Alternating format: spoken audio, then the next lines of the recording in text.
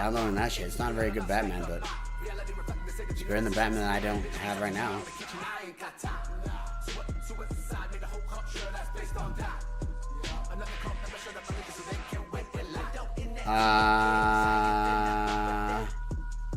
So can I look up you, Mastodon? Are you in here somewhere where I can look up?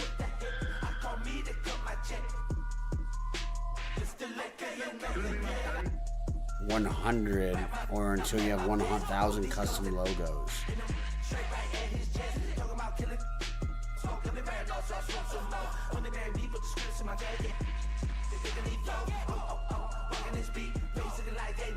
I do mostly to unlock things.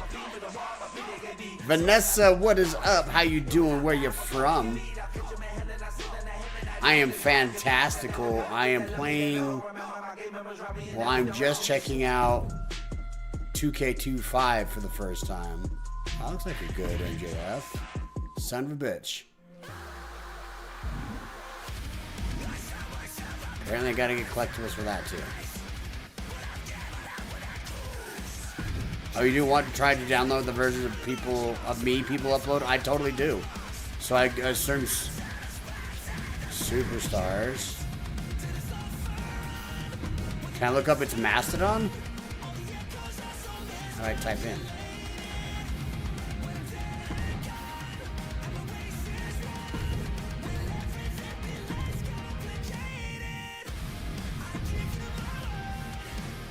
Vanessa, where are you out of? Are you a wrestling person, a wrestling fan? And if so, who is your favorite? What's your favorite? What do you like to watch? It's Mastodon. I'm trying to see if I can get my buddy It's Mastodon on here. Search. 0 out of 0 pages. Oh, we'll just show a blank one. Oh, there it goes. I'm like, usually at least give you something.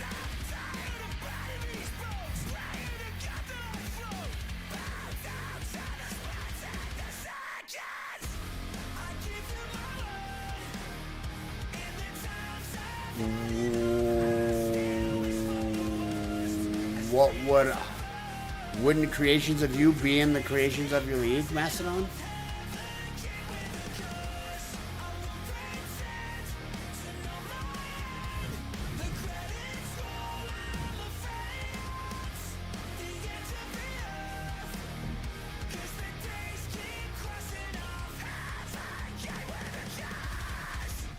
I'm playing 2K25.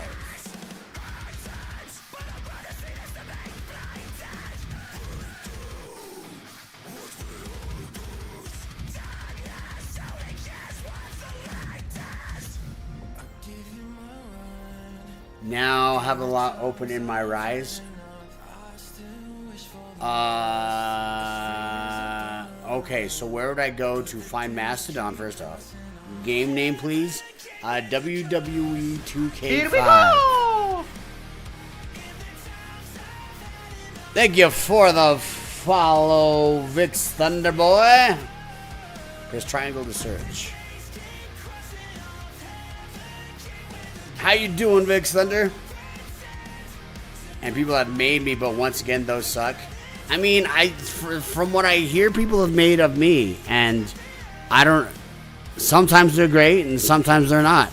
I'm excited to go see them and see the time people put into it. So, if Big H, which hashtag would I be searching under? Wild One, as well. Scooter, what's up? What's up? What's up? Once again, my COT isn't uploaded because people have taken credit for my stuff in the past, and I cut that out. Interesting. Oh, sorry. Did you say that before and I missed it? Just chill in between work. What you up to? I am, well, we would normally do my morning mid-card right now, and my buddy Matt, founder of Rocky Mountain Pro, is about 10 minutes out. So I was checking out 2K25. Seeing what this is. It is fun. We're talking about people. Apparently, a couple people in the chat have created me in this game. And so I love seeing the work people put in. And I won't lie, I don't spend a lot of time on these games. So if I could just download a me that's already done, then I'll just play as me. Because that's how I used to always just create myself back in the day. But I just haven't had the time to do so, and so it's super cool when people spend the time to make it happen. I'm looking up Mr. BL. So trying to see what people created of me while we're stalling for Matt. LGH. And then we usually would go watch and critique some wrestle matches. Scooters, wasn't it you who said you sent in a match? Didn't you send in a match last week? Couldn't find any content matching your criteria. Aw. Search. Man, this thing thinks hard. Alright, did I spell it wrong? It's the number 1. I did spell it wrong. MRB1.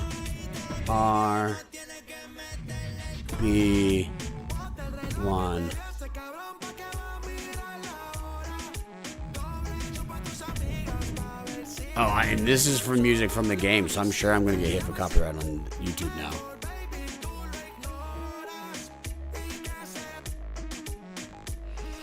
You did, on Discord. Okay, where on Discord did you send it?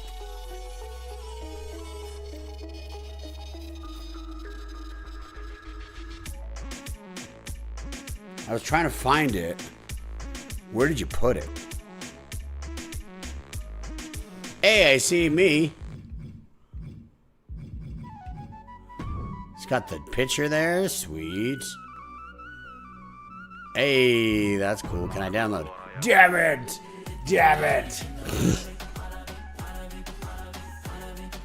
Ken Shamrock, Wave Pack. I don't have the things. Let's see, I'll upvote it. That looks cool. That's my wrestling gear. That's my logo on my t-shirt. See? In messages. Oh, you shot a message to me. Okay. A message. How do I check fucking messages?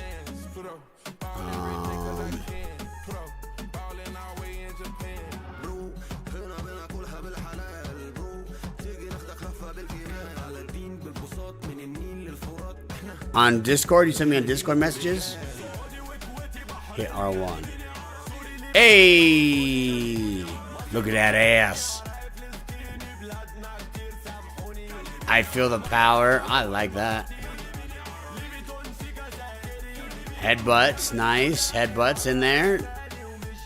Finishers of TKO. Swinging TKO. Cool.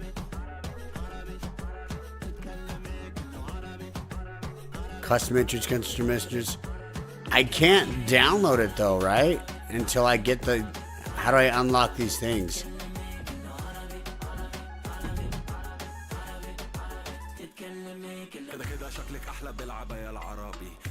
Can you... find or start a conversation. See if...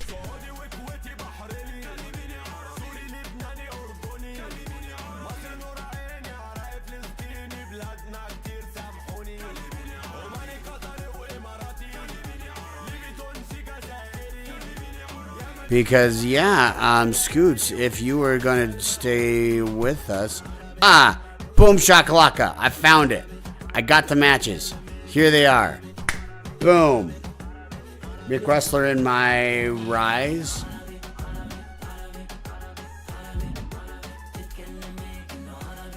Okay. Anything with... DLC. Once it is DLC, you'd have to pay for. Make Wrestler in my rise. I don't even. Let's see. Where's that at?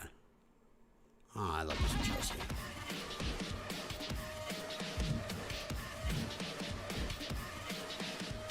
My rise.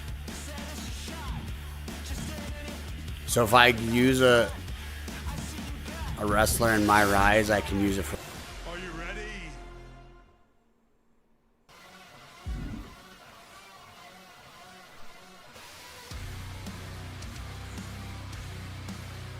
Let's see if you're mentioning you got complete a playthrough and a play on that saves others choose the story again, the same player characters.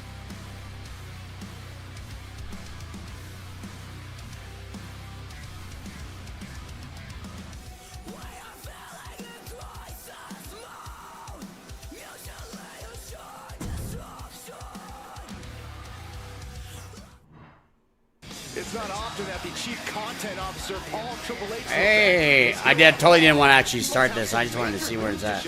Well, let's hear what the game has to say. As you all know, we've been building a new era in WWE, a direction that's bolder than anything you've ever seen before. But to forge this path, we need talent who can rise to the occasion. Whether that's someone who's already here or an outsider ready to step in and lead the charge. You have a test that one? Who is going to be the Well, we'll definitely probably watch this to today. Is the one you wanted to watch with? I know it'll be up on my YouTube or Matt's YouTube. The WWE Draft kicks off next Monday. That's huge news. Mace, Mansoor, and DJ do it and talk about their psychology and insights, and I always enjoy when wrestlers do it. Do we only send our own matches or any we like to? Vix, it'd be awesome. Do exclamation point Discord and send it in. You could send in any match. Preferably we would be doing yours and or matches in the indie scene that you'd like to see. But we'd love to try and help leave a mark on wrestling further than just trying to sell more extra tickets by showing up and doing stuff. So, do I watch Raw, SmackDown regularly? I do not. I catch most of my stuff from just online Twitter stuff, and clips and highlights of when I follow the WWE. But I don't spend a lot of time watching TV. I haven't had time. He said new era, the 42nd new era of the past 2 years. I mean, I've been liking the way things have been going. Raw's come with Raw being on Netflix is pretty cool. I'm marked with this. These signify my rise. Okay. I'm going to compete in the men's division. This individual is going to be a force in the men's division for years to come. I've seen his potential for greatness already as...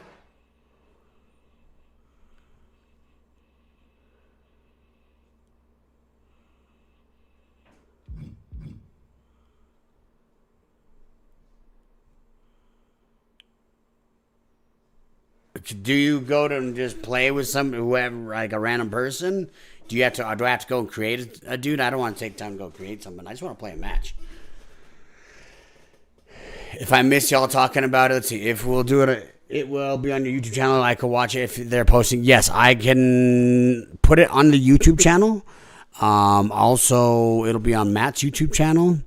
Also, you can import your car. It seems someone created a car of me. But it won't let me download it until I get as the top star some pieces like some knee pads or something like that. You know who I'm talking about. They could be the next AJ Styles, the next Jade Cargill, or better yet, carve their own path to lead the new era of WWE. I love me some Jade Cargill. I worked with her out in Nightmare Factory. When we take the next step in WWE's revolution. Selecting the top star of another promotion gets you a couple little AEW nods. Really, that's cool. I like that WWE doesn't pretend they're the only place. But WWE's still the standard. With the ringside pass, you get most of the DLCs free. Do I get to play a match?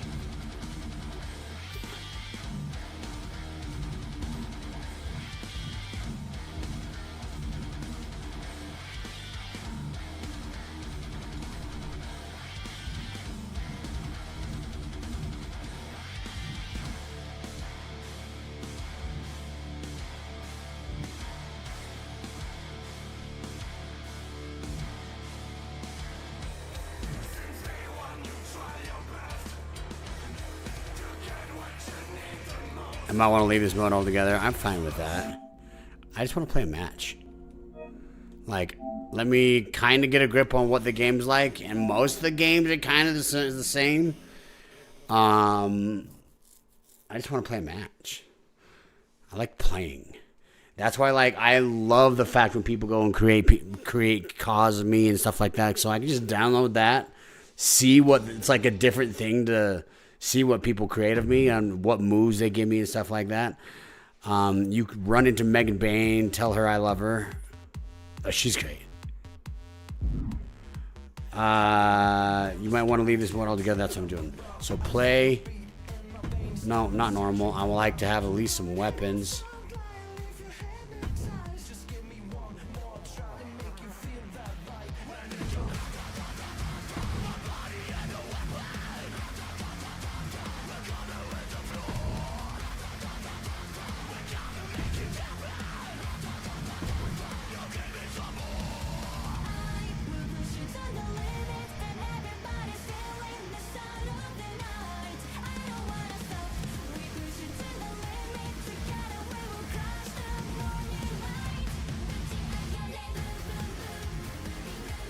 Look at that.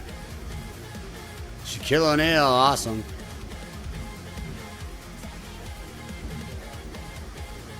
That's Sean Spears.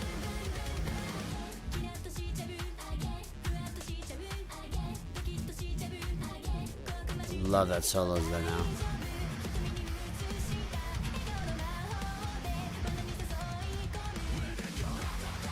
A little bit of Stone Cold Steve Austin. I think that's what I can do. I'm going to be the standard wrestling fan, casual wrestling fan.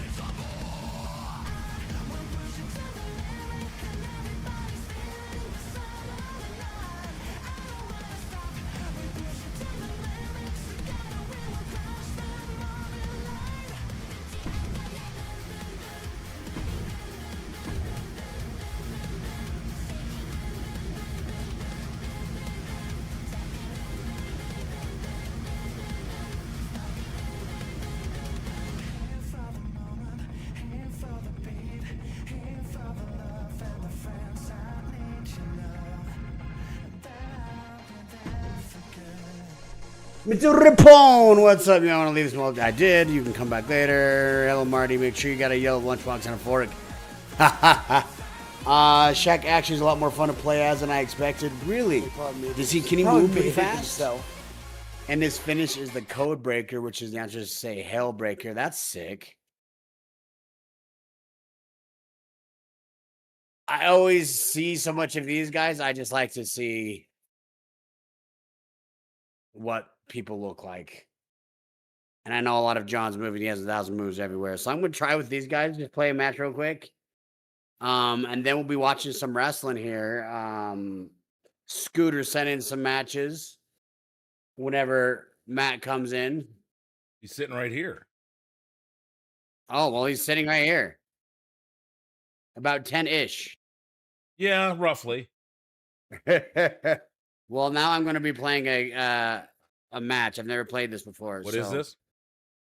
2K25. I've never played it before, and I won't lie. The last couple times I played against the computer, I got my ass kicked. 2K Too Furious? Yes, 2K2 Furious. All right, let's see if I can bring up Matt up here. There he is.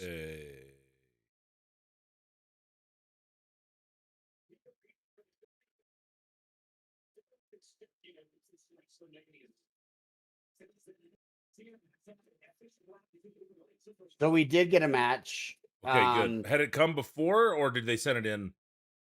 It had come before. Okay, so I just was. Where was it sitting? It was where I would In have my. seen it? No, it wasn't. It was sitting in my messages. Okay. So you wouldn't be able to see it.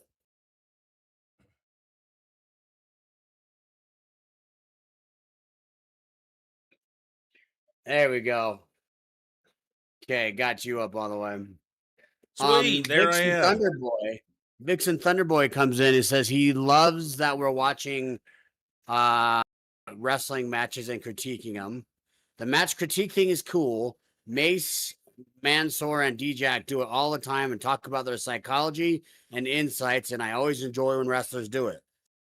Do we only send our own matches or match we'd like to? Send your own. We Yeah, only I told him yeah, we'd like to watch matches that people have sent in that they want us watching, if possible. damn, these graphics are ridiculous. You want to do the old collab thing? Mm.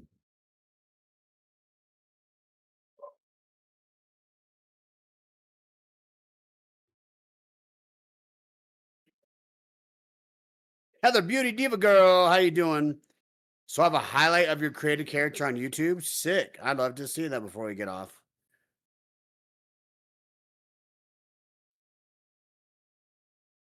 Don't freeze on me, computer. Don't freeze on me, computer. Come on, baby. Oh, fucking Steve. I didn't even get. I was doing shit. I was doing shit.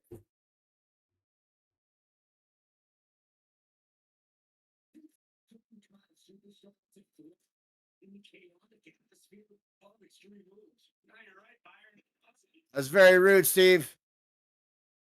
You not have headphones on? I do not. I thought I heard I could myself. put them on now that you're here because I had no reason before you. Oh, were okay. here. Yeah, I thought I heard maybe you were feeding back.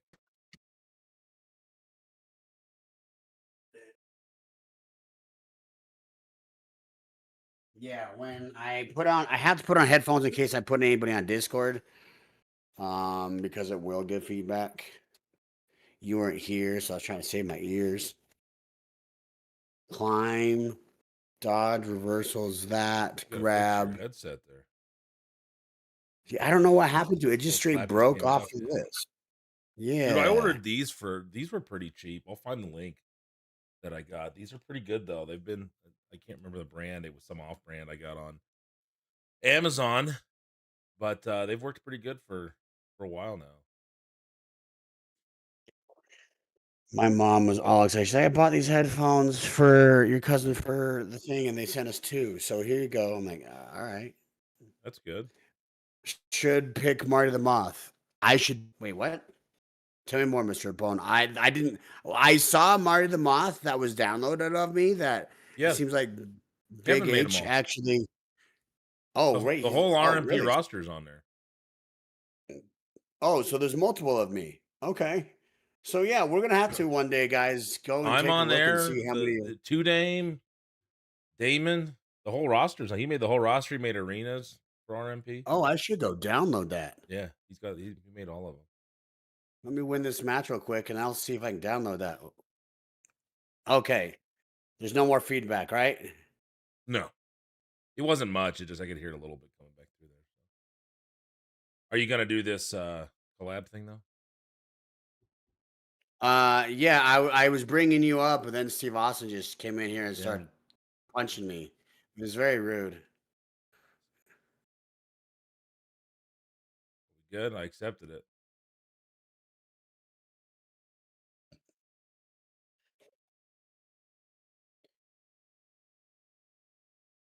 Bueller. Start sharing chat.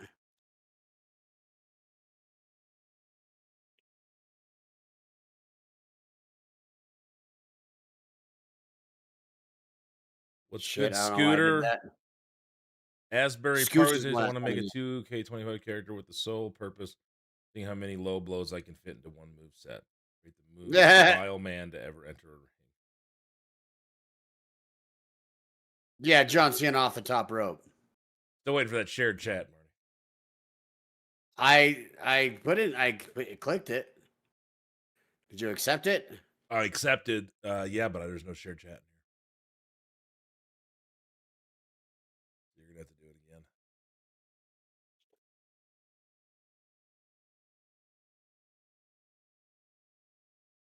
How do I pick up a prime bottle and hit him with it? Can I do that? Let's see. Sharing chat and share chat. Okay, I'll end it. Man, look at Matt just coming in here 3 hours late and just demanding shit. Stop whatever you're doing and turn on the shared chat because About I don't 3 know hours, how. though. Okay, well, still. I clicked it again where it says sharing chat is enabled. Okay. Yeah, I'm not saying it. See, guys, this is what I deal with: is Matt just doesn't accept me as a tag team partner. And I'm trying. I'm trying to make it. This is why I can see why his tag team partners never worked out before. Oh, that was pretty Everyone. harsh, actually, man. Did you maybe? Do you want to try sending it then? Something went wrong. Please try again.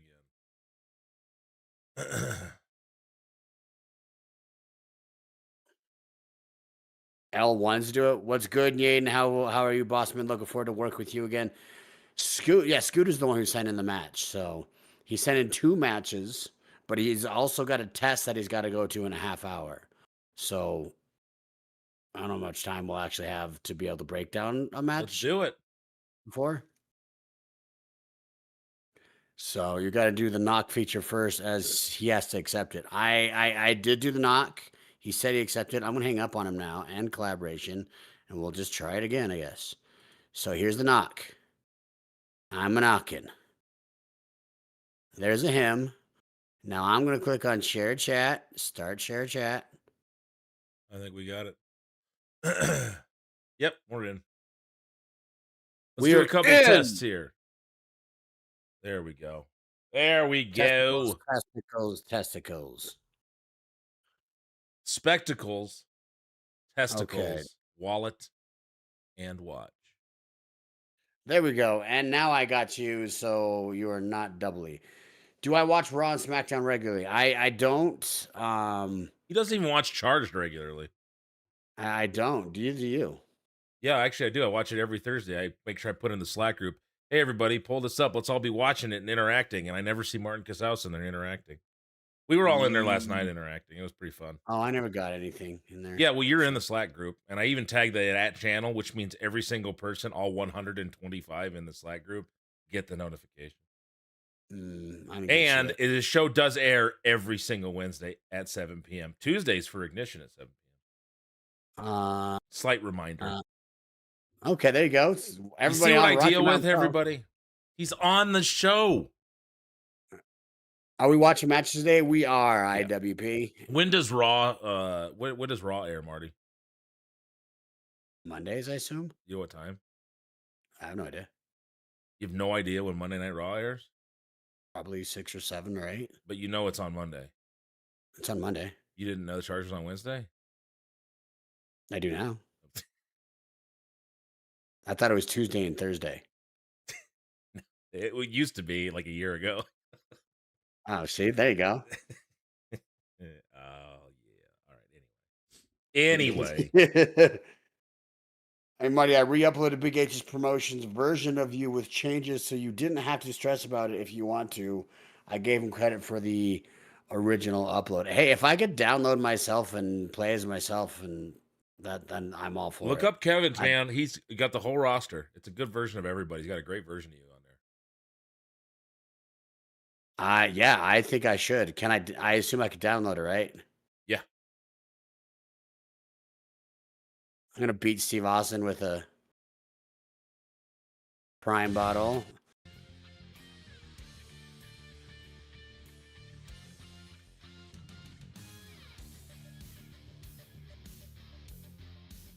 I think that is awesome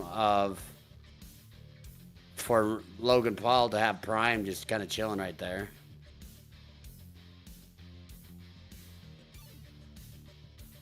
We need a giant thing of Rascal next to the Rocky Mountain Pro Ring. Appreciate that, just Scooter. People throw each other. In all the support we can get, guys. We get more people watching the show, thumbing it up, especially during the premieres. That helps that algorithm, and it really spreads the word. It's true. If we can get Marty in there on Wednesdays, it'll help. I stream on Wednesday nights. Yeah. So what time does it start? There's a new episode every Wednesday night. You could have on in the background even. On your phone. It starts at 7 Mountain. 7 Mountain, 9 Eastern.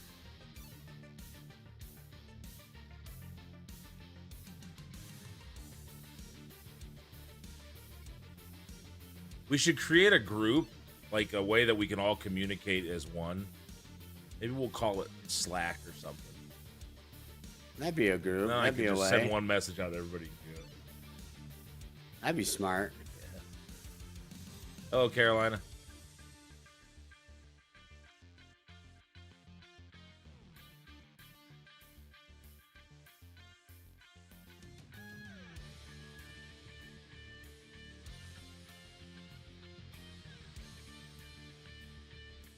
This game has been pretty intuitive.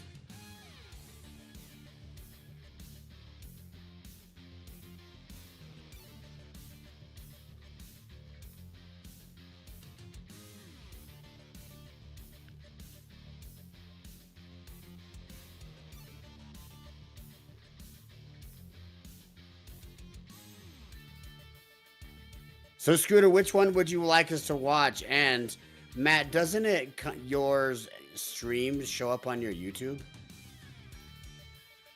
What do you mean? So if Scooter has to leave for his test, Yeah, it'll stay up. it'll stay up because mine doesn't like it. Mine doesn't like me. It'll be on my YouTube and my Rumble. So if it doesn't stay up on the YouTube, it'll be on the Rumble.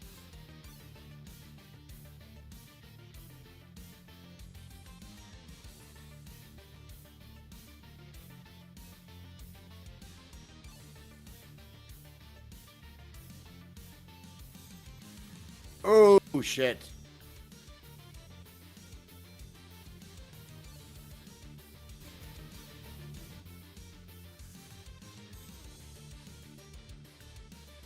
We should probably get this started then.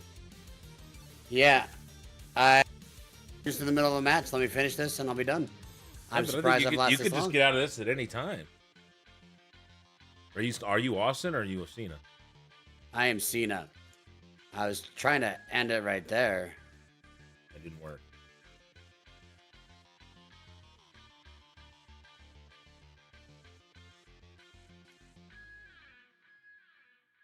You can just hear the potatoes. Pop, pop, pop, pop. Oh shit, I don't know how to kick out. Press to pin them. In most matches, you can only pin your opponent inside the ring. Obviously, while getting pinned, you kick out with a timed bet, or it's more able to kick out with low vitality if you just been hit with strong. Okay. Okay. I learned how to kick out. Yeah, well, I'd like to The watch it while you're here, Scooter. Like, it's much better if you can watch it while the person's here. All right, I'll pause it. Jeez, come in here, making demands. Stop whatever you're doing. Come, let's watch something. Sorry to interrupt your 2K25. All right, let's. Am I doing it for mine or are you doing it from yours? I mean, you don't have it on yours, do you? Did he send it to you? No. I mean, you could send me the link, but if you got it. I can't pause it from here. You know, I'm the pauser. I could send it to you then, so that way you can control the pausing. Unless you want to control the pausing. Let's see. I have to go back out of this group and find the message, which is this.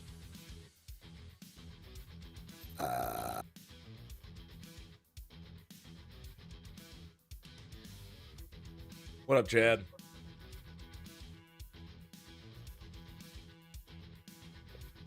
Scoots, would you like to win the you versus Balaam then? Oh, I'm not going to watch anything Balaam's in. Where you got him versus Balaam or Killian Crow and I'm definitely not watching anything Killian Crow's in. Versus Chris Adonis and Tom Latimer. It's a 4-way? It is a tag match, looks like. Let's go. Oh, tag match? Tag match or singles? Let's do the single. Let's see. Then I gotta come back here. Can I type in?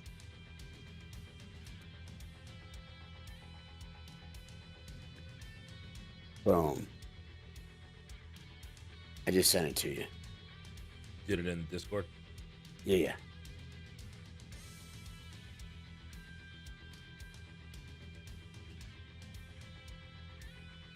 I'm so excited. I hope, I know you're not here, Revolty, but you are. At the same time, I hope that memory fixes it. I don't know if it's going to fix the power thing. Hey, what up, Then Hunter?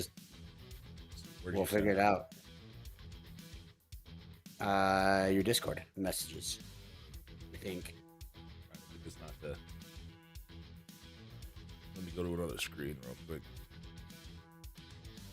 If I have too much running on this computer, it'll freak out and start slowing on me. Right now I'm at 90% memory, whatever that means. Are we still in the group chat? You say you sent it to my DMs, right? It's in our chat, yeah. Oh, it's at Battleground Pro Wrestling. I can't watch anything from Battleground Pro Wrestling. Oh, okay. Yeah, that's a rival, dude. I can't be watching other promotions in Colorado. They wouldn't watch me, you know. I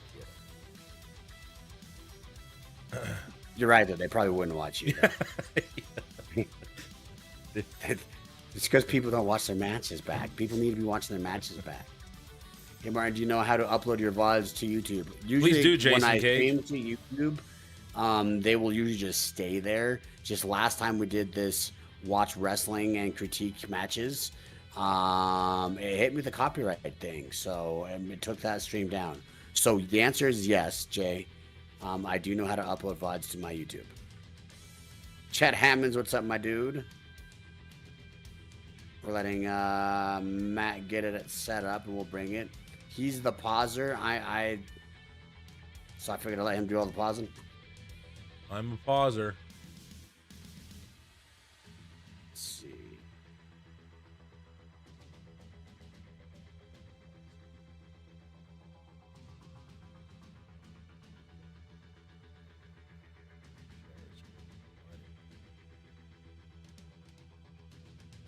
We'll get good at doing this at some point.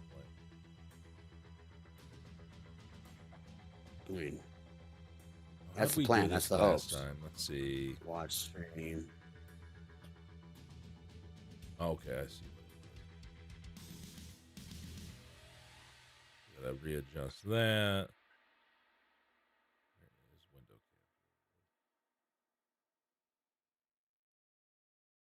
capture. Nope, that's not what we wanted. There it is. There it is. I'm figuring this out. Kind of. Yeah, All we're I gonna see is get Marty's there. chair right now, though. See my chair. Yeah. Because you're sitting kind of in a different position than you were last time I like sized it up. All right, here we go. Discord. Where's this Discord? There's the Moth Top Discord. Where is it?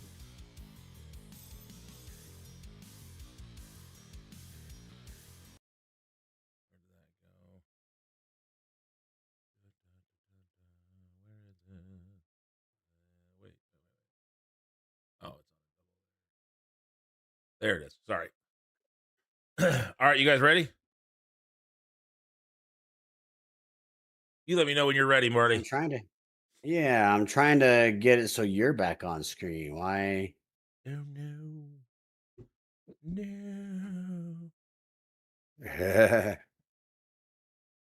Discord. Yes, you. Why did I lose Matt over here? Probably because because Oh, I shared the screen with you, so it shifted it. yeah, that's right. That's why I set up another scene to try to kind of get it semi consistent. That way you can just switch to it.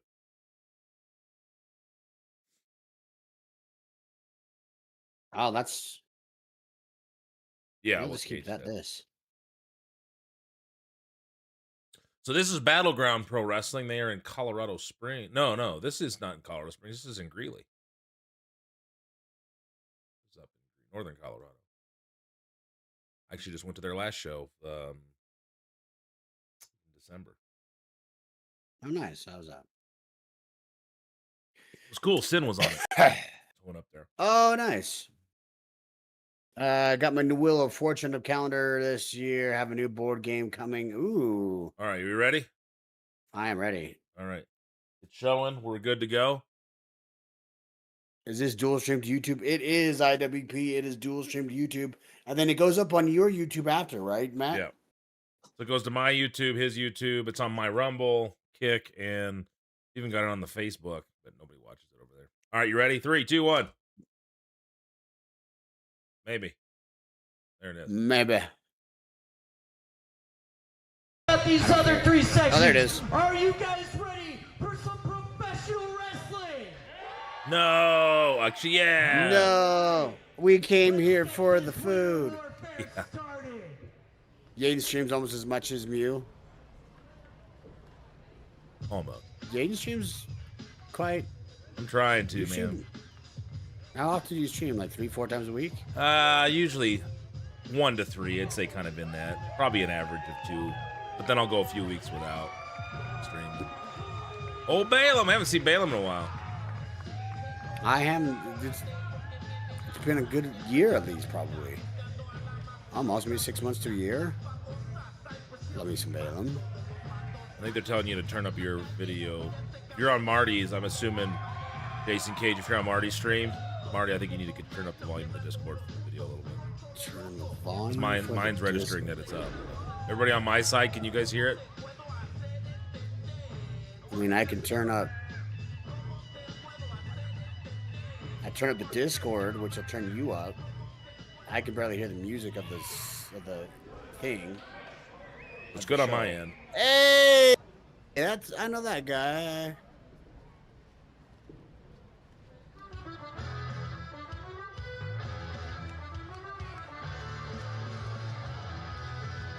Yeah, I hear. Well, yeah, I'm on this. He needs to right click on the video and it should volume range for the video sharing. Well, I'm in Discord. I'm seeing it through Discord. Oh, no shit. How about that? Did that work? You might have just fixed it. So, there you go. Nice, Jason.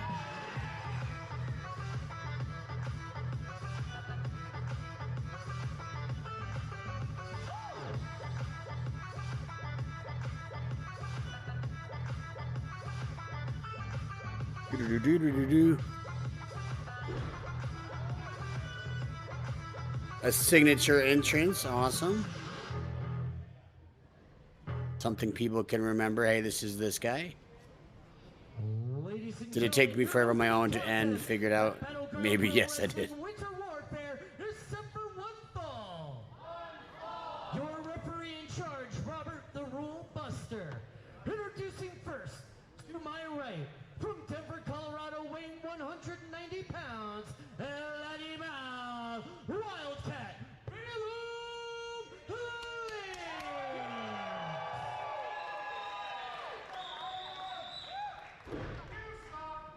Lynch. Nice, Jay. I saw that you're doing something back in April. Fighting out of the south side of Boston, Massachusetts, weighing 165 Oh, you were there, fighting IWP? Sean Nice.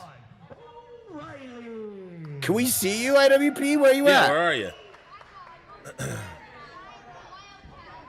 I would love to put a face to the name, IWP. Yeah, guys, we'd like to do this every Thursday where we...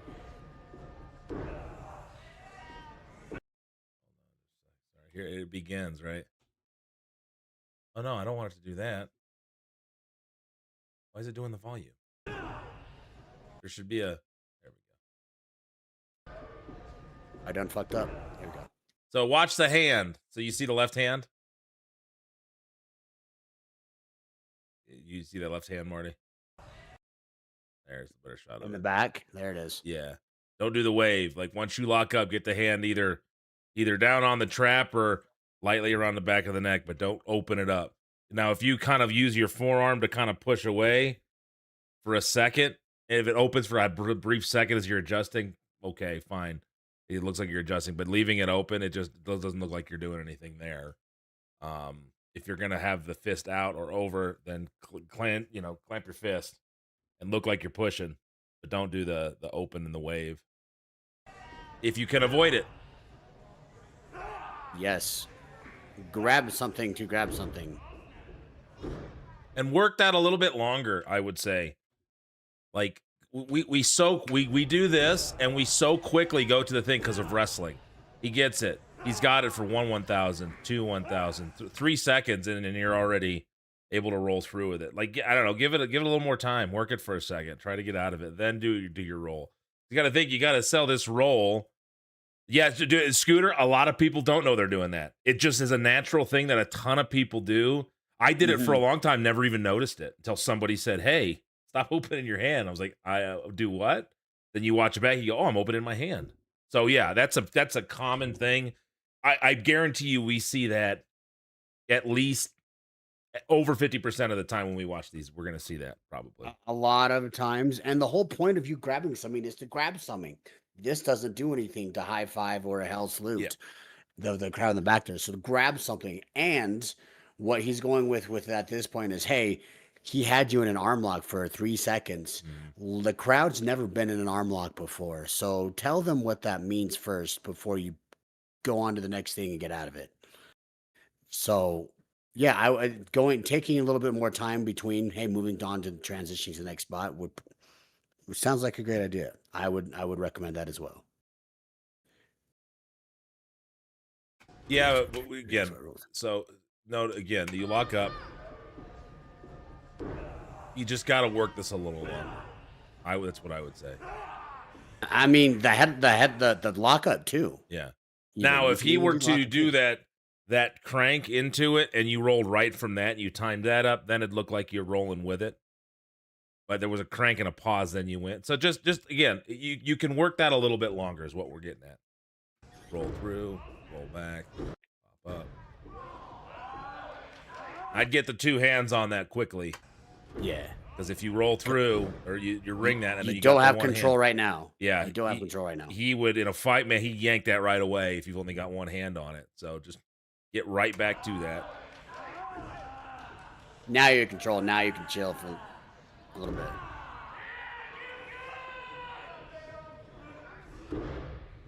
Damon, where would you be here? Let's see if we can find you.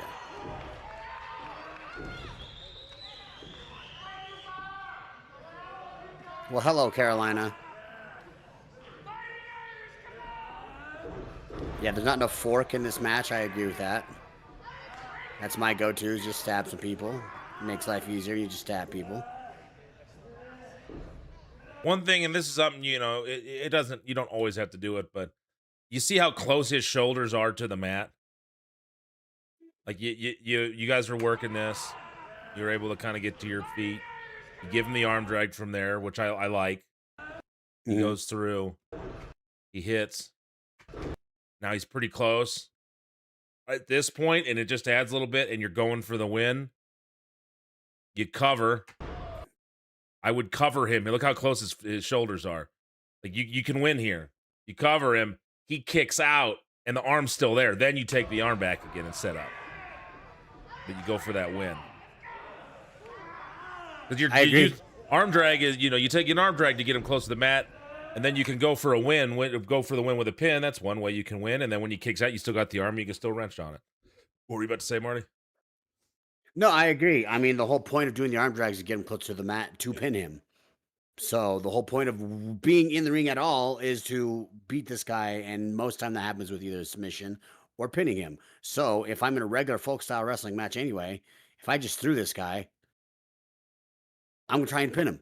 So that makes sense too. And also, I know you guys are moving through spots, but also you could take your time through these spots to Yes, that's show what we're getting at danger with in these spots. And that's what's going to be a lot of my critiques, because I also say the same thing about myself. Yes. Is that I need to take more time in my own stuff, so that someone who's never been in an arm ringer or someone who's never been in a wrestling ring knows exactly what's happening before they can react to it.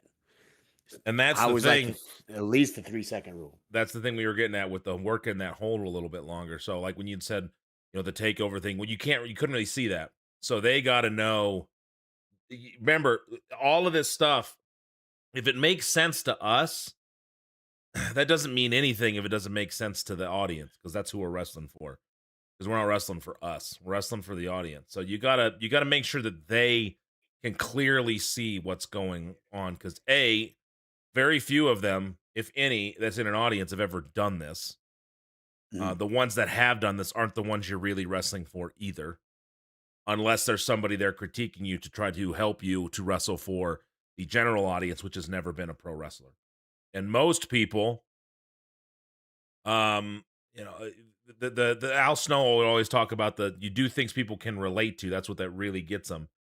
Everybody's been in a headlock. Everybody's been poked in the eye. Everybody's been kicked in the groin. Like at some point, these are things that people can relate to. A lot of the things we do, they've never felt. Most people don't know what that ring feels like. They think it's a trampoline. You guys have heard that a million times. So you just try to do things that they can identify with, that they can relate to as a general audience. And then you slow down and you really sell the stuff that they don't understand as well, because then they can get an idea of, oh, he's selling it like this, that therefore it's painful because I've also looked or felt like that. And excuse me. And then they can kind of connect with you. So I'm beating a dead horse, but that's the point of the whole slow that stuff down stuff. Hello, Preston. Did you see Preston's in the chat? I did see Preston. What is up, you horrible person, you? Today, I still have no weather report. You're gonna hate me, but I gotta go grab a drink. Oh, you got shit. What good and my bad? What's good and my bad? I had to fire my cameraman, but those weather reports are on the way. See, I don't know what the weather's like right outside right now. Hey, we actually got no some 2-day snow. weather report. Some flurries going on out here. Yeah, you could keep that shit there. This has been the warmest. This has been the warmest, I think, winter ever here. It was warm as shit yesterday, and I was just outside and it wasn't snowing. It's a little bit of a floor, like a dusting, but yeah, it's been crazy warm out here. All right, I'm gonna go grab a Pepsi real quick. Everybody, tell Preston what a piece of shit he is. All right, everybody, on give me 1 second. In 10 We're seconds, have Matt here for a second. Everybody, drop Preston. You are a piece of shit in 10, 9, 8, 7, 6, 5, 4, 3, 2, 1. Drop it. See if anybody does it, Preston. Hey, it's Balaam. This is your match. This is your match, Balaam. How are you, my friend? We're just breaking it down here. Scooter sent it to us. Preston, you are so handsome. Preston, you're there. We go. We got 2 days to do it. You got a lot of snow going out there in the Midwest? That's where you are right now, right? I'll wait till Marty gets back so we can keep this going. But yes, Balaam, we are breaking the match down. Break it down. Doing this every Thursday. Balaam in the house. Hope you're well, man. We miss you, dude. We miss you a lot. It's from BPW. What year was this? Snow this morning in Denver. Warmish. Oh, okay. Better out in Kentucky. Sprouty. But I want a Pepsi. Just one Pepsi. But Marty wouldn't give me one. Lord have mercy. This feels forever ago. Dude, time flies, doesn't it? What, you came over to the Academy summer of 2020?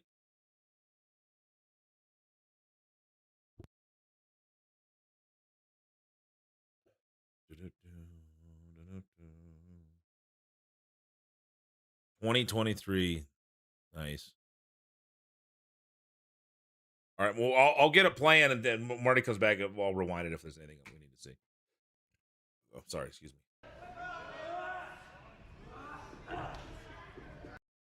Okay, sorry about that. You're back. And yes, it is raining here, which is the precursor to snow. So you can keep that shit, like I said. We'll work on it. All right, so Balaam works up here. I would, if I were Balaam, not go underneath with that. And again, guys, these are tiny little nitpicky things. So, but just stuff that a lot of the audience doesn't notice that they notice. They don't consciously know they notice it, but they do pick up little things that bring him into the world. So Balaam comes underhand to grab that, which wouldn't give him a lot of leverage to pull that off. He really had that in tight. But if he gets the arm up a little bit more and he can kind of bend that wrist, then he can wedge that a little more. I'd try to slide it underneath, overhand, and break it. If that, you guys know what I'm saying? Does that make sense? If you look at the right hand, I'd get a better grip on that, because where his armpit is, he could come in. He could come in this way instead of this way and kind of peel it. And then I'd work it a little bit longer, Scooter, and not let him have it. I would, not let that break quite so quickly. So hold on to that a little bit longer. And then Balaam, I would have come overhand with that. And then when you come out, try not to get too much separation, especially if you're going into this hammer lock, like keeping it in tight. But that was good. And again, you well, little Balaam. nitpicky Miss your stuff. face. Doesn't look bad at all. Just little nitpicky stuff. It's a mini, and I'm in Cali, so yeah. Well, that was so that's actually Poker Lady. I was reading Sprouty's comment. He just wanted a Pepsi, so it'd be for old Sprouty. And I got a Pepsi now, so thank you, Shondell, for bringing me some Pepsi. So thanks, y'all, for letting me get that drink. Balaam, it's good to see you, my friend. I'm glad you're in here. Preston, you still suck? All So right, he goes I missed the behind. last little bit. Last I saw was the arm drag. And Yeah, I we're assume they still worked there. out tonight. Okay. Try not to get out too far. I mean, if you can get it a little bit tighter. And get the arm a little bit lower into the back, the hand a little bit lower into the back, like lower the small the back. The more body control you have of you and the other guy in wrestling, the better. So the further you are away, the harder that is. That looked really good. I'd step into this. Now, this is where I would say speed it up a little bit. That's your gear change. So good little spin around, boom, gets the leg, takes it down. I'd be up right into it, like with that left leg. You're on the knee, boom, pop it right in, and pop it through. Again, just a little gear change. Yeah, dude, come on by anytime. You know you're always welcome. I'd love to see you, Balaam. And this is something we'd love to do more often. So if you guys are professional wrestlers or know professional wrestlers, we would love to do this every Thursday and continue to keep going through Kachiki matches. Again, flavors of ice cream, and we're not saying whether there is a right or wrong way, but there's more efficient ways to do things. And yeah, just little things that we're gonna see. Yeah. And it's easier to do in hindsight when you're not in the ring doing it. So right. All right, so he pops this. He's working that leg. I wouldn't have gotten up and walked around. I would have went. You pop the leg. He's down. Go for the pin yet. Go for that pin quickly. Then he kicks out. Now you're into the rear chin lock. But against one of those, you're trying to get this win in. You dropped that leg. Now you either stay on the leg or he's on the mat. So pin him. He kicks out, sits up, slap this on. Yep. Why haven't y'all broke one of my matches? Because you haven't sent any 2-day. Yeah, you haven't sent any in, bro. I'd love to watch a 2-day match. Little thing too, I noticed this a lot. I knew a professional wrestler kind of looks like the dude in this video. So you see how Scooter's what's this? O'Reilly, right? That's your wrestling name. Scooter. It's Sean O'Reilly. Sean O'Reilly. Yeah. Yes. So you see, Sean he's unrecognizable now. Turning into him a little bit, like turning to the right. It puts you in a weird position when you're trying to work up. See how you're kind of hunched over? If you were to roll over towards your left knee and stand up towards his left side, like, away from him as he's got you with his left arm instead of into him, that would basically mean your face would be looking towards us now. It's a lot easier to hold back, and you can get taller, you can stay taller. So you see a lot, guys will work into each other from the left side, so in towards the right and towards the center of the body.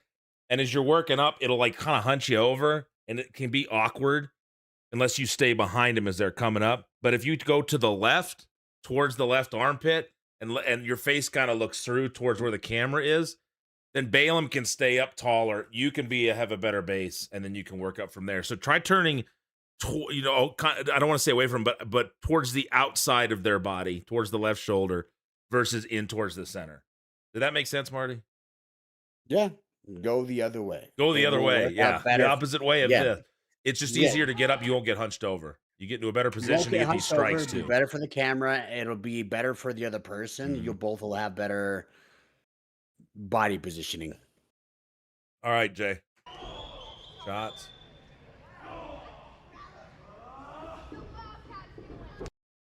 Now, taking the bump in the center, which is good, but you can come forward a little bit with this. I would just. Then he hits you. Okay, that was the second shot, right? Sean, I love your face. And in my opinion, looking from the outside in, your arms, I'm not going to say anything about your strength of your arms, but one arm grabbing him from here when he has all the leverage is gonna make it real hard to just swing a guy off like that. Right. A guy that is bigger than you. And he hasn't really let go. So if he gives you, if you give him one shot and he loosens up enough, then you got to get rid of him right there. But I'd take that left hand and get it up behind his head.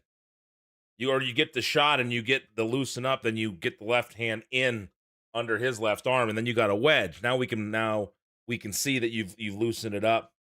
And when you push him off, you got to use all your weight, right, to get rid of him. So I would follow it in. So you get rid of him here. Now, if you step just through with your left or your right foot a little bit, close that distance. So you back up. Mm-hmm. You don't want to back up there. You want him to hit you right off the ropes to make that, you get that effect there. So boom, he hits. Don't back up there with your left foot. You should be stepping forward towards him. Now you're stepping forward with your right. Yeah, and most of us step forward with our left. You step out of the way. You step kind of through each other. You get a good impact.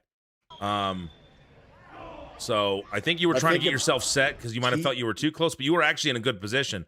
You could have planted right where you were and just stepped through with your left and try to, when you're taking those tackles, man, get both feet planted at the same time.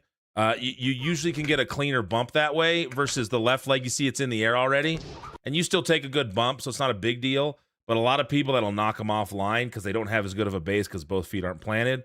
But if you can time that to where you step with that left foot and it plants right as this chest is hitting your chest, you see how Balaam trained with us, so he gets that. He plants right as he hits, so everything plants at the same time. That's the timing of it. Balaam had that drilled into his head, right? Balaam can confirm, I think. And then you get a good nice snap down, and it's a cleaner bump. It feels a bit better, but the bump's still good, so it wasn't a problem there. But just little things you can do, and then you can meet him.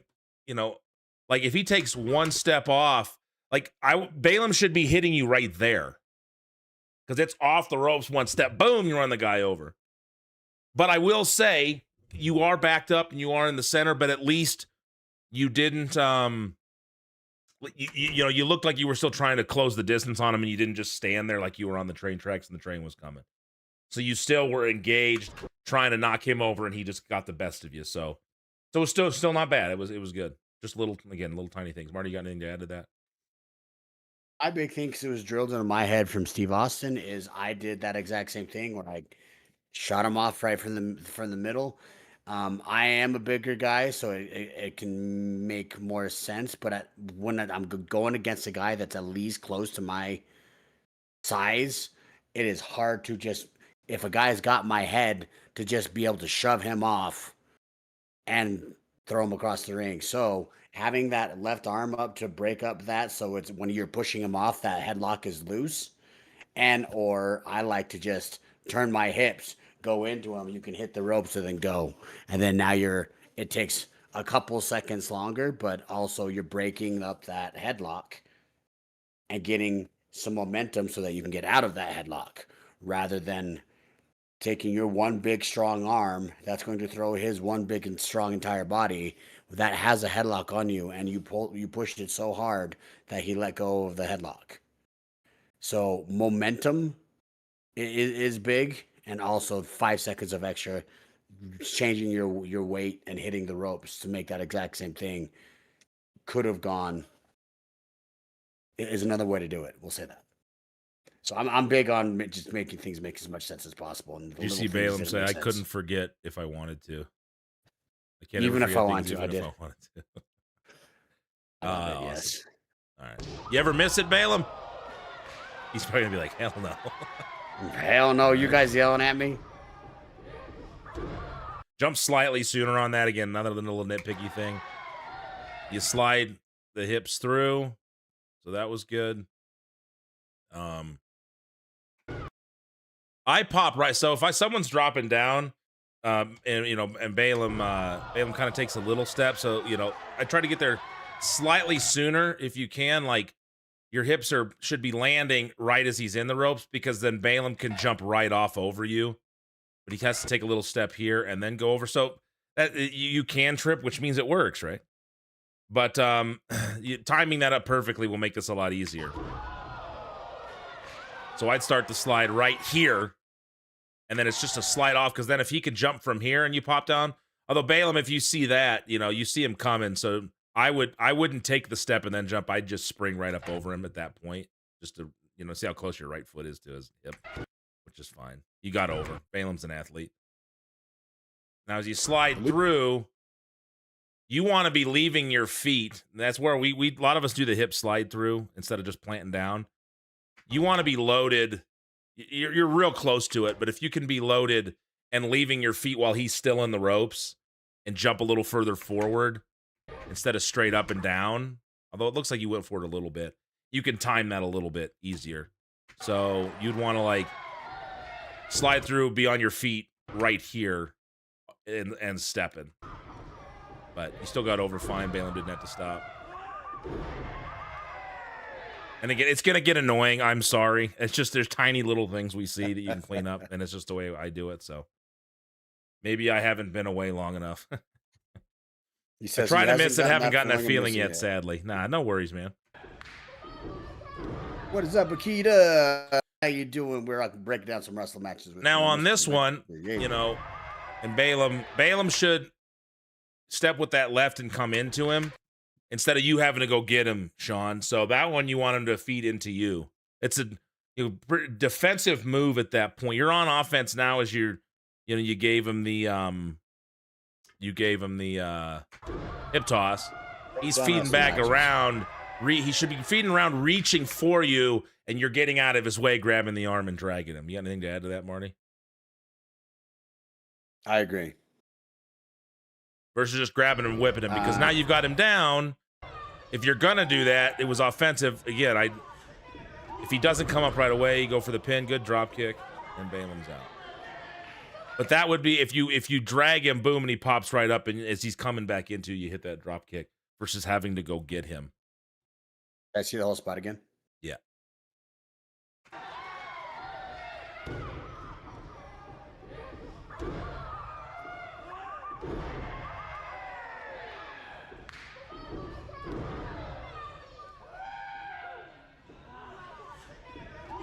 Feet up a little quicker if I were Balaam. Coming up for those. But then meeting, it's an accordion. All this is an accordion.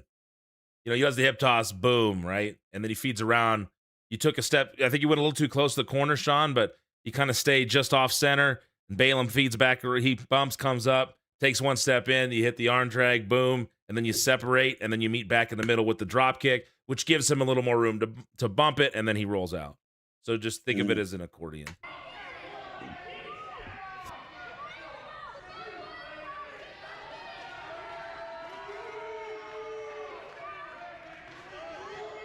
Balaam taking a little time to figure things out. Which is a great time to talk with the crowd about why isn't he getting in the ring. Okay, so we got a dive spot. So Balaam was taking too much time. Now let's see this dive spot again. Purpose of the dive is for what?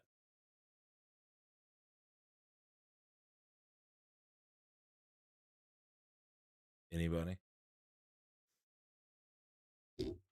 It takes a second for it to get there. Let's watch.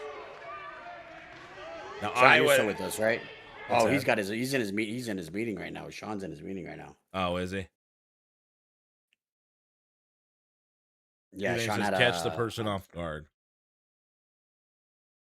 It's one thing where you can use something for, sure.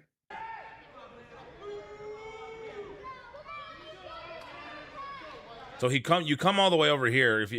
I'll just keep talking as if he's here, because if he goes back and watches it, yeah, Balaam's already there, right? Now this is a thing, and it depends on who you talk to.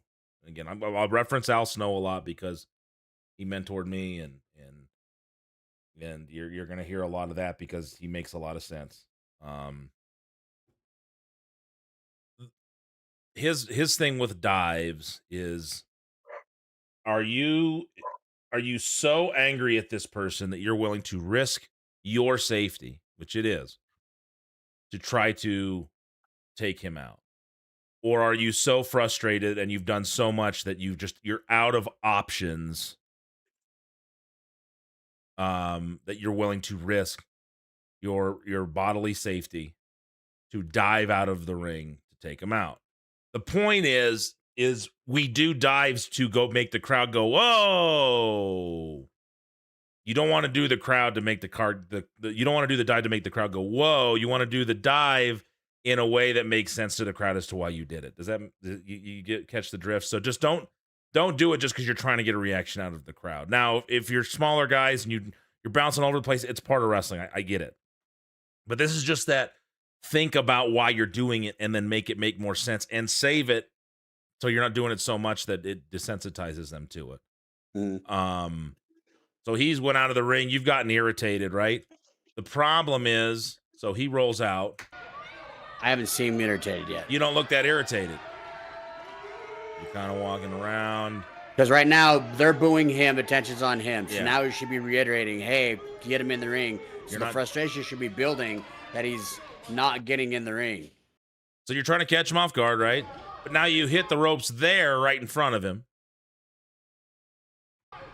And then run all the way to the other side. So I would have started the run if you're going to do it. He backs you up. Just Hey, don't you're hit that already in the rope. center. I'd start it there. from there so he doesn't see it coming. The amount of time that it takes here. Now he's got to wait for you to come because now he's looking at you. You dive through. Catches you and we're down. You get the O from the crowd. It protects him from looking like a jackass. Yeah. Like a house show 'Cause then dive's not bad there, where you just kind of jump over to the top rope and land on your feet and hit him. A little safer.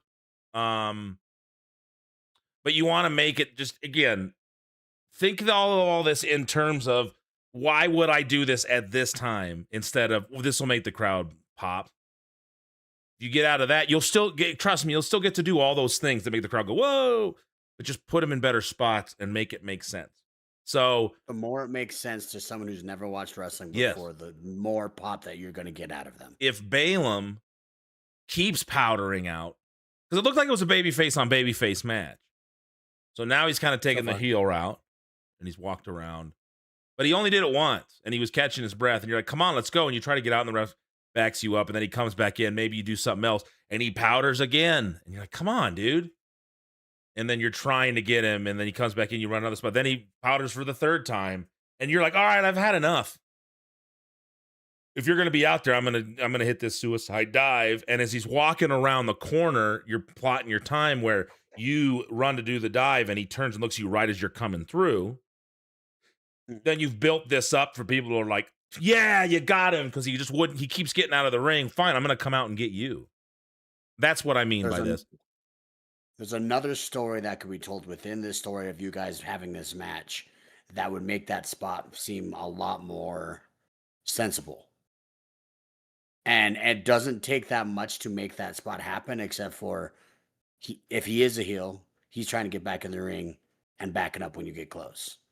Or tell the story somewhat besides he just went out there and I went and yelled at and said something. Because right now, in my head, I think that would be the story that I would tell. But I have not been told that story. I just saw that he walked out. He's outside the ring now. People started booing him. And you jumped on him. But that could have been him coming in, getting stopped, or being chicken shit if he wants to play chicken shit heel. Or if it's baby, just him not being able to look up and stare at you as you do the jump.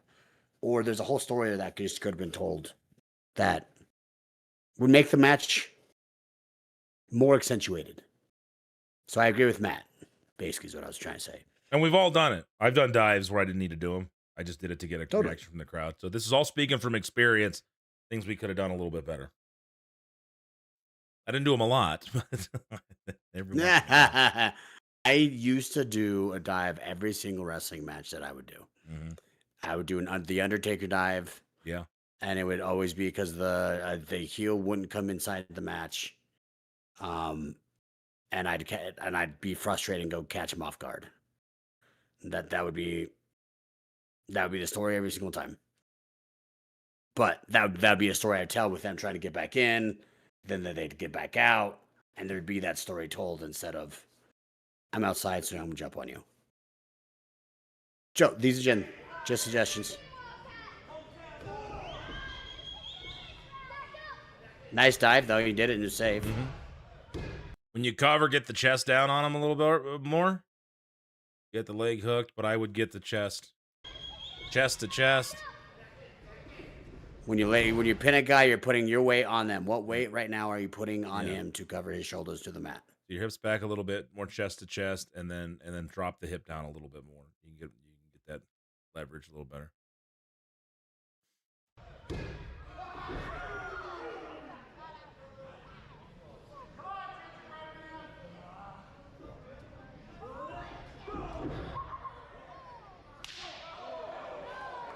So, if I'm bailing, I'm going to sell a little bit more here. What just happened? Which now gives a chance. Because we need to sell that dive. It's a big thing, So upper body. So, man. Just got dove on. Your got face, rolled back whatever in. it just hits. Yeah. Yeah. Okay, well, there you go. Hey, see? Hey, man, he was trained somewhere good. Good forearm. Good hard buckle. Nice buckled, Sean. On both ends, man. That looked real good. Both ends, yeah, that was real. Balin came to the center, put all of his weight behind it, and Sean took that like a champ. Can you break that down for him? Because I know a lot of people will screw this particular thing up, and I don't want us just be pausing on stuff that we could be fixed, but that's what we see. That sticks out to us. The good stuff I don't think is talked about enough. But this gets messed up so many times because Balaam here would normally take the guy, and if he's not as good as Balaam is, would throw him off from a quarter of the ring. Now, one thing there, sell that he just clapped the ears. That should be an immediate pop. Ah, shit, and that's what you should be selling. But you don't even go up to your head. So keep knocks you disoriented. Get the hands up there. Really sell that. That's the only thing I would change there. Balaam gives you a nice form. Boom, look at that. I love the idea of Matt said of doing a silent movie. If people saw him do this over your head, they don't hear a giant slap. They don't do anything of that. But you need to tell the silent movie seers what just hurt. And if someone slaps your ears or like that freaking hurts your ears. Oh, I don't know. Every time I hurt my ear, I grab my ear like, oh, mother trucker. Oh, yeah. So. You don't drive on me, you too big. I used to. I think, didn't I dive on? I think I drove on you the first one you went. Wyoming. I want to say I dived on you then. Maybe I didn't. Me? But for a while, for years. No, Damon. He says, you don't dive on me, you too big. Oh, that's Damon? Yeah. So you too big. So yeah, no, I used to love to dive. And it was because I am larger that the dive was less expected, but also I wanted to make it make sense. And I didn't know that was Damon. Had body dysmorphia and didn't think I'm as big as I am. And I still have that. And I'm still dealing with issues with that. But I used to be 150 pounds. And I used to do all the flippy stuff and all the fun stuff. Flippity-doo-dah, flippity-yay. This is fun to listen to while I'm driving down to Louisville. Well, we're not here for your enjoyment, Preston. All right. Even lawyers can learn a thing or two sometimes. Can you? All right, so boom. Nice. Oh, crap. Nice shot. Oh, I just wanted you to break this down. All right, so here we go. So Balaam. Oh, crap. It didn't pause. Sorry. Balaam, first thing he did right here is he gets all the way out there. Why is this doing that? Hold on. Sorry, I'm having some issues here. All right. So he pops all the way out, right? So he gets to the center of the ring. He's got a full extension on the hand there. Yep. He's putting his entirety of his body into this. Now, one thing I would, again, little nitpicky thing for Sean. Don't come out until he's fully extended. Let him get completely extended here, and you should still be towards the center, because then he can get more extended, or you should still be in the corner. Because then Balaam can get a little more, still looks good. It doesn't look bad. It's, again, just a little nitpicky thing. But if you stay where you are there and let him get out there, then you got a complete extension of that. Again, just a little thing you could do. Now Balaam gets out. He's right past him. You guys are in the center. So now I can believe that he puts all his weight into this, drops down to the knee, and good buckle there. Took it like a rock star. Yeah, this was great. This buckle was great on both parts. One thing you could add to make that not feel quite as jarring, Sean, is if you can get those feet down just a little sooner. See how you hit with your feet in the air?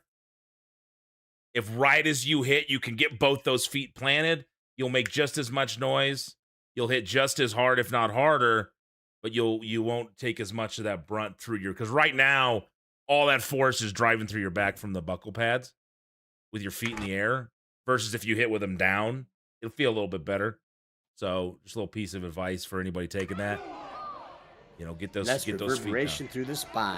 Because yeah, right there, that's all your spine.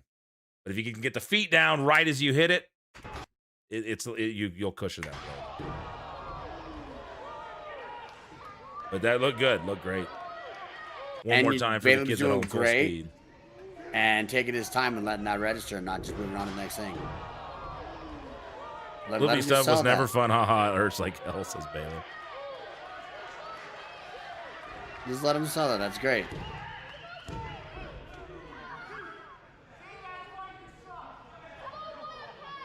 That was a great buckle. Balin's a heel now. Now do him a favor, Sean. Decided. Work up for him. Don't make him pick you up. Like, picking people up by the head is one of those because pro wrestling things.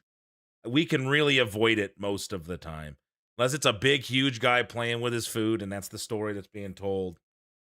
Like, once you're getting hit, you're trying to get away, you're working up, using the ropes to get up. Try not to make guys pick you up. I'm not saying pop right up and stare at them, because that could be a problem too. But work yourself up. You took that buckle.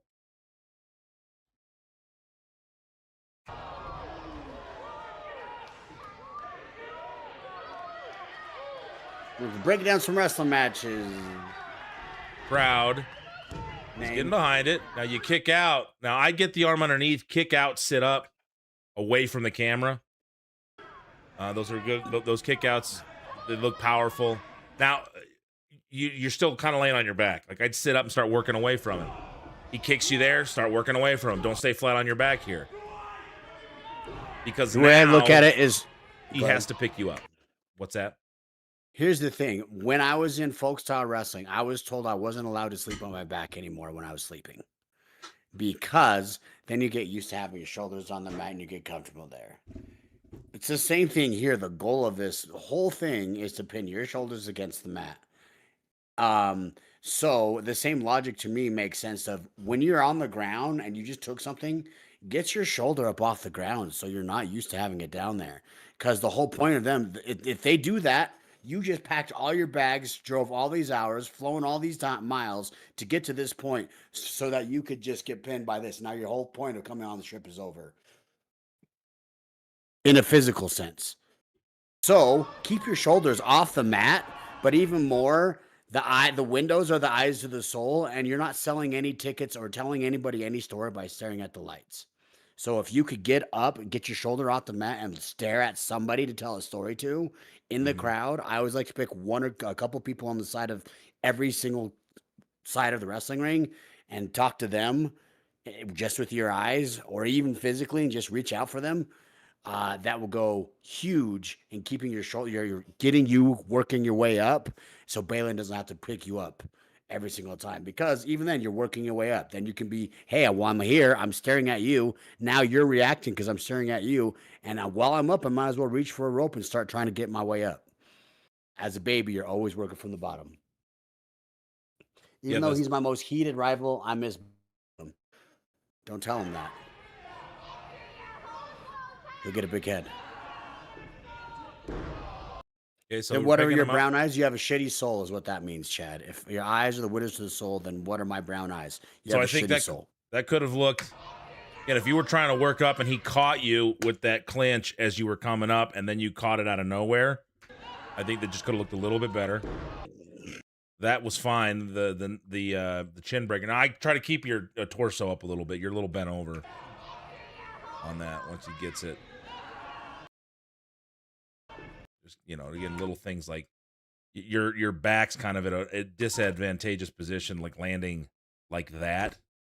little more shock on the spine if you just stay up a little bit, get a little more base underneath you. But again, little things. You just got up underneath him, dropped right down, and you had a more vertical back. Agreed. Now I'd sell, but you just busted his chin over the top of your head. That should hurt the back of your head. You did the offense to him, but it should be shit. Let people see that hurt. Yeah. And he just hard buckled the shit out of you too, so your head and your back should be hurting. So you're doing stuff, bam, you don't let them forget what just happened to you. Like, because again, right as I say that, you just took a hard buckle and your back's hurting you. I don't know how anxious I would be to run and then ram my back into the other buckles, because I just hit the other side and that hurt. So just think of a little stuff like that. So you give him this, boom. Maybe you do that little slide through. Atiba does, where you slide through to get some momentum, get some space, and then run right back at him from there. Because A, you're giving him time when you run all the way across like this. Your back should still be hurting you. Your head should be hurting you. Big running clothesline. Through the ropes. Which I get it because of wrestling and getting some momentum, but you just took a hard buckle, then you just go hard buckle yourself to get some momentum. And here's the thing. These are tough to do because we all do this. You want to avoid things looking like you're setting it up for that thing. You know what I mean? So, like, you hit him with the one more time type stuff, right? So you're giving him all, you've got him where you want him. He's stuck in a corner, but we give him so much space to get out of the corner. They don't. Most of the time, I would say, what do you think, Marty? When we're doing a follow-up move of the same move, 75% of the time it's going to be a miss. Most of the time. So here we go, and he's out of the way. And now look, he's out of the way.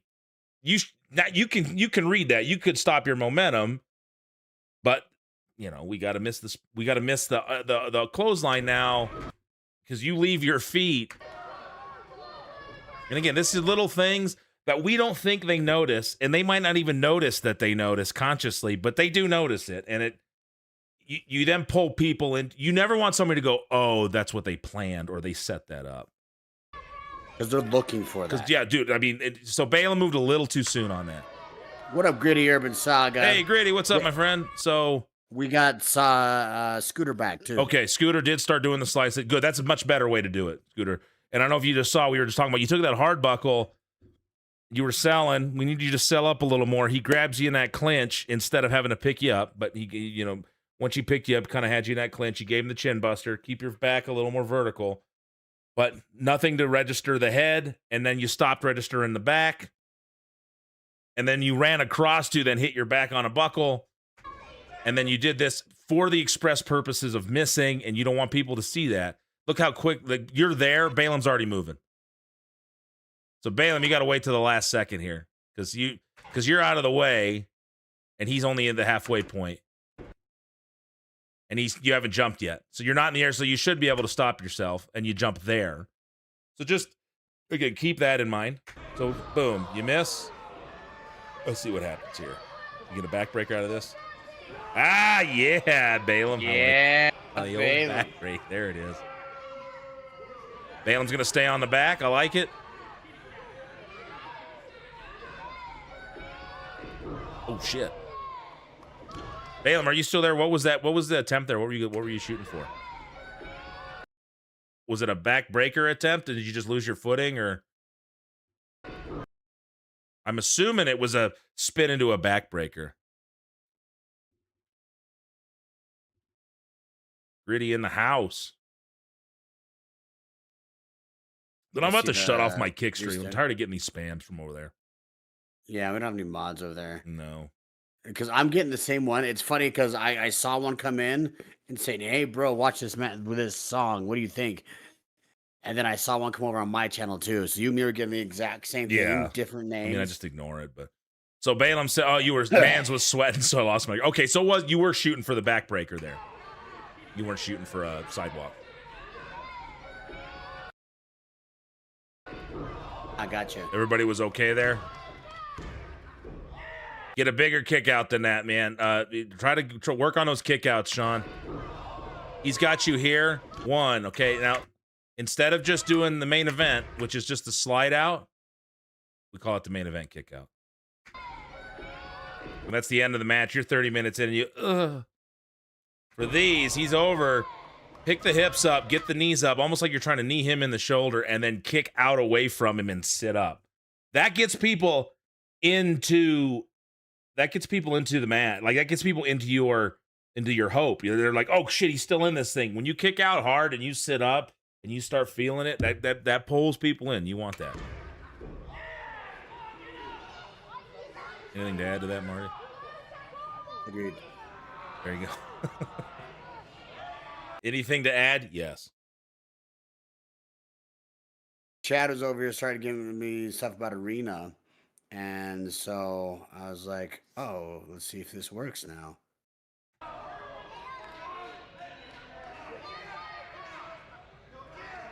have one person on Kick that got Roxanne that comes and watches. That's the one person I got. Joe Mod. I think Hunter's a mod over there too. Hunter, if you're here, could you go over there and ban that? I think you're a mod on my Kick. So again, another example. Don't make him pick you up. I'm not saying get all the way up, but you can get up to a knee or something. The story of a baby is you're working up from the bottom. Yeah. And look at that. So he's got you. He's got the neck. He's cranking on it. He gives you the clap now from the other direction. Dude, your chin, jaw, and ears should be just killing you. So bam and like sell that, and then you can kind of sit up, let people see how much that hurts, instead of just kind of laying flat. Unless you're selling that it knocked you out, and at that point you should get pinned.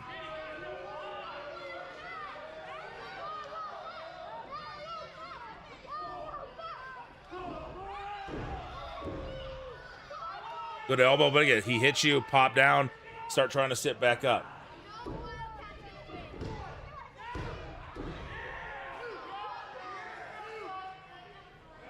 You're talking to Aiden, gotcha. I'm just a fan, just give my own opinion, take it with a grain of salt. I think that guy would have had to, with a few tweaks, could look like a cool sideways spinning low blue thunderbomb type move. I thought that's what actually was going for. Yeah, that's what I thought he was going for. That's why I asked him. To be honest, Vix. Yeah, it could be cool. Because you just would pop him out, grab the hips and sit. Not bad at all, Thunder.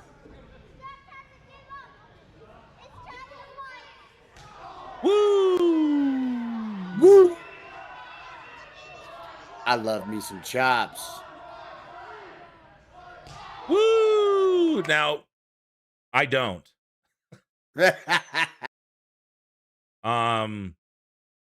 I don't mind them.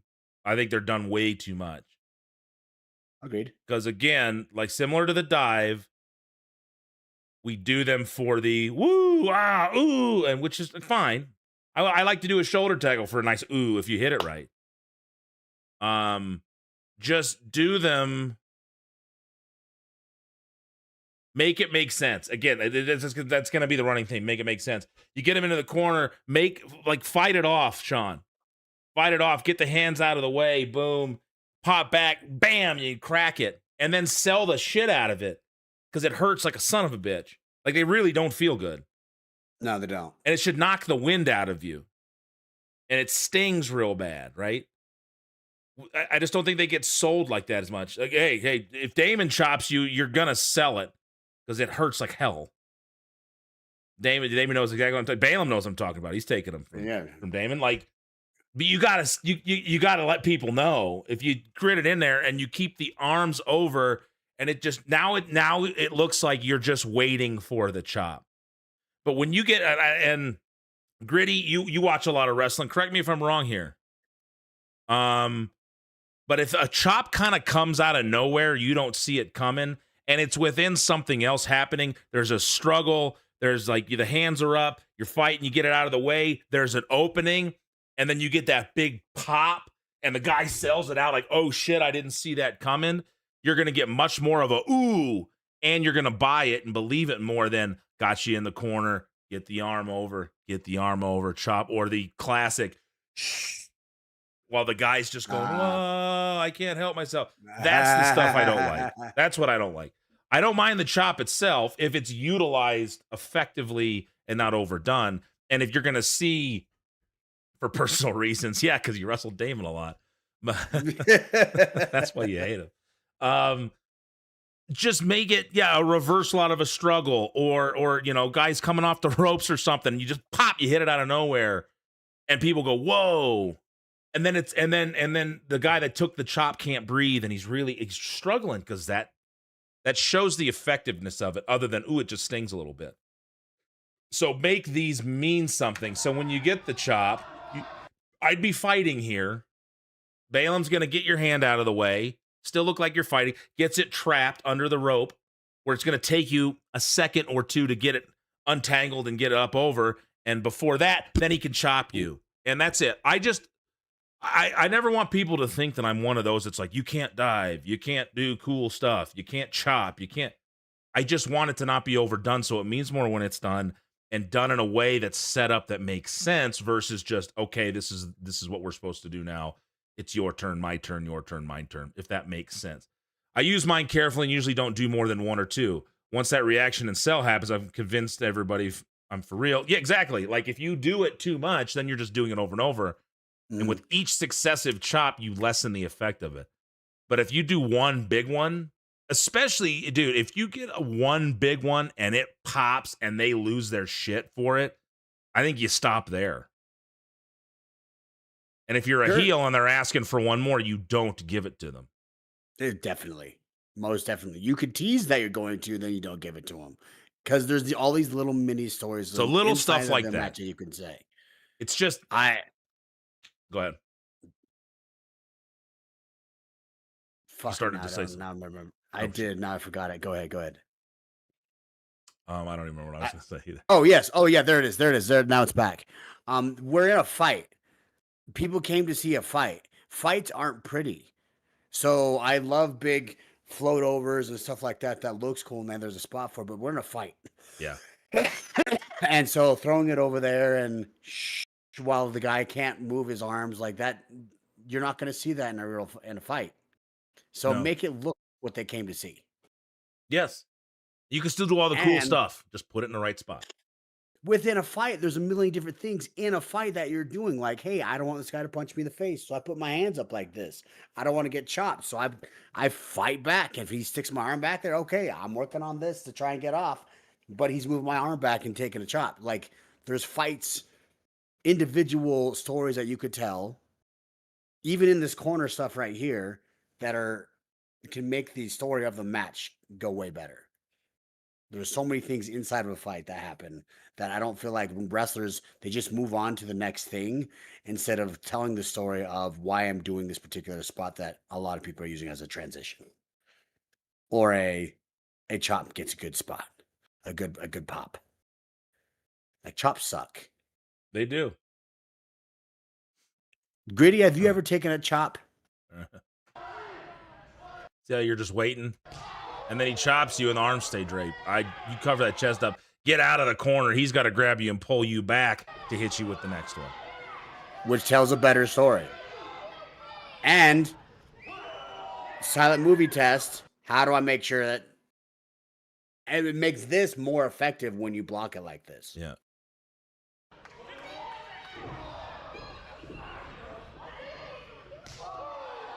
Okay, so you gave it back to him. So you see what you were setting up there. Now you get the headbutt. Boom. I'm a big fan of selling the headbutt when you give it to somebody else. Unless you're Marty and you're selling that your head can't get hurt. Yeah. But if you notice any matches we've done, if I throw a headbutt, I'm shaking it off. Because I don't have the head Marty does. So boom, back. Quick chop. You're kind of slicing down with those.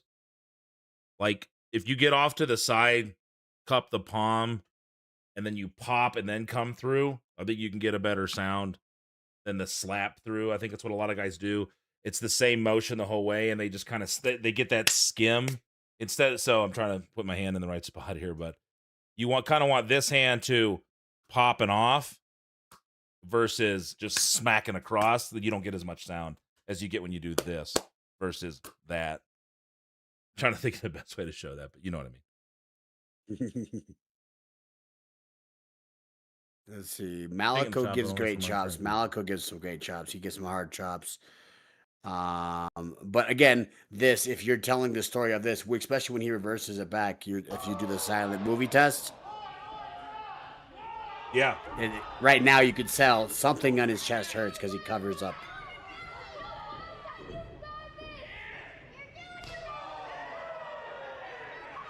Dan's covering up the chest. Now, this is just something to think about. Again, flavors of ice cream. This is me being a curmudgeon, I guess. But the kick to the back sounded exactly like the chop. So if everything sounds like a chop, or then it kind of, I believe it kind of it muddies the water. It kind of muffles the effect of it. If you're doing too much of the, the old thigh Like slap, slapping? as Jack Vaughn A would say. good old Jack Vaughn. Oh, So just think about that stuff. You can get a sound and hit it right. Sometimes a thud is what you want, or you just do a stomp. Flat foot, jump into it, stomp with it. But I mean, you you're hear wearing the kick sound. pads. Listen to that sound.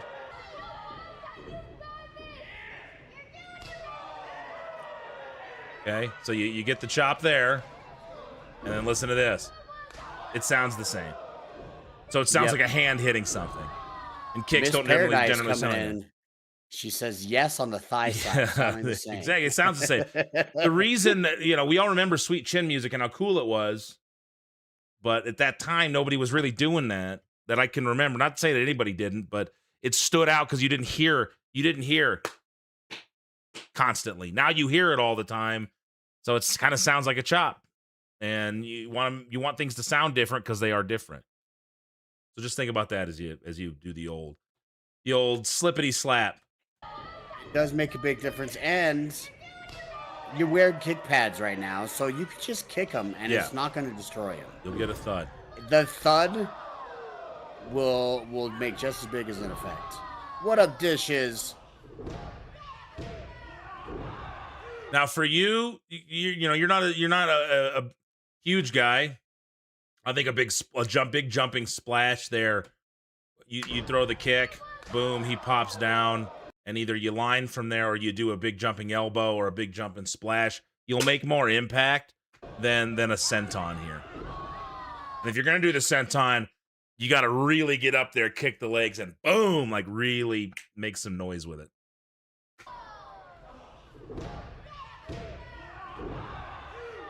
Now that's a good kick out, but this is what I'm talking about with those kickouts, where see how Balaam gets the legs up and pushes the hips out, and then that look. Now I would sit up. I would have preferred he sit up there, but you see what I'm saying about with that kick, making it look a little bit bigger, getting the hips into it. You can see his hips off the ground when he's kicking. Don't jump too soon on those. Give that an extra split second. See how you're already going. Boom. So just get your ass just slightly above that middle turnbuckle, and then when he hits you, you'll slide up into it.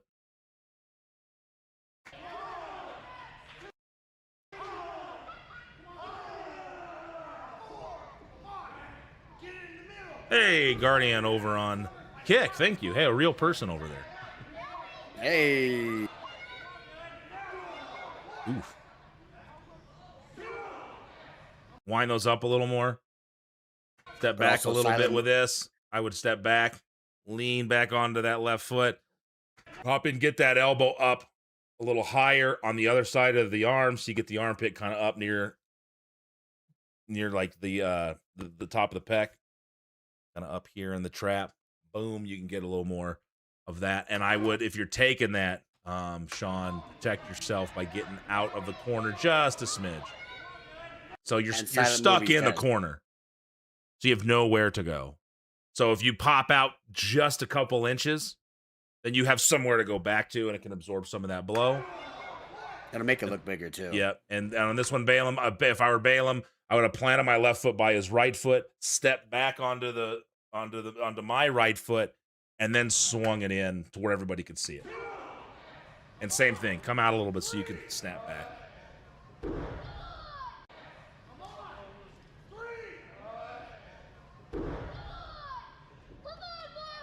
Oh, stump puller time.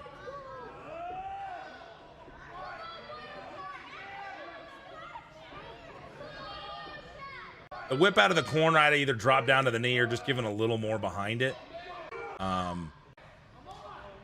Just look a little tired there. Just kind of like go versus change the speed. So gear change there, kind of grab it and then really look like you snap the hips through or at least drop down to the knee. It was the intention there looks tired. Yeah. Double hand that if you can. What's the left hand doing there, Balaam? You're just okay. You're holding the knee down. I see that, and you got the other one blocked. So scratch what I said.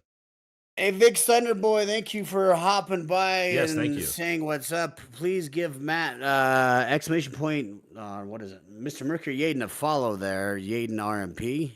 Who followed? Someone followed me? Did I miss it? No, I was saying before he leaves, he should give you a follow. Yeah, I appreciate it. Because he came in with the wrestling stuff, and he's the one who said, hey, I love when watching these critiques. There it is. This is what these guys said. I just got a follow from Vic Thunder, but thank you, Vic. Appreciate well, thanks, Vic Thunder. I appreciate you.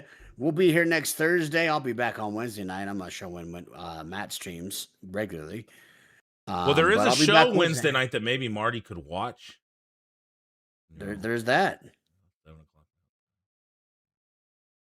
Because who needs my own stream? Well, you can still be on stream. You just pull it up on your phone. Have it there. And you go, hey, are you guys all watching the newest Charged episode? It's on right now. You should go check it out while you're watching me play Fortnite.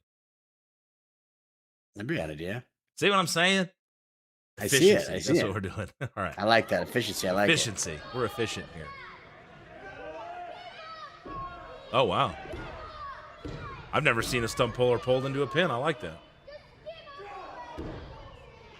I don't fully understand that move, to be honest. I don't know what that move is. The stump puller? Yeah. So he snaps him down, right? Okay. He steps got over the net. Crosses the leg. So now you got pressure on the right knee. He grabs the ankle. And now he's bending him. And he's pulling, so he's stretching out the hamstring and putting all that pressure on all the tendons of the knee. And you see his right hand is pulling up on the ankle and his left hand is pushing down on the knee, so he's stretching everything out. Okay. So have you ever hyperextended your knee? Yeah. Basically. Pulling. But I do like the fact that he sits down with it and goes for the pin here. Now he kicks out. Nice. I wouldn't have grabbed him. I'd try to set that up where he kicks out, and as he's sitting up, you just kind of run and give him the quick knee pop versus having to grab him. I dig Paradise says, take care of your knees and don't take snapmares with straight legs in the mat. Let's see that. See what she's talking about here. Oh, there you go. Good catch. So it's like Paradise trains people or something. Hey, I'm actually going to that tonight. You should. So you see what she's talking about there, Sean. You snap through, and instead of your feet being flat down and your knees bent, you're hitting right or left leg first. Your leg is sideways, so you're putting all that pressure down on your knee, which could cause a disaster. And then, by the way, Martin, there are people over here on Kick actually watching. Well, hello everybody here on Kick. I hope you're amazing. I'm Martin Casals. This is Mr. Mercury Yaden over here, founder of Rocky Mountain Pro. I have a thing that I mostly stream on Twitch, but I take all the Kick stuff and put it over here. So if you say something, I can see it. But if you're just lurking, hello, I appreciate you. But any messages should come through here if you guys decide to write any messages.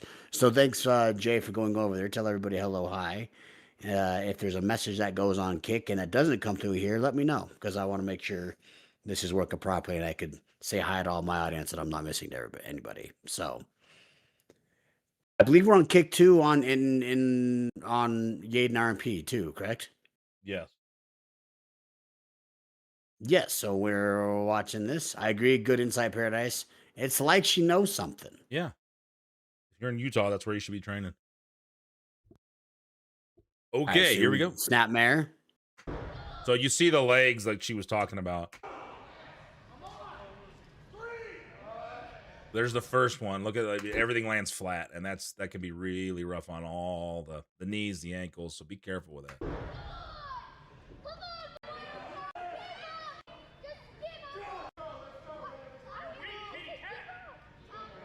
And don't die, Sean. Don't die. You can still be moving, trying to work up, get those shoulders off the mat. Helmus Taurus, let him see your face.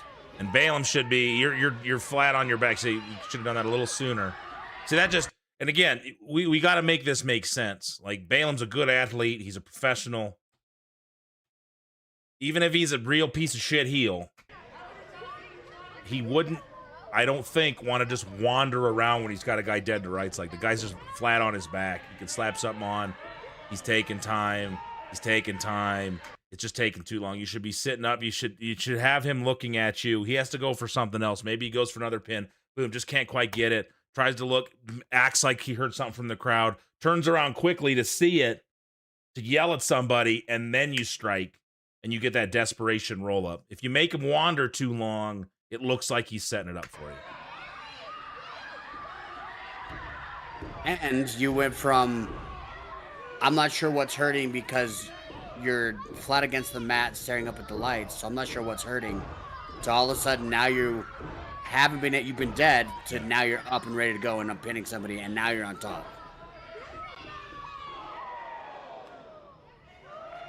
So just keep in mind going from zero to hero and working on the progression from down to hero. Now that one, now you're dead again. Yeah, if I'm Balaam, see the distance you guys have? I like the spin, but if I were him and he came out of that corner, I get hit. I'd have sold out to the center and tried to catch him right here. Like, I want to catch him right as he's off. Instead of 1, 2. Actually, almost 3 steps. I'm going to catch him on that first step.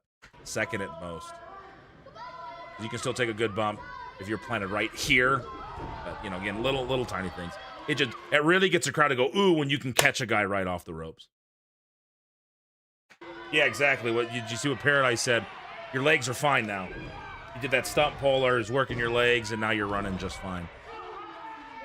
Sell what's been done to you. Like we talked about earlier when you hit that hard buckle. You got to keep selling that. You did the chin breaker on top of the head, but you didn't register the top of the head at all. Register the stuff that's been done to you. Doesn't mean you can't keep moving, but you got to let them see what's been done to you.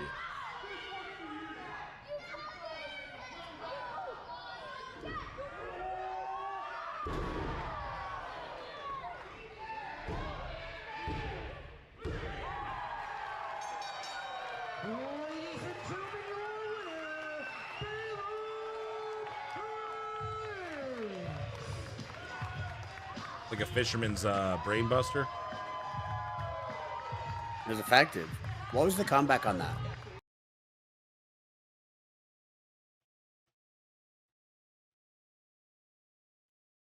Okay, so he did the roll up.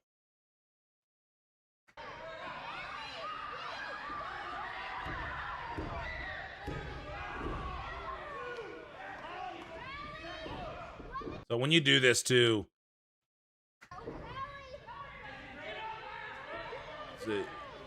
you go between the legs.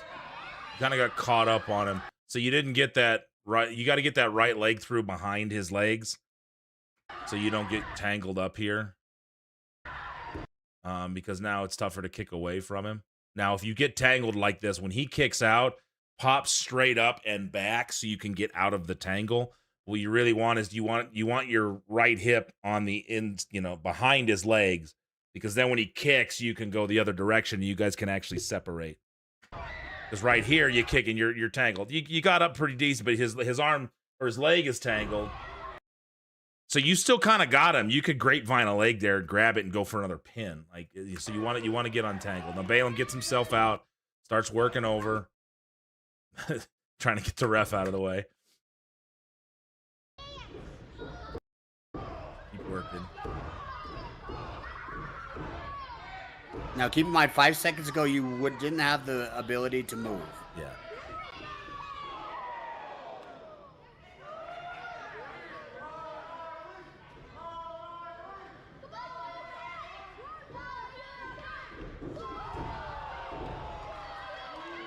Now I would end it here. Like if you caught him just right, you made it look big enough, boom, and then you covered it. You know, if you're gonna get the kind of just the clean win there, but look like you caught him out of nowhere, I probably would end it there because he's dead. Like again, the way it's being sold, he's dead. But we kick out, and then I think he picks him right up into the finish. I thought so. Yeah, I think so.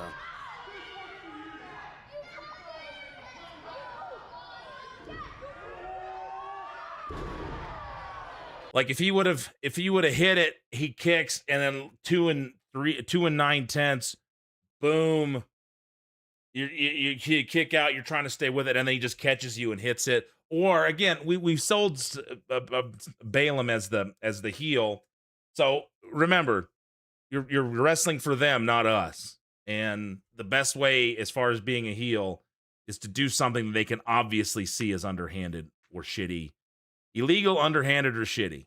Even if it's not illegal, if you look like a dick for doing it. Versus kind of just getting beat. Especially if it's in a match that's been back and forth like this. And catching somebody doing something shitty gets more of a reaction, which is what you want if you're the heel, from a crowd that might not even know you that well, depending on how many times you've been in front of them. Than just, well, I can beat them clean. Yeah, you can. I mean, you know, anybody can win clean. Heels can win clean, especially if they establish themselves as a total piece of shit throughout it. But I always err on that side of, yeah, do something shitty. Even if it's not illegal, but just do something shitty. Does that make sense, Marty? You got anything to add to that? It does. And remember, bad guys don't think they're right in their own perspective. Yeah. No one goes out and says, I'm a bad guy just to be a bad guy. They in their own heads, they are right in their thinking. And or they are a bad person as far as, hey, it is easier for me if this guy's railing up on me to poke him in the eye. That's cheating, and most people don't go for cheating. So I like when heels just be heels, just to be heels. Don't be afraid to do it. It doesn't mean that you can't actually win. I think we get kind of caught up with, well, just because I'm a heel doesn't mean I have to cheat to win. But that's not the point. You take shortcuts, you get there as fast as possible, and you're just a dick. So be a dick. Well, because right now, if you're gonna right now, essentially, Sean was dead. He popped up, tried to get a quick pin, decided to run some shoulders, and that was essentially his comeback.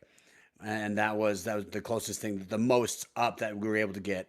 And then you hit your signature against the ropes corner spot, and then that turned into the clothesline. So that was your biggest chance and closest thing you had to pinning him is that little spot for there, which was not built up because you were dead 5 seconds ago before you went up to try to do the pin.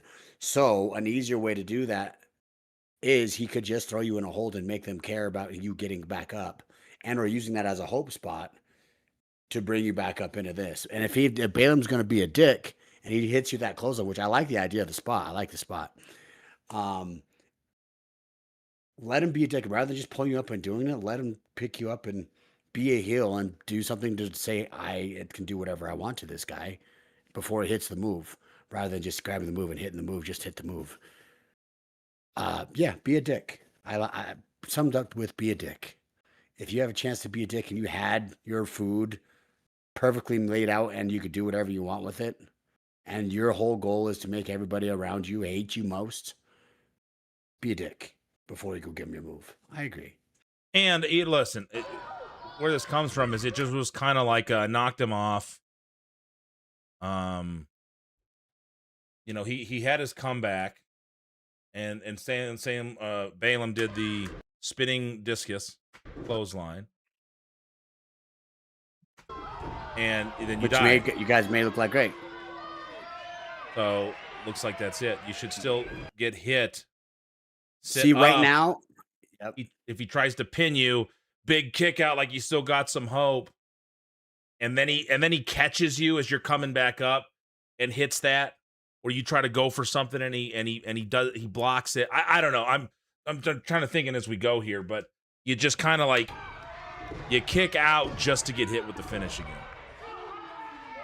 And he picked you up. Which you kick out. A story could be told that he thought it was over after that clothesline. So let him be angry about you kicking out, and this is a way to pay you back for kicking out. Because then you make him believe, like, oh, he's coming back. He's coming. Oh. There's a lot of stuff in the match that could put more depth to the match. Like you kicking out, and then, oh, I'm gonna power up. Oh, gosh. And then he just gets you, ends it, and that's fine. You're at the same spot. But there was more depth to the story. Overall, nice, safe match. Again, a lot of nitpicky little things. But all things that's what we're here. Yeah. The great thing has already been accomplished. You guys got through the match. People were hopefully entertained, and no one got hurt. So we're just trying to see ways to make things maybe more efficient in how they look or how they get reacted to from people. So, and it's awesome to have Paradise here who also trains people out in Utah. So it's great to have more people here with eyes and make a discussion. I want, even if you're not a wrestler, if something looks off, tell us it looks off. We like to see, because you're viewing the product, and this whole product is for you guys anyway. The following is a presentation of Rocky Mountain Pro Episode 177. What is this? Matches are sanctioned by United Wrestling Network. Are they really? Are we still We part of were. United Wrestling Network? We were at this time. Dude, this is like 200. This is almost 300 episodes ago. This is over 300 episodes ago. This is 177. 177. We just did 480 on Wednesday. It is. And still the production level here on episode 187 is on another level compared to most independent wrestling promotions in the country. Any wrestling company like this don't have this little video package. That's sick. Rocky Mountain Pro Charge, and here we go. We're getting things kicked off. Here we got the Evil Genius. That was the kid that we did the and here in the middle, that was the kid that we did the Make-A-Wish for. The Wish Warrior. Was his wish was to be a commentator? He just wanted to, That's he wanted awesome. to be involved in a wrestling show. He loved pro wrestling. So we went to Mountain Vista High School in Highlands Ranch and did a whole big event for him. I could find the video that the news covered it. It was cool. Still, the production value is redonkulously better than every other place in the country. And 300 episodes later, it's 10 times better still. Look at Atiba. This is where Atiba went with Mr. Chop City. Champion. I gotta get used to saying that. Atiba got thick. Yeah. Atiba's thick. We had just one of the most brutal matches we have ever seen at Rocky Mountain Pro. Him being here walking around surprises me. This kid's resilient. He's 20 years old. So, this will be fun. So, Two Dame, if you want to send that, you got to go to our Discord. Go to my channel in Discord. Real fight, didn't he? Yeah. Yes. And send the message. But you can put it in general. Things underway as looks like a show of sportsmanship. If anyone has been watching Rocky Mountain Pro, which I think you should, you can see the amount of character that is in Atiba now versus what was here. Different character. Wow, that was a great shoot. Not shake hands. Certainly a big opportunity here for CJ Pricefield. He usually I love seeing the progression of these people as they go out through the school. And with an episode like Rocky Mountain Pro where we have 2 episodes a week that comes out, you can watch somebody's progression. Like, I got to give it to Damon. First off, stop, never break into my house again. But second off, you could see his entire career, pretty much, from the beginning of his career to where he's at now. And if you watch, you can see a drastic difference. Even 2 days. I just cut off my kick stream. I'm tired of seeing that. As the champion, he's always done the chasing. That's crazy work seeing Atiba like this. You see the difference in and how he works now compared to where he was? Now he's the man. So how is that going? Now, I'm not saying anything bad about anything he's doing right now. He's doing great. It's just a very different style than what he's working right now. And I dare say Atiba is one of the most over and most popular acts of Rocky Mountain Pro. And now Atiba is on the offensive now. A lot of chain wrestling we've seen so far in this matchup. Nice. Was he a folk style wrestler? And only a 1 on the count. Well, Pricefield's definitely was Atiba a folk style wrestler, do you know? The question is how long? And a big crowd here at the Jefferson County Fairgrounds here on a Thursday night, per usual. But do you see the difference, 2 dames? Opportunity for CJ Pricefield. Man, character can bring so much to an episode. Starting to get behind Atiba. And Atiba's got some great character right now. Young start. Same idea there. Folk style, great groundwork. He's certainly cinching in that headlock right now, and ref makes him let it go. Well, the thing that's got to be plaguing Atiba at this point, he had such a wonderful run as Rocky Mountain Pro champion. Now, Atiba, the youngest Rocky Mountain Pro champion ever. Does he keep his 19 years old? Confidence, or has he really taken a step down? I think he was 19 when he won. Part of this game. He's doing great right now, and he's a very different Atiba than what we see him now. I mean, it was a very unfortunate loss because of the. And here's the funny part, guys, is Santino Marella is an amazing wrestler. Atiba is an amazing wrestler. But it's the character stuff that they can do with what they're building right now with their characters and persona that has made them way more money than the amazingness of wrestling that they can do. It doesn't mean they're bad wrestlers at all. Atiba, as you can tell, can wrestle really well on the ground. But he's one of the most over acts in Rocky Mountain Pro. And I would say the hottest tag team in Colorado, the state of Colorado. And he does a lot less technical ground wrestling than this. He doesn't do as much People technical are. stuff he used to. Yeah. I know that I certainly couldn't beat him. Atiba was on top of the hold to not grab another on the break. There's no body separation. Where are you looking at, Paradise? Because we haven't really been breaking it down too much. We haven't been breaking it down too much, which we should. This just kind of popped up. We were just kind of watching. Brutal. It was painful. Watching old stuff. The former champ Atiba was busted open. But it was like we were saying before, The brutalness that I put him through at Supercharged 2 was something like when you're in a fight, the easiest way to control your body and their body is being close. That was a good ankle trip by CJ. Watch that. Gets it over here. Bink. Look at that. In the mental part of this game. Oh, wow. Watch the left leg. Look at that. I didn't even notice his leg go in the first time. That's a good ankle. That's a great trip. I mean, it was a very unfortunate loss. CJ was technically sound, the man. no holds barred stipulation last I didn't know week. Atiba was so technically sound. The oh, yeah. brutalness that Anaya put him through at Supercharged 2 was something like I don't think we've ever seen, Titus. Well, it was the ref broke a hold a minute or so ago. Was it before this? Former champ Atiba was busted open. He took everything that Anaya had. It just wasn't enough. And the only person I know that's beat Anaya in this locker room is the man here to the right of me, Chad. But I thought he couldn't do a lot of this stuff that I saw him do a springboard. Atiba's pretty talented.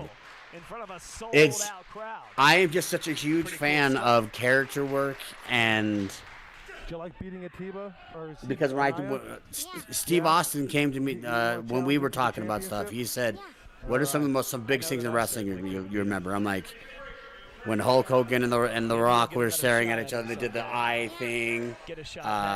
Steve Austin with the milk thing, with the milk gun. Like, all the stuff I started mentioning wasn't actually, this guy did this move to this person. That's cute, dude. It was stuff that was involved in the story or a character. They keep asking the Wish Warrior, the kid that we had on commentary. He just goes, yeah. Yeah. Yeah. was in a hold and grabbed the He's rope. There coming was no very, very well. separation when the ref I went to bought break stock in it him up. weeks and weeks ago. He continued to grow. To say he's former champion. I want to see that. I want to see what she's talking about. This is a very good technical here on a Thursday match. night per you. It's the beginning, right? Nice reversal. For you. But You guys don't mind, do he's you? always done. He is finally in a Well, I mean, big we might as well Rocky just break it down Mountain. then. You gotta imagine. TJ Priceville told me he's impressed So- everyone. That's what he said.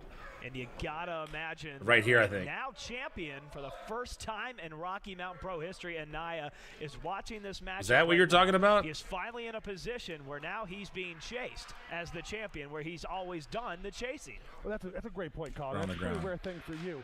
But you're right. When you're hungry, you want a championship. You want to be the man. The kick keeps Now he's the popping man. back So on. how's that going to work out? Absolutely.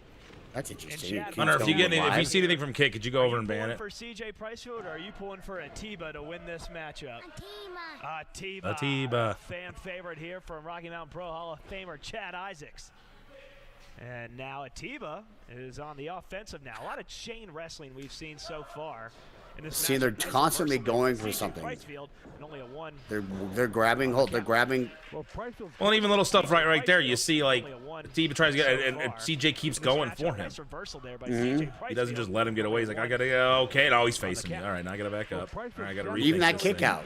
I wouldn't have backed up that. kick out. Yeah, I wouldn't have backed up that far. Well, Priceville's definitely showing You that he know. can keep up with the former Now, if champ. Atiba would have started On the count. coming forward, maybe he gives up a little bit of ground because CJ was more of a heel at this point. On the count. Well, Priceville, Like let Atiba kind of make that aggressive move towards him. Like, all right, we're gonna keep going. And then he backs up, but it still look good. It looks like that they're really trying. The question is, how long? And a big crowd here at the Jefferson County Fairgrounds here on a Thursday night. And I already seem to be feeling much more A chipper and happier than. fantastic Yeah, right, opportunity for Hunter. CJ That's Pricefield awesome. to show off exactly what he's got Yeah, Gritty, here this on is from guard 2000, I as the believe. crowd's starting to get behind Atiba. Maybe 17 or 18. Ooh, both kind of 2008. had the same idea there. Atiba. Hunter, could you go Says over you're and ban kicking those, bro, to think of this song on kick for me? Okay, is that what you were talking about? He's certainly cinching in that headlock right now, and She says here. ref makes him let it go. He's certainly cinching in that headlock right now, and Can I see one more? Ref makes him 30, let it like go. 5 seconds before this, 20 seconds before this. So he's in the ropes. How'd he get there? certainly cinching in that headlock. Both kind of had the same idea there. Oh, gotcha. It was a head though. Okay, so he touches it. So what are you noticing here? He's certainly cinching in Ew. that headlock right Let's now. it go. Now, if I were a Atiba, I wouldn't have sat there like that. I'd have spun right around. He kind of sits Especially here. with the not putting your not facing your opponent. Yeah. Don't leave your opponent. It took him a second to do that. I would have done that quicker and then Makes waited. him let it go. Well, the thing that's So what part are you? What are you seeing that you would change? Oh, is that so? So we're seeing the same thing. He should have turned around and got a little separation and not just sat there. So that's what you were talking about. Well, then I guess we need someone in there so it'll stop coming, huh? I keep trying to turn it off, but with the restream, it keeps popping it back on. Yeah, and it's yours because I'm not getting. I don't think I have anything on kick. Well, maybe you just more people like he's you. not than the me. champion anymore. I don't think so. I don't think I have anything going on kick right Did now. Two Dame send me a match or what? In the mental part of this game. Yeah, I heard he was going to. 2 Atiba days. Did still you do looks so? on top of his game. That's a mean, dude. it was I very- love stuff like that. That is a great. I'm Atiba sorry. still looks That is a great ankle trip. Look at that. Mm-hmm. With the double knuckles. Good balance. Gets right to that knee. top of his Look at that. It's great form. Nice job, CJ game. I mean, Pricefield. it was a very I like that guy. unfortunate loss because of the no holds Where's he barred at? stipulation. Oh, last he week. I mean, stopped a long the- time ago. I haven't the seen him. I haven't heard from him in a brutalness that while. Anaya put him He's through doing at well. Supercharged 2 He was was a something cool like dude. I don't think we've ever seen, Titus. Well, it was brutal. It was Big fan painful. of New The Japan. former champ Atiba was busted open. Took a lot of He inspiration took from everything Japanese that wrestling. Anaya had, it just wasn't enough. And the only person Grace Race I Puffer, know I that's think beat if you set to Anaya 5 minutes in this follower little only group, chat man and here get to rid the of right him. me, Okay, I'll have to Isaac. do that, Gritty. This Thank is you. very true. Who beat him Two by Dame putting says he him sent through it. a table Where? in front of a sold-out crowd. Pretty cool stuff. Do you like beating Atiba, or excuse me, Anaya? Yeah, Yeah. Yeah. You want to challenge him for the championship? yeah. Yeah. All right. Yeah. I know that I certainly couldn't beat him. Your phone, he says. Maybe you'll get another shot at him someday. Yeah. Yeah. get a shot back at the championship. See, he's on top of What do him. you He send it doesn't to my just phone wake up. for? I can't do it from there. I said send it to my Discord. Taking Who doesn't strikes over listen, the man? left leg, trying to take out Anaya. Atiba. Excuse me, Atiba. I got all my A's mixed All my up A's here. mixed up.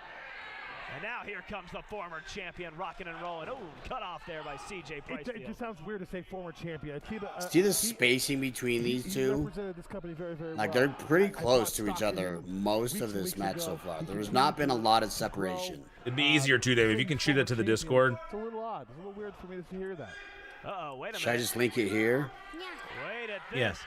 Now he's not having any He of was it. Yeah. ready to roll, baby. Tiba now. He's taking all of those chops to the chest, and he's saying, Whoa, whoa, whoa. I'll exchange them with you. You guys heading back out? He's waving to his mom. Oh, my favorite. Who's in the crowd here tonight. And look at Atiba now. Pricefield Little did he looks a know little, he's going to be unhappy. one of the kings of the chops. What a return shot. Ooh, we could hear that one from here. Oh, my goodness. I got to tell you, Chad, if I got hit like that, I'd still be laying there for my another goodness. week. I mean, Well, Pricefield we standing they're toe-to-toe playing this off, with but the this does former hurt Rocky like Mountain hell. champion. Yeah, I'm not a I big gotta fan say, of it. Titus, are you as stunned as I am? Chop that me, come on, CJ's hit able harder, to chop, hang in here chop. like this? He is rising. I just to think the it minimizes occasion. what the These chop are things means. that my boy said he thought he If you saw kind of go, Makes sense. and you're feeling it, but you're actually selling it really hurts, and then you're kind of still trying to cover up, and you give him a big one. I don't know. There's a way to do it. There's a way to yay boo that makes it make more sense. And don't forget, ladies and gentlemen, a big six-man tag coming on later here tonight. 6-man tag Most tonight. funnest tag team on the planet. Most funnest tag team on the Because they planet. Lost their tag team titles last week against the Triumphant. Who is that?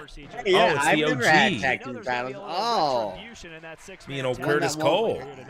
Ah, As Severino Corrente is going to be teaming up there with the Triumphant.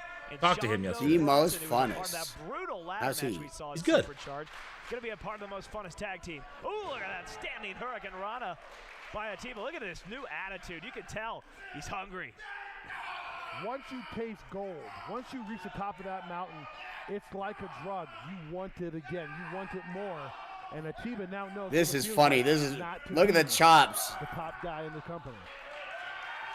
He's got that hunger, and you can Look tell at by his that eyes. face right there. Maybe not the type of hunger you get from Jumbo, but that fierce intensity.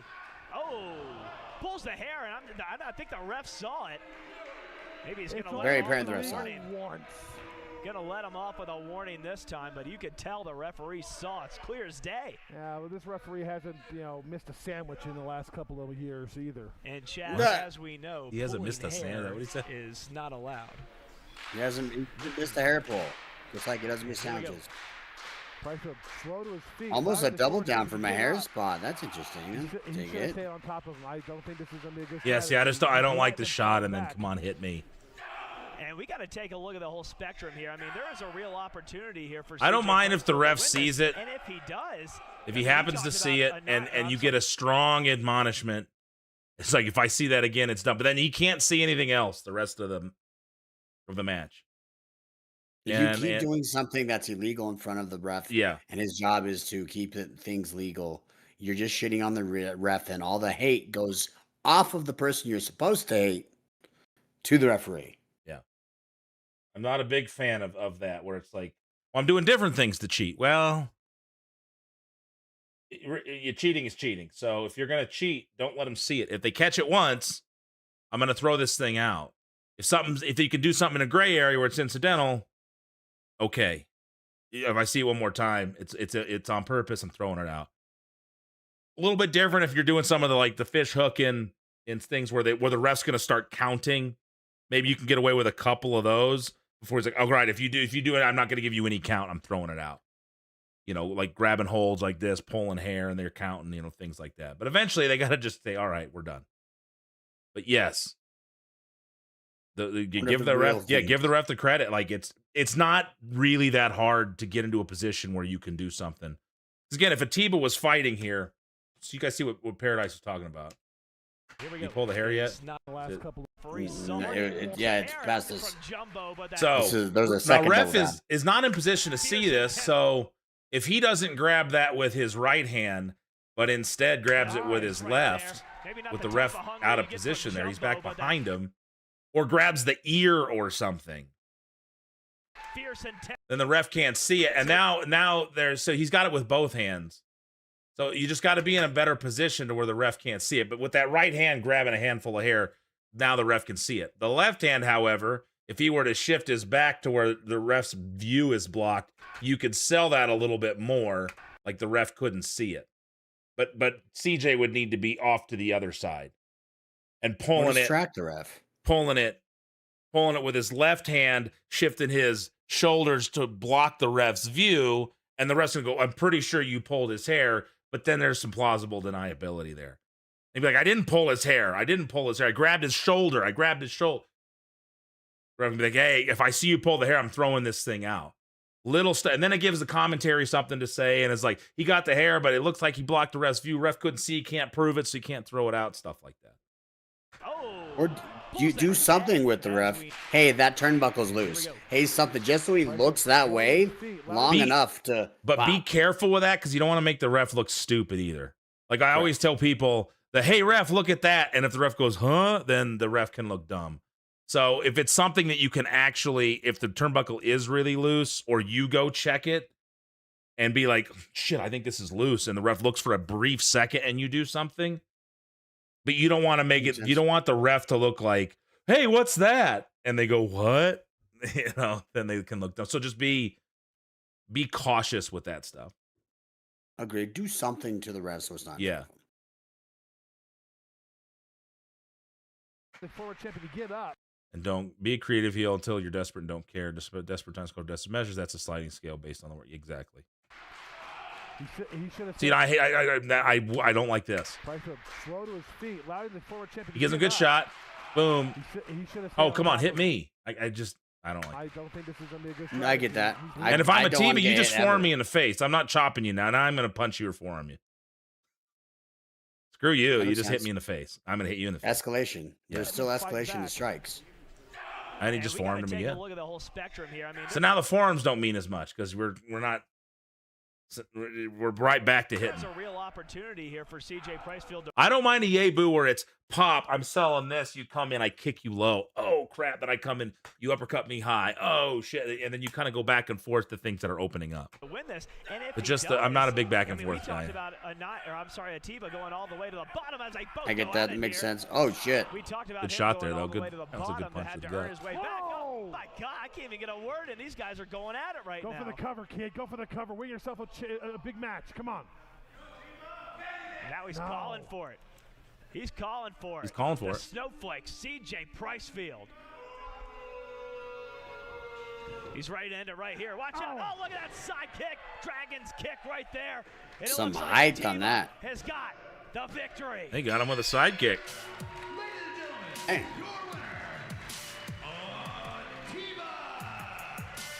Atiba, very different match that he wrestles now. Off on track for that Rocky Mountain Pro title, and I know Chad, you got to be. But you can see his body being different. You see his work different. Cheering for the former champion. That's why another reason why I love Rocky Mountain Pro, to see the progression of these guys. You want to see the most funnest tag team on the planet? Hey! 6-man. The Bruce Wayans. Are we working them? Oh yeah. How come you don't take off your shirt when we wrestle? Because I don't look like that anymore, and that even wasn't that good. That's right. It's the most funnest tag team on the planet. Mercury Aiden and Curtis Cole. And they got a special who's your Trina? Partner they're going to be teaming up with here. Do you have a third coming out? Oh, this is a 6-way. Chongo. This is going to be I like Trina. Trina Scooter. Hey, thanks Lilith for the follow. It only took her 8 years to follow me. There you go. Thanks, Lilith. It's clear that referee Dewey Larson's lost control. He's had one too many Twinkies himself. This is out of control. Doing his own Karate Kid imitation. Dude, Titus making all the fat jokes, like, taking shots at people. God, look at that kick. He's the heel commentator. Just shave abs in. That's what my wife says. Just shave abs in, Yeah. Matt. That's what you need to do. I'll work on it. Chongo Bronson. Oh, look at that. I can stop kick. eating like such a That impact just I hope put him Chongo's right into okay. the corner here, and now he's calling for another shot. I hope He he's okay. lines up into the huge forearm. We'll leave it at that. I hope he's doing well. He always treated me well. We had a little fight one for the Twitch title. I think so, yeah. Back when you guys had the Twitch title. Answer for you, but what a huge clothesline there, and Chongo Bronson. And I gotta tell you, this guy has all the tools to even. I mean, you're talking about. Do you guys have You guys have matching headbands? You guys have matching gear too? Yeah. Oh yeah, do. we had all matching gear. And I know right now, with his mind set on the guy like Severin, Lilith Grimm. could be in jeopardy. I have ADHD. It takes me a while to find things. It is, this game is all about so many things that you have to balance out. One of them is the Thank you, mental Lilith, game. for being here. Bronson has the We were mental just game. breaking down a At this match, point, and then the funnest tag team you came guys on, have and a we're like, chance for a championship. Scary I'd thing like is to that go you see put my that competition together. of, hey, We need if I'm trying to somebody be the who's best going tag to team really partner, give him guidance. Don't tell me What you're do I have to advocating for him be? Team up with the likes of I mean, they got matching gear, so I already know Well, that's which not tag gonna team happen. partner Matt likes A better. manager who could be there to guide him. Somebody maybe with experience guiding MMA fighters to titles. I don't know. Well, he has a little experience here with Mercury, and Curtis Cole in the corner. Ooh, one count only. And now Young final boss. There you go. Again, I love it. wrenching I down love on it. Chongo Bronson. I'm not sure if I love that hold really, but Final boss is just taking shots to open it. I do love the final boss. No doubt about it. And here we go. Final Boss has had a lot of success early on here at Rocky Mountain Pro. Probably one of the core pieces of the triumphant, and they're probably a good reason and indicator for their success. He just shook his leg there. Maybe slowed it to the cover for their success. And yeah. He's like, yep, and okay, never mind. they're probably I mean, you just dropped somebody on it, so that makes sense. Yeah, all right. It's like he was just getting off the toilet and his legs fell asleep. See it? And now maybe slowed it to the cover. He just there. dropped a giant man on his leg, so Yeah. that's that residual selling. By Bruce Wayne's. I'm here driving to OVW being annoyed by Preston. Again, Are you in the same car as that man? I'm so Why are sorry. you hanging out with We're Preston? talking about the new tag team champions here. That's in funny. Bruce Wayne and Vlad Balashaw. Hey Heather, how it's going? Oh, hey Heather. already with the rematch clause being invoked by Mop Boy. 2 count again. But so did we get one from 2 names that we're gonna watch next week? It's the men that I think we're watching right now. the corner here of Chongo Bronson. He said he sent it to me, but I don't Crowd starting to get behind see it anywhere. Where'd you send it, Chongo Dude? Bronson. He is in desperate. You said to your desperate phone, tag fool. now. Yeah, but Get that I told him to send it to my Discord. TMFTPOTP ready out there to tag in. Oh, okay, there it is. In the Mile High Flea Market. Yeah, that's a toughie. That's why I'm a professional. And catches the arm, not a good place. Oh, misses. Wait a minute, he misses. Oh, a huge tag here to Curtis Cole. Leg lariat right off the bat. And here we go. Knocks Severino and Bruce Wayne's off the apron. You want to talk about a guy who was on fire, former Rocky Mountain Pro Heavyweight Champion, former Tag Team Champion. This guy is moving and out. Yeah, that's a whole lot of Mercury movement so now in the far. ring. Oh shit. Little tag team Let's see, action. there's These the guys tag are team hot as a stuff. blade. And I'm sure they're looking for a little redemption after losing that tables match at Supercharged 2. Well, one thing I will say about Mercury Yaden and Curtis Cole. Okay, they so are something very we do a well version of organized. that. Only a one All right. Too close to the rope. Vlad's too smart for that. for that tag. But Curtis to no Cole's got to get avail. out of there. He's been in there a long time. And it's interesting to see just how short Did of you a just fast time forward it? that Vlad No, it and was, Bruce Wayne's commercial have been break. Working together Gotcha. and how successful they've been. This is when we were on K3, Well, I so got to give it to Corrente. He's but the commercials aren't very, on very the intelligent. YouTube When area. you sit with him just for 5 minutes, you see that. He knows pro wrestling. Good job He telling knows the story how of to a train pin people. or a He's cover put or these two on a going great for a path tag. together. It's almost like he's had a conversation with an evil genius or something. It makes you I don't wonder, doesn't it? know. And now, speak of the devil. This is when we saw the Lucifer incandescent himself lights. Back in the ring here. Why do you got to insult the guy? I think Those he the purple ones over there? understands Yeah, those have the Means little street. He wouldn't even the deny gel that. packs on them to make them Sitting purple. Curtis You can see Cole how with hot rope. the Oh, lights tag him are down. because those are He's from incandescent. Rome, Italy. He's on a first name basis with the Pope. And you're Oh, calling I him see Saint- what you mean. So they're not the Corner LEDs here, we not a got good now. Place to be in the corner of the triumphant.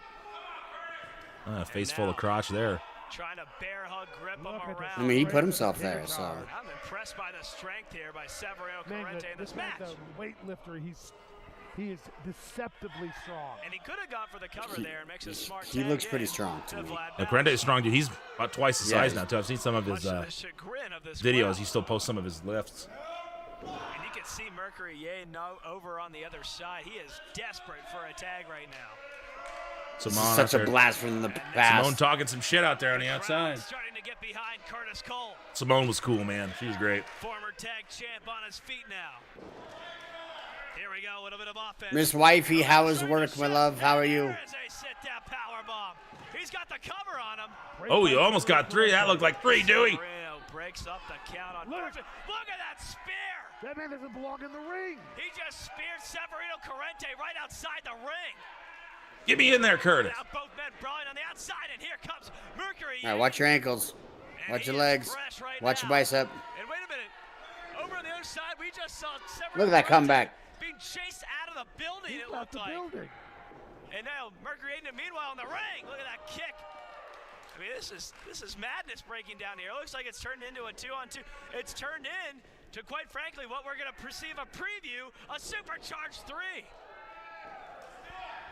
And now, Curtis Cole gets the tag back in. Got a bit of innovative offense they have in store There's a here. little wheelbarrow action. Uh-oh. Wait a minute. On Bruce Wayans, that's a Blocking. that's. He dropped Bruce him ain't right coming in the up. face. Now in position, the count. Got him. Oh, What a shit. huge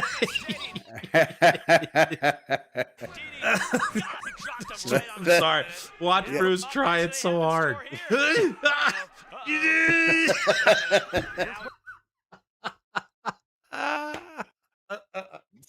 Yes. You could have made that a lot easier, grabbing lower on getting on those hips. For that Oh, wheelbarrow. my Just throw it out God. there. Look where I'm at. Yeah. How much lower you get? Supercharged 3. No, opposite side. I like to go towards the hips. I'm grabbing them Curtis Cole gets hips. the tag back in. My At hands. least for me, I'm pushing right on his hips. Look where my hands are.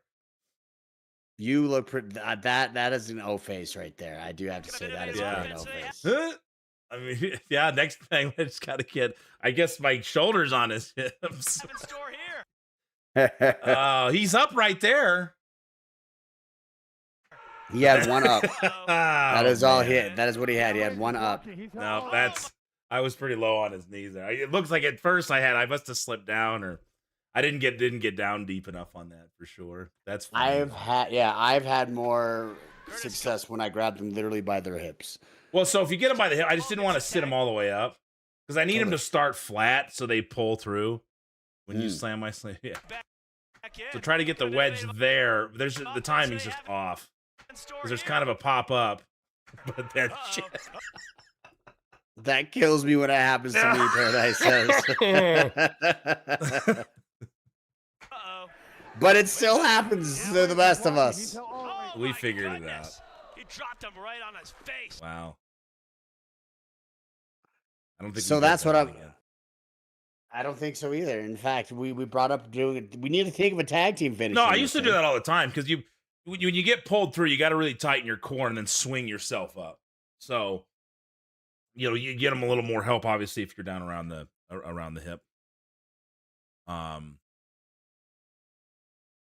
But anyway, I've done that wheelbarrow a lot. I used to take that all the time. That's where it came from. It was called the brain spiller, and you'd get pulled up. That same position Bruce was in, you get pulled up. You'd come all the way through till you were sitting up vertically. And you'd grab the back of their shoulders and then sit down, and you'd take a back bump in between their legs. So that's where the idea came from initially. And it was just to get them face forward so you could grab into the DDT. Right. It looks like a cool move. I'm like, that'd be a fun one. Because that's Mars and I did that all the time. So Mars would pull them up, they'd swing through, and then I'd grab, and then we'd go down into the DDT. But we were off on the timing. I wasn't low enough on the hip. So sorry, Bruce. let's just one more time. Oh, So yeah, right there, I feel like I'm good because I can get some good leverage there with the, his knees in my armpit. And I felt like I had him low enough there with the hands, but as we started to pull through, you can see there's a little movement there. And now, and we were just off. Curtis Cole gets the tag back. Because it's a slide, and then and his arms are around my legs versus pushing off. He gets up there. Now, if he'd have been grabbed right there, it'd have been fine. But it was here, so we're actually up in the right position. But it kind of loses it there because I'm not supporting him because now I'm down. Now I'm down too low.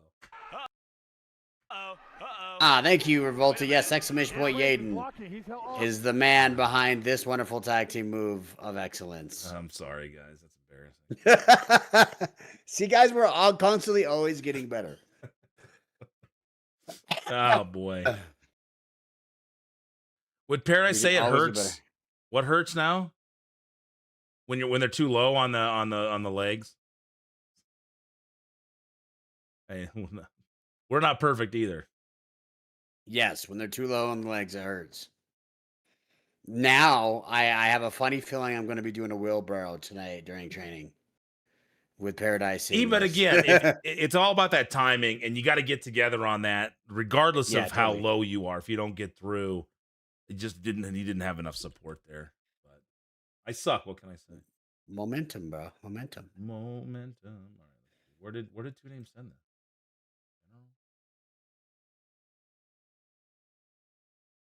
We'll send Matt a tutorial. Yeah, no shit.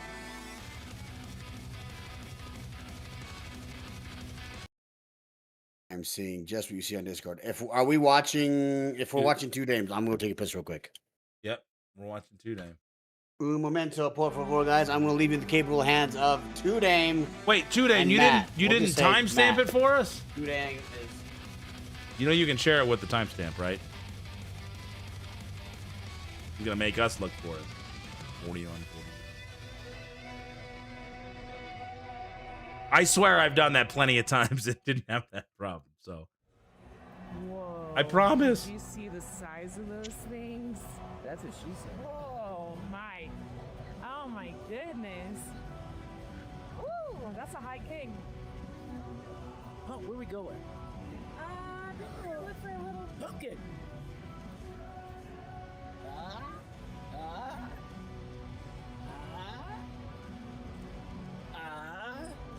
And he needs to go out there and wrestle at All right, here we go.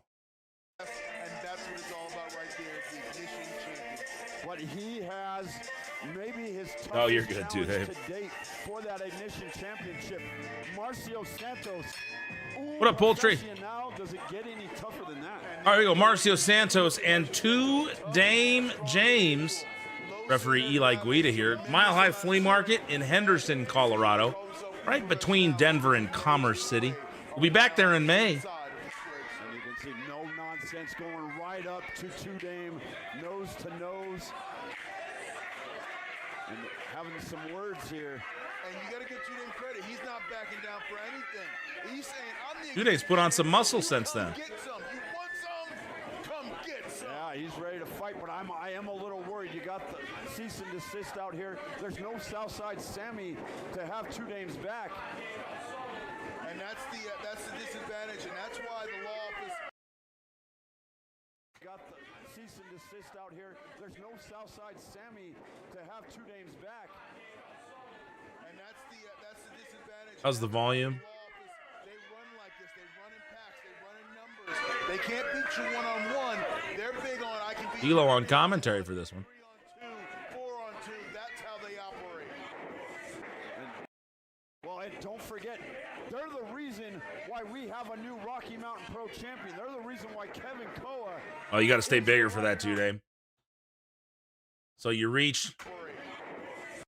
It's underneath you good. Well, and don't forget. Now, as you get picked up, why we have a new Rocky Mountain Pro champion. you got to kick that left leg, right leg out, and land on the left knee. See how you're just completely collapsed. I know Martin's not here. completely collapsed there. You need to land that into that headlock takeover position. So he just doesn't have a lot of room to roll through there.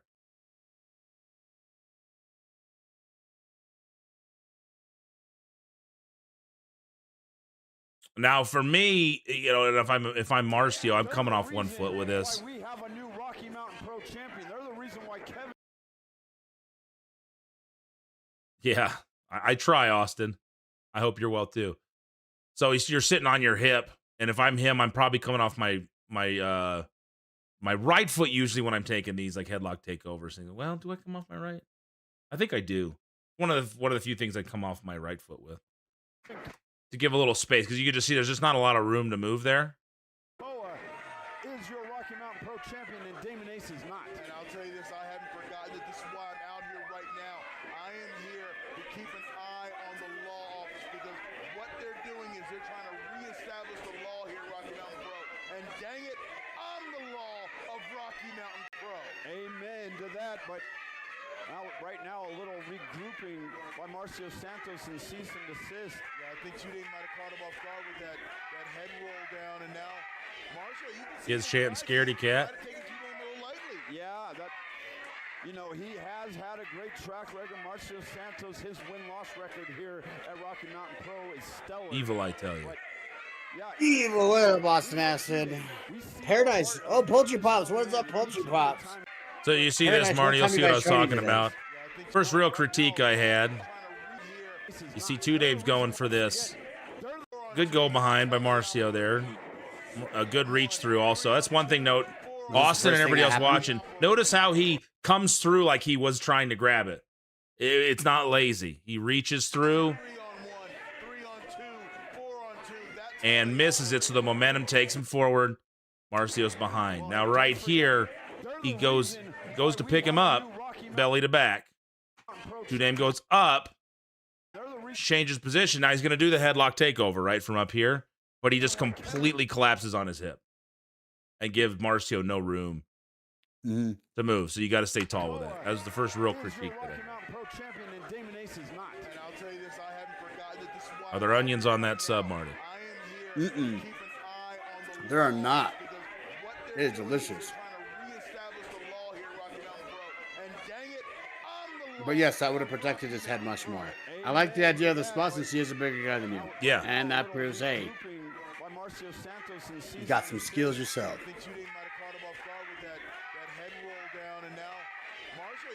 He kind of looks like a shorter, thicker Marty. He's a good-looking dude, so I'll take that. Marcio Santos, his win-loss record here at Rocky Mountain Pro is stellar.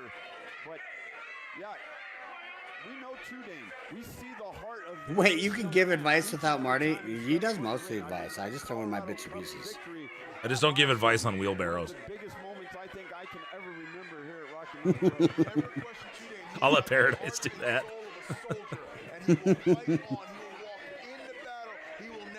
She says good call. Yeah, Marcio Santos, I believe, playing a head games, though, with Tudame, trying to get Tudame to make a mistake. See, and this is good on both because they're all talking to the crowd on, hey, this is the reason why I'm so upset he's not getting in the ring. So, Tudame, you're doing a good job getting everybody else involved, and also... And listen to the crowd, too. Like, they're getting involved. They're chanting scaredy cat. They're not doing anything right here. I'll turn up the volume just a little bit. Tudame, get your gimmick in. Oh, yeah. Keeping his wits about him. And, well, look at this. Playing the same game. How smart is that? And look at him going right up. He's walking right up the cease and desist. Oh, they took his Colorado Cup. And here we go now. Maybe. Now, I don't know if I would have done that, though. You know what I mean, Marty? Finally, we'll get these. Because it's... They took his cup away, right? Yeah, they took the cup, which you want it, but I'd start... Maybe you freak out about it a little bit. Or you grab it from the inside. I don't know. I just think you just got the crowd chanting scaredy cat to him. He's back in the ring. Now you're the one bailing because they've got your cup. I don't know. What do you think about that? It was definitely a momentum shift because you just worked so hard to get him in the ring and then he got out. You kind of bring him back down, but if you grab it, maybe you reach through and you grab it. Now that would have been an opportunity for him to cut you off, too. Mm-hmm. You know, you don't go outside. You see him get the cup. You run over to go to grab it real quick, and then he sees, you know, the opportunity. Bam, blast you, and then you can get rolling. And that's gonna get boo. This crowd especially would have reacted to that, I believe. So a little stuff to think about because you just spent all that time get in the ring, oh my cup. What are you eating there, Marty? Oh, summer. All right, that's whatever that is. He finally will get these two to lock up. Get this match started here. Here we go. Calling up a lockup. Let's rock. I don't believe that Two Dame wants to try to match strength with Marcio Santos. No, that's a failed strategy right there. And that's what he's got to do here is use some Gonna have to work that a little bit longer. Try to fight out of that a little longer. As quickly as possible. Amateur takedown there. And now the leverage game. Two Dame has got the advantage here with the double grip, double waistlock grip here. You don't see that very much in a Marcio Santos match where Marcio is getting bettered by an opponent. Whoa! So that's what we were talking about with Sean earlier. It's a defensive thing. More often than not. He's getting out of the way of Marcio. Much in a Marcio Santos match where Marcio breaks it. Paradise says, not the biggest fan of waist like a person so much bigger than you. I get it. But I don't mind it if it's sold right because I've wrestled guys, you know, for real bigger than me. I can still get them in a waist lock as long as I can get the arms around them. If I went behind Otis, I'm not going to get that. But you're still wrestling, so there are certain things you're going to have to grab, and he got around to it and got it locked in. And you can see the frustration in Marcio's face. Yeah, you see the what the hell? Oh, God.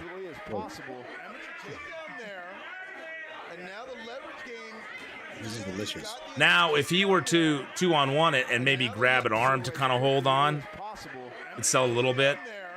More as far as he's got to grab something else for the leverage, but it was a good trip that was there my with wife. that. Everybody say what's up to my wife. Hello. No, but also if I'm in a big fight, and if I'm going to fight somebody bigger than me, he can't hit me as hard if I am close to like that. If you're close, you're behind him. You can't. Yeah.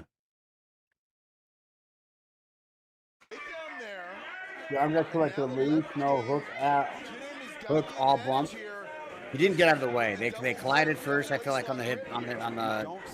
Now to Paradise's point, though, the one good thing here, because he's got the thicker waist, he can now break this out, and he gets away a little bit easier. Shoves him back, charges in. So there was a little bit. Well, yeah, you got to win a little sooner. He got out of his way. Yeah. Marcio didn't go straight over. Marcio kind of went to the side, which is a goofy bump. Yeah. Yeah, he's out of his way on that one. Yeah, he's out of his way. Yep.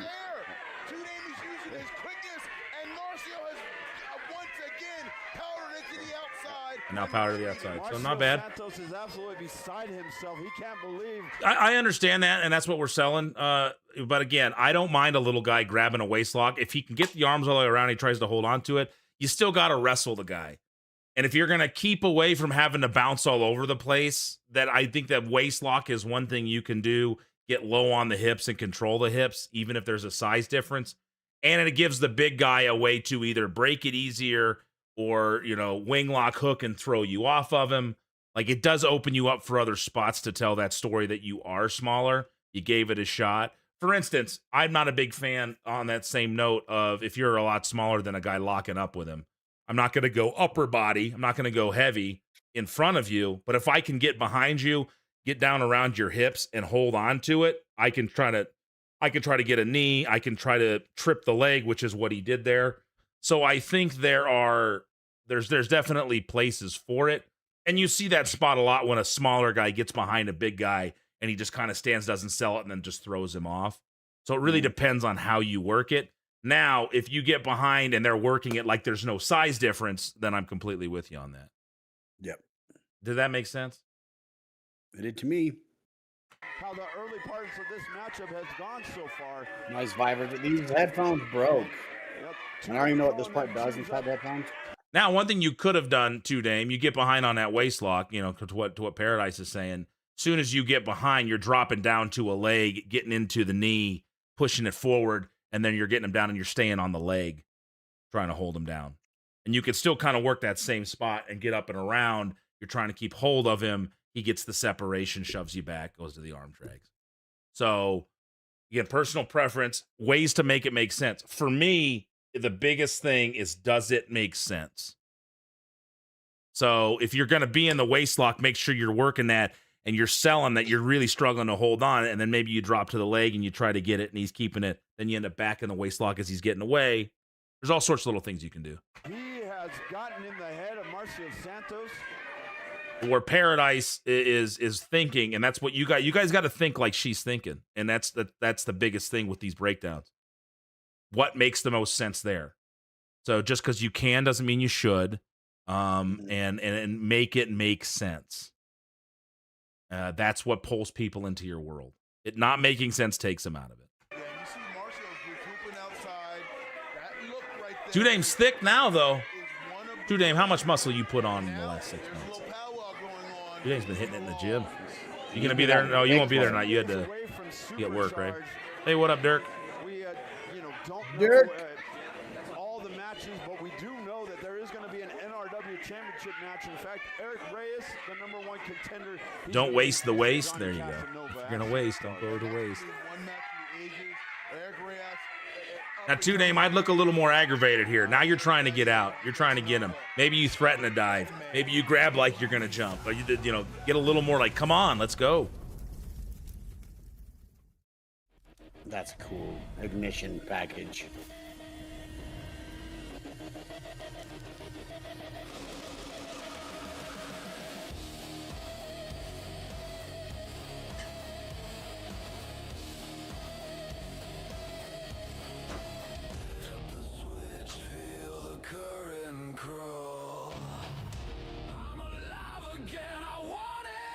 Supercharged aftershock.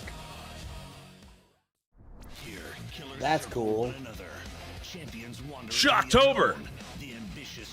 Available on YouTube if you haven't seen it. It wears a crooked smile. In a tale of two killers, the Orientation Preston does have a crooked smile. defends against the killer instinct Kevin Koa. We learn that even beasts of prey may one day devour each other. In a journey into the unknown, Johnny Casanova, the NRW champion, stands across from the wild card Anaya. The destination may be unknown, but certain chaos is guaranteed. You've been getting your ass kicked in this trailer. Yeah, right. It's not been a good trailer for me. The Lockets championship against Funkin' Morgan and Big Daddy Mo. 3 enter. Revoltcon has a question for you, bro. I don't know the answer. I have a question. You might be able to answer this. Was the cease and desist logo? It's you'd have to ask them. I don't know. I'd have to ask them. Not on my end. But. The wily veteran Johnny Casanova always has something planned. See you, Poultry. Appreciate you being here. Later, Poultry. Good seeing you, my dude. I heard I'm going to see you on the 24th, the 5-year anniversary. I saw an alien earlier. I've seen Crypto, the super dog. Yes, I've seen it all here at the Mile High Flea Market. I even saw a Donald Trump Doggy Trump. Wait, what? Yeah, I saw Doggy Trump earlier. Did he have the hair? Yes, the hair and the tie and everything.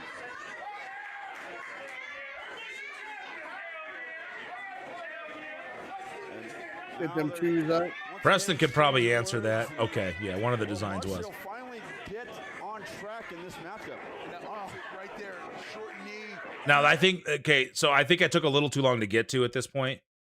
We've done the get out of the ring. We've got him fired up. As soon as Marcio gets in, I just sort of was like, yeah, come on, let's go, and then cut him off. I just think we stretched out the, look how much distance you guys got. Nothing can happen from there. And you hear how the crowd kind of, because they're just like, okay, well, nothing can happen from here. So you don't want to overdo the out of the ring, in the ring, out of the ring stuff. If it takes too long, you're going to eventually lose them. On track in this matchup. Right there, short knee. And now, Marcio, this is the game he wants. But now we're getting some boos. We're getting like, oh, come on. Marcio is taking it right now, too. Two-Name Jane. Absolutely, and he Or Two Dame, he comes popping in, right? Because he's been outside of the ring again. And you go charging at him, so he's there waiting. He gets in, you should be ready. Bated breath, dude, you're ready to whoop his ass. He's back in, here you come, and he hides in a corner, and the ref gets in there, you know, because he's in the corner, and then when you back off, he charges out and hits you and cuts you off. Then the crowd's like, oh, you piece of shit. Versus coming in, waiting, clapping, here we go. Like, it just took too long. Would you agree, Marty, or did you have another way you'd do that? Or would you do it the same? You can shorten it up. The point has been put across at this point. So yeah, you can definitely speed it up. If you're gonna do something into this, like get them chanting, put my twos up, or get my twos up, or something with the two, awesome. But right now you're accentuating and putting exclamation points on the exact same point you've made before. Once again, exchanging words. It feels like a restart, exactly. Get on track in this matchup. Right there. It just takes too long to get there, and versus cut him right back off. So now you guys did get him back. Absolutely, and he is in control, just stomping away at Two Dame, wearing him down. And if you notice where those kicks are landing, it went from one side hitting on kidney shots, and when Two Dame rolled over, it went to the other side for the kidney shot. And look at that cheap shot already by cease and desist. It was kind of a missed opportunity earlier. Right there, you got to hit him when the rest backs to you. One shot, let him go. Yeah. Just took too long. Now you're right there in front of him. Yeah, that's one thing that we struggle with. I see a lot, and by we I mean on the indies. You take too long with the ref distractions. The ref can't take that long. The crowd needs to see. The crowd needs to see distraction, advantage, and then back to it. Don't rush it, but also don't stretch it out forever. This is a pretty quick. Like, once the ref's back is changed, you got a couple seconds. If you're going to get a quick choke in or a shot in, you got to get the shot in without the ref even close to be able to catch you. The ref's going to turn and see something happen, and they're going to assume so they can go, hey, pretty sure something just happened. But I didn't see it, so I can't do anything about it. But if you take too long here, like, there's your shot. Like, Two Dame took a swipe at you to get you to do it, versus you just taking advantage of the referee having to pay attention to Marcio. You get the shot in. That's much more heat on you than Two Dame seeing you, swiping at you, ref still waiting, and then he turns around right as you're throwing the shot. One side hitting on kidney shots, and when Two Dame rolled over, it went to the other side for the kidney shot. And look at that cheap shot already by cease and desist. And, wait, I kind of almost think he was directing a little towards. Now you get him. Now you mess him up. He's giving you a chance to do that way earlier. Wait, I kind of almost think he was. Yeah, on him now. On him now. Now, yeah, huh? Because here's the thing. Here's the problem with that with Eli. Now Eli looks lazy or stupid. He just kind of caught something because he tail end of something. He knows you guys are out there. And then he turns around again. Marcio does this. Eli gets him off. But Eli really, now that that's happened and he thinks something could happen, it's got to be a quick get back, and then he's back. But to walk back like this long, trying to give you some time, you're making him wait too long before you do this. That should be as soon as he turns his back. Now you're doing it. Well, actually, as soon as people realize he's turned his back, then you're doing it. Because I always like to give a second for people to see exactly what's on. You see that Two Dame what Paradise said? Protecting your neck there?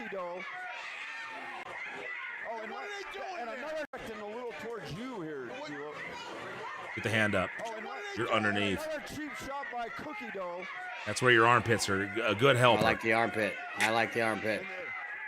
This is what we're talking about with the law office, This is why they run in numbers. Especially if Cookie can get that grab, pause, change gear, snap, you get down on it, and then you snap back off of the ropes.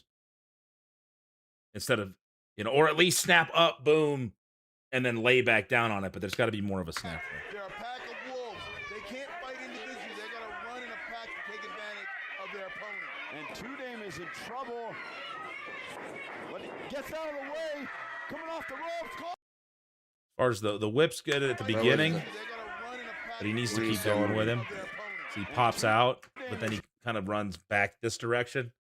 I'd let him go first before any pop back if you're trying to get momentum, because you just kind of let him go there. Mm-hmm. So you got to really push through with that. Yeah, he's not using his hips to throw you. Yep. He uses big shoulders. You got to, two name hits that. Good timing on the move out of the way. Good placement on the clothesline. He doesn't go down. Marcial's rock. Marcial's rock. He's reeling. Still not going down. Oh, and Two-Name out to the floor. Take a look at this. He's stopping away. I love that. That was a good spot, but again, it's taking him too long. Double team going on. If he'd have done the grab first, he sidesteps it. Because here's the thing, he sidesteps him. Why is the ref paying attention to him? Right. Now it could be Marcio's turn to be distracting the ref. Yeah, like he's just paying attention to it because Marcio didn't do anything illegal there. You can sidestep a guy, and he can if momentum takes him out. So the ref's talking to him. So if Marcio sidesteps here, he doesn't go down. Marcial's rock. I think gets the ref's attention. Yeah, like he needs to stay in position. Marcio sidesteps, boom, sells over to the ref, like sidestep, spins around, and then bumps into the ref, gets his attention. I'm not saying put your hands on the ref off, like you shouldn't really be putting your hands on the ref, but if there's some incidental contact or he grabs the shirt briefly and the ref's like, hey man, don't touch me, and then he starts cutting a promo on him for a minute because he gets a little hot, maybe. But the problem here is the ref just walks over to him because why? That's Because what it calls wrestling. for, and now we need time for his guys to beat him up on the outside. See, so now the even ref if has you're to like, take yo, ref, come check out my eye. I just poked my eye. He just poked my eye on the way out. And so he's checking out your eye while all this is happening. yeah. So there's a reason. Side up. Oh crap! What? So then he grabbed. Don't touch me, but whatever. And again, he's out a couple stomps, and then you get him back in because Eric's holding his hands up, but the ref's not looking at him right now. Mm-hmm. Who are you holding your hands up for? There's a double team going on. Now he grabs him, and he buys him a little more time, but he should have done that towards the beginning. Right idea, could have been executed more efficiently. Yeah. Hey, what up, Amari? How you doing? I'm doing good, man. Just something to give the ref a reason to look at you and not the guy that just tumbled to the outside where there's two guys that he knows are probably going to beat him up if he's not looking. You take the heat off of you and put it on the ref. The refs are there to help us, and they're great allies. If refs are utilized correctly, unfortunately, I don't think they are a lot at our level. That's what we really try to focus on here. So we need to do them a solid and not make them look like they're incompetent. Here we are. What was that? That was last week. But here we are. Yeah, but here we are. Oh, that was so funny. I didn't have a reason. Well, here we are. Inside joke. The charge champion, King Koyama. Yeah, Paradise. It's a problem. And I think he might have come out here to get a closer look at this. He's probably watching the monitor in the back and said, you know what? Maybe I can kind of even the odds a little bit. And Two-Day now. Two-Day fighting back. Oh my goodness. That elbow, I think that knocked some teeth out of Two-Day. Don't forget your residual cell. YouTube's just holding you down by your face. If you want to throw in those shots and hit the rope, you could have sold the face on the way to the ropes as well. Another thing too, and I've been guilty of this a lot. I've called this to people a lot, and this is something you gotta. This is pretty standard. I'm getting away. So 3 shots. We always say anything but 3. There we go. 1, 2, 3. Here we go. One big one, a good one, and then a really big one. Maybe it takes 4. I don't know. Boom, boom. Get in position. Boom, boom. But 1, 2, 3. Just little things to think about. Anything but 3. That was an old joke we used to have. Now the shot, or even a shot to hit the ropes, and then you get caught off the ropes. Fine. You're trying to get some momentum. You're getting away. You're trying to get some momentum, knock him down. So other things you can do, and this is just one thing you think about. You give him the shot, boom, he comes loose and you get away, but you don't hit the ropes. And then he winds up to try to hit you again after you get away, and you duck underneath, hit the ropes, and then he spins around and cuts you off, and then sells what you just did to him for a second. Gives you a little bit more that looks like you're not just hitting the ropes to get cut off, if that makes sense. There's a reason you ducked, and then you ran into the ropes because you're trying to catch him off guard to get some momentum, and then he cuts you off, versus just bomb, I'm going to hit the ropes, cut me off. Yeah. Anything to add to that, Marty? It's a pretty standard thing you see a lot. It is. This is a very standard thing you see in almost a lot of wrestling matches. There's ways that you could do it to tell the story with more depth, and that's what that would be. Was the exact same spot outcome, but just telling the same story with more depth. You give him a big shot, and you hit him in the ribs. That hurts. Marcio goes back, you piece of and he tries to knock your block off as you're still kind of selling back. You duck underneath. Here's my chance. And then he cuts you off versus just cut me off. So think of little ways you can make that exact same thing not the same every time and not look like you're just trying to get cut. Or maybe you don't get cut off and you actually do duck underneath the attempt to cut you off, hit something, and then find another way to get cut off right after that, and you get a little bit of hope on it. All of those could be options. And this just happened in a match that I did. It was a cut off immediately. And there's a better way we could have done that. So, again, we laugh about the hips thing and the attempt there and say, we are not perfect. We make mistakes all the time. And we try to clean them up. So these are all things that you can see in hindsight that are harder to think of when you're in it. But with reps and a lot of training, it's going to be easier for you to think of these things and naturally feel it out. And we say this by also saying that me and Matt have made it a point to make sure we get on Discord sometime this week and watch our last match so that we could go over our stuff personally, because we're, between the two of us, 40 years into this, between our experience.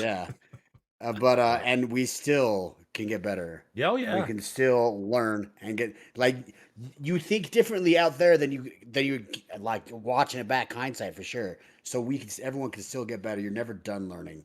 You're never done growing and getting better. I got you. That's why I wanted to do this, to get more ideas for what I could do better or add to my matches. Depth, man. Going back, I love going back and watching my matches to critique myself to get better. My biggest critique that I always continually give myself is that I don't take enough time between things, and I can take more time to tell a better story, a longer story.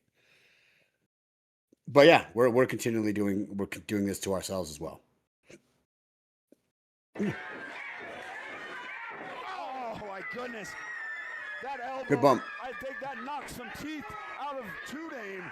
It's a great spot, and there's a reason why it's a great spot and works 99% of the time. And to the point, and does maximum damage. And notice you're trying to get up. You see your face? If I'm a kid right there in the front row, I can see your face.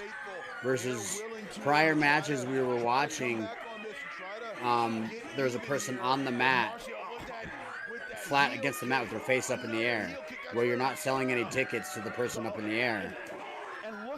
So great job on working up.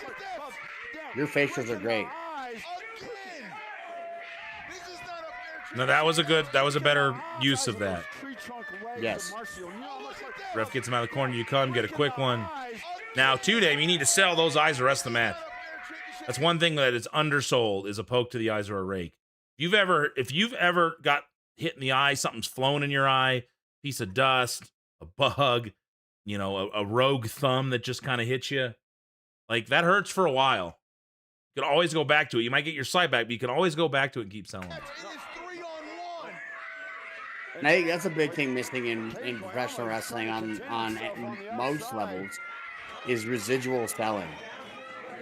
Just, hey, this body has been worked on, just like a video game. So my head meter is a little bit more yellow than it is green. So I just keep selling my head.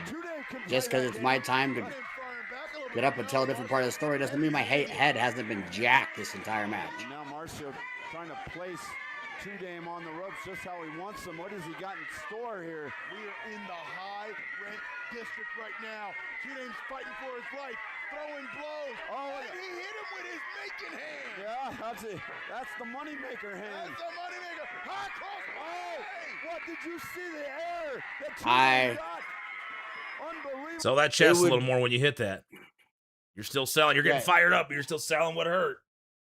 I still think that pimp hand you can make a bigger, more accentuated spot. More you can make that pimp hand bigger. Well, and another thing rather too, than on throwing that it in note, like another strike. that is a signature you. Yeah, he disrespected you with his slap, right? So you're up. You're still selling. Oh shit! And then boom. That's gonna wake you up for a second, and you're gonna go, motherfucker, slap him back. You get hit, and then boom, and that wakes him up. You're still selling though.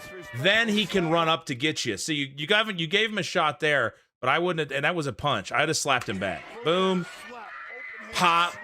He goes back. Ref's checking it. Now he runs at you and he jumps up onto there to try to hit you instead of just climbing up, right? You gave him a shot and he had to cut you back off. But he could have then run back and given you, instead of a slap, a pop forearm punch. That's going to slow you down a little more. Then he tries to come up. Now you grab, you get the big pimp hand up, let him see it. Boom. And then you give him the backhand. Is that what you're talking about, Marty? Uh-huh. Accentuating the thing that's signature about you. Two-Dame on the ropes, just how he wants them. What has he got in store here? We are in the high rent district right now.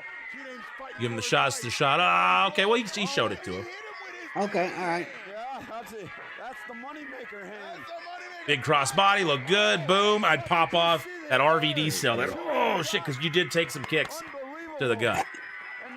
You can still do all this, but sell that. Nice crossbody, dude. Bigger. I wouldn't go to whip him off. Try to throw him into the ropes. Marcio stops the momentum, rips him into the ropes for himself. To Paradise's point earlier on the waist lock with the size difference, this is one of those situations you really got to think about that size difference. You need to use some momentum. Don't whip off just because that's what wrestlers do. You could have him run at you, and you could go under him. You can go over him. You can sideswipe him. But you just got your ass kicked handed to you by 3 different people. Or where to the point is now you're excited that you got back up to standing. So he's a much bigger guy than you, and so just size-wise. Here comes the big jump. Like Marty said, make that a little bigger. Big jump, pop. He doesn't go. And you follow up with a clothesline where you don't leave your feet. So you did the bigger one first. So if you're not going to leave your feet, start with that clothesline. Bam, doesn't work. Jump one doesn't work. Boom. But now Marcio stumbles back. Instead of grabbing him, have him charge you, sidestep him. Now, if you guys were looking for that blocking, I think there's a better way to get to that. I like that he stopped you because he is a bigger guy. And we give this shit of anything but 3. The rule of 3s is that there was progression. There's a smaller thing. Okay, I got a little bit because that's the space that I got, but now I got more space. So now my punch is getting bigger. It progressively gets bigger. So like what he was saying is, hey, you hit your clothesline second, but the first thing you did was jump off the ropes and give him one of those. At least give him another one of those. That's even bigger. Yeah. Now the thing is that, then it's bam. Oh shit, I couldn't get the. Now let's try something with more momentum. Bam. Now I got him. Oh snap. Now I got him. So now he's pissed off. So now you can take an oh shit second of creating a moment of staring at each other where oh shit, now he's running at me. Now I can sideswipe him and get to the same spot you're going to now. And now looking at this spot, you hit him. Now, if you're gonna do if you're working towards him stopping you, then either he charges you, you try to sidestep him, and he gets your arm like a do-si-do on the way through, spins it through, stops, then cuts you off. Or you're the smaller guy. You're taller, but he's thick. You gave him the shot. He's already stumbling back. That's where you use the ropes to your advantage. You run at him, grab him, push him back. Now you're trying to use the ropes to spring him off. You're getting help from the momentum of the ropes, and he holds onto the ropes and blocks it. You get the same effect, but it makes a little more sense with boom, bam, that didn't work. I'm going to charge you. I'm going to run you. You're already stumbling back. I'm going to run at you and push you back into the ropes, but you're going to get it hooked and block it, then cut him off. Versus just grabbing him and trying to whip him from the middle of the ring, which shouldn't work with the size difference. Because you're right there by the ropes. You could have just pushed him into it. Try to get a little help from that. And Marcio there gives you the shot. I wouldn't then extend. Boom. I'd just grab you back of the neck right here. I've already got you and shove you into the ropes because he is bigger. But again, that's not a big deal. That's still showing that he's trying to get some momentum there. So not a big deal, but I just think it'd look more powerful. Bigger, stronger hits. Yes. I'd have stepped in a little closer if I'm Marcio to get the hit, you know, one step off the rope. Collision between the two. Oh, what a beautiful back elbow. See, I don't know, Marty. That just seemed a little anticlimactic, right? A little flat. Can we go back to 30 seconds on that? There it is. Boom. Cuts him off. Marcio stops the momentum, rips him into the ropes for himself, and a collision between Same the two. side, not much more momentum. Beautiful back elbow. Both men are down. Two Dave's got to get up. Again, another example where you could have had, if he's a little closer and you hit him with the shoulder and he stumbles back a little bit. Marcio stops the momentum, rips him into the ropes for himself. Boom. He winds up to throw something at you. You duck it. He can get a little more distance. You hit the ropes, and then from the ropes, a big jumping back elbow where you get more height. Or you hit him, and then you get more corner to corner. You duck underneath it. You go to the corner, up onto the second rope, jump from the second rope, big elbow. Now you've elevated up, and it makes sense why he's now leaving his feet. Collision between the two. Oh, what a beautiful. That would have made that just bigger, Yeah. accentuated. Both men are down. Kids still liked it, though. Got to get up and tips up. Here we go. Stumbling. Sold a little Hey, lower which back. great. You went back to selling, so that's great. Oh, back elbow. Once again, more teeth coming out. Oh, my goodness. That's like a runaway freight train just running into a Volvo. Man, I thought. Let's see. Something. Oh, back up. I'm thinking he might have butted. Nips up. Here we go. Nip up, selling. I'd go right here. And Marcio should have cut you off. Butted heads when they clash bodies there a little bit. Oh, back elbow. Once again, more teeth coming out. I think he stumbled back a little too far. You get hit, boom, couple steps back, and he should be hitting you right there. Like, boom, fuck, bam. And then Marcio's selling a little bit. Nip up with more urgency for the pop, yeah. Still sell everything, but you nip up, boom, and we're ready. You got to stay on top of him. Once again, more teeth coming out. Oh. You just gave him too much room. It's too much room for you to be looking at him as he's running at you. You need to be cut off as you're turning around. Man, I thought Two Dame's head was going to come off his body. And now, again, Marcio Two Dame to the floor.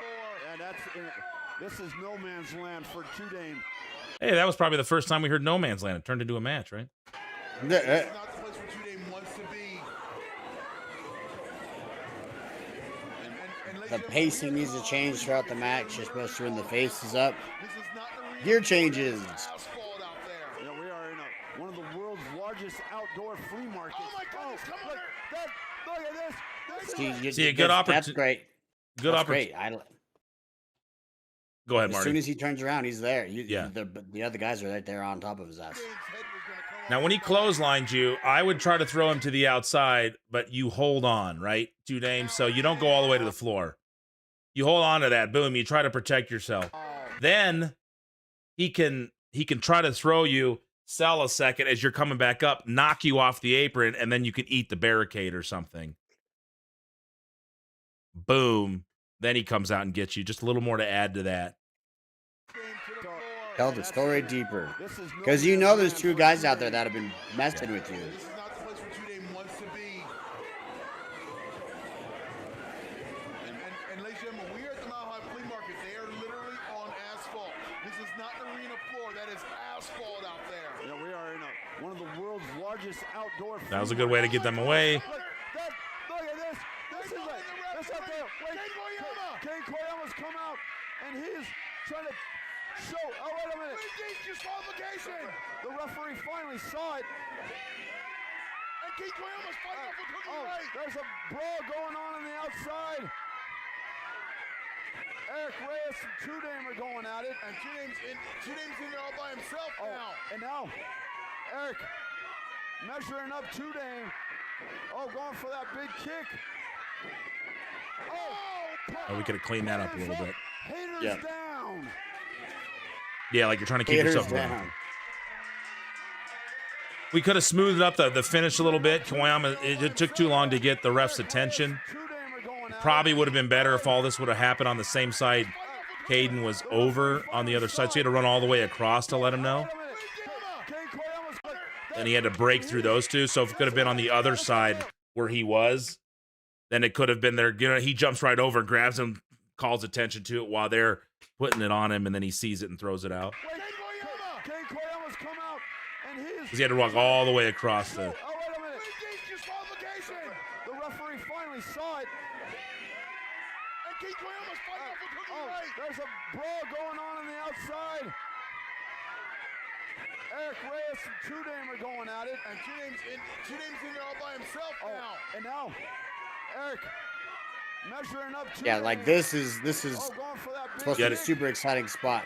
So definitely, he just needs to stay the other way, staying the other way. If he kicks through, he needed to stop there. You duck, boom, you're right into it. If it takes too long, it looks like he's setting it up for you. Haters down. I like the idea of it, though. Yeah. Oh my God! Cut him in half. Kids are Didn't screaming like their that. heads off, though. Oh, man. Boo. What a jerk. You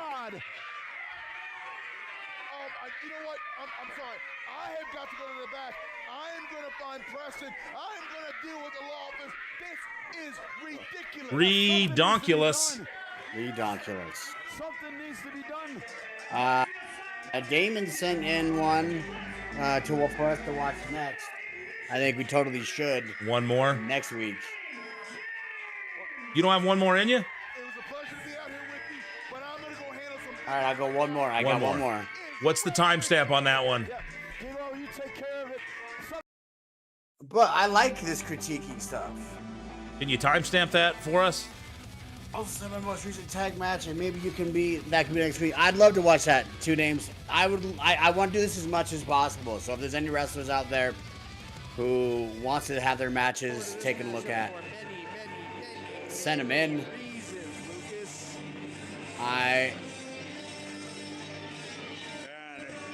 Well, how long is this match, by the way? Yeah, how long is this one? This is probably this is a different Damon Ace than what we're used to.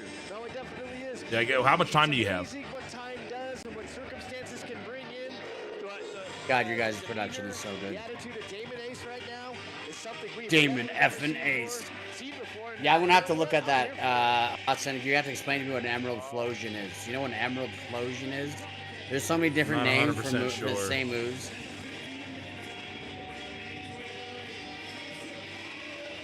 This one's at Stanley. Okay, so we shouldn't go too long. All right. I was like, this isn't me and Damon at beer start. That's like 45 minutes. It's just Damon beating me up for 45 minutes. He's brutal. That's how it should be. Yeah, thanks. He's beating me up too. So. Thanks, buddy. That was a tear, Lucas. He was on an absolute tear. I got a wheelbarrow with your name on it next time you're here. Devious, untrustworthy, You know who's good? Cade's a good commentator, man. When he's done wrestling, I think he's got a future in commentary. Oh, we gotta watch this guy? Is Preston still here? Yeah, Preston, are you still here? We're gonna critique your boys. One thing, we're starting off. First off, I hate your theme music. I hate the theme music, the Power of Orange. It gets stuck in my head. It does. It is an earworm. It is an earworm for sure. I've seen Cookie before he goes out. He's singing the lyrics and he's like, "You with mine." It's just like, I hate you so much. This is a great venue, guys. If you're in Colorado, you haven't been to the Stanley Marketplace, we're back there in February, first Saturday of February. We're growing that venue. It's going to become another beer stop, maybe even bigger. It's a great place. It's all ages, so you can bring the whole family. It's really cool. It's a sweet venue. It's an awesome place. Yeah. They have some awesome food there too. We're just jealous, he says. Damon's gonna kill him, says the crowd. I happen to agree. Damon will kill you. Cookie's yelling at people.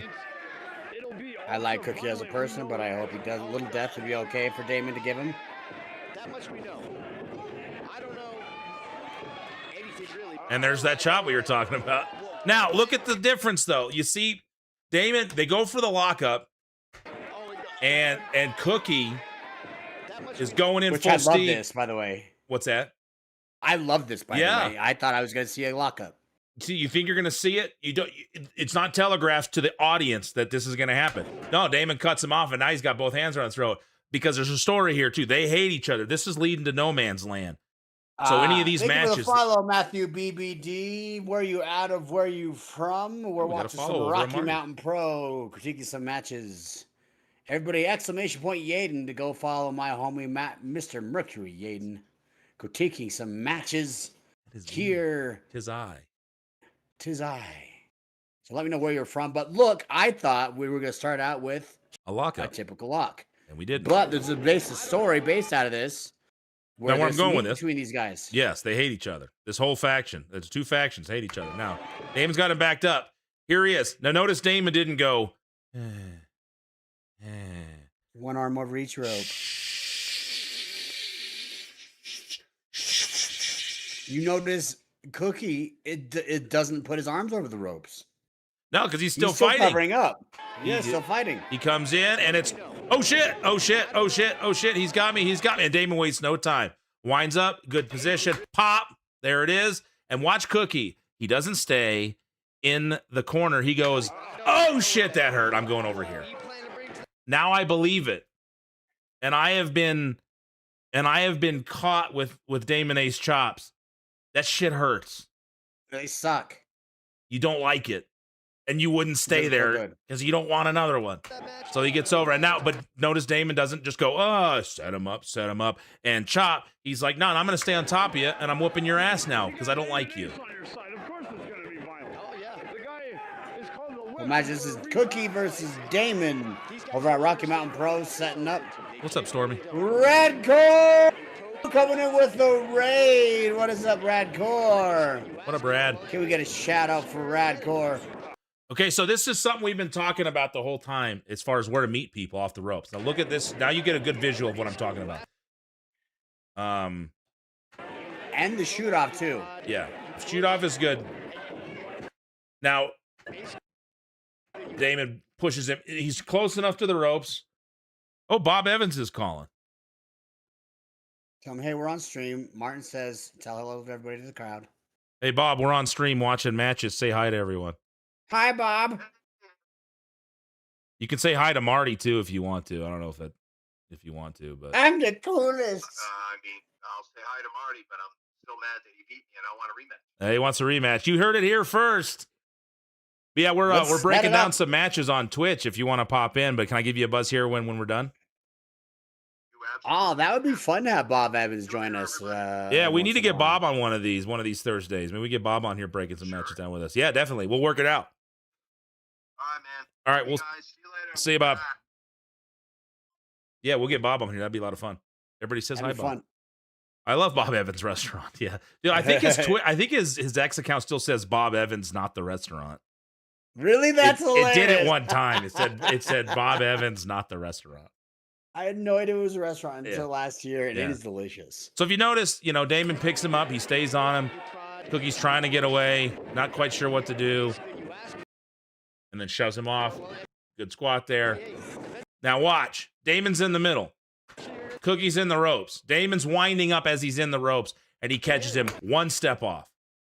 That looks brutal. Everybody can see that. Bam. You got the weight now. And they are. See, and now it's a big move, so now you can take time to gear change. And notice that now. So because Cookie's been selling, blocks it, gets a shot, but does not stop selling what just happened to him. Trying to fight back. Just the face. And Oh, still here you selling. go. There you go. 4 years ago. 4 or 5 years ago. We beat Paul. Every single one of those. Now, Damon, one thing I would have done there, and it's just a little selling thing. He did hit you twice in the face. Well, I will say, you guys are at full strength. So shot right there, elbow kind of caught you in the jaw. And then you see another one, boom. Once you gave him the leg here, I'd have grabbed the face just a little bit as you're setting up.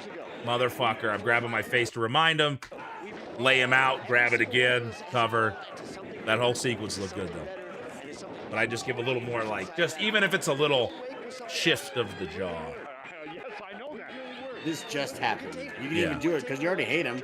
You could even do it where you're like, that really pissed me off. Wow. Good whip again. Nice. See, Look, now he's trying to win. And the story here is Damon's taller. Damon's more experienced. Damon's more powerful. Like, just that's the way he is in the show. Like, everybody knows it that watches it. The story, Cookie's a tag guy. He usually has his tag partner with him. Cookie's a very competent pro wrestler. So he's very successful in singles competition too. But he's now wrestling a former champion, one of the most dominant guys we've ever had here. And Damon keeps getting one up on top of him. He gets rid of him to try to get some space to think about it. But Damon's one step ahead of him. Here he comes. The one thing I'd have done there if I'm Cookie is right now they should be meeting. So once Cookie got rid of him, I'd have closed that distance a little bit more so he can get, again, caught off the ropes. But again, at the They end of the got world. full extension on that shoot off too. Yep. Or at least, let me see if does he wind up? Like, either you got to look like you're really trying to shoulder Damon, but at the size difference, you wouldn't throw Damon off to then try to shoulder him while he's on the move. That's something a guy that's significantly bigger than somebody will do. Whip you into the ropes. If it's somebody that's like Otis's size and versus somebody that's Jay Camacho's size, he could whip him off to then knock him down.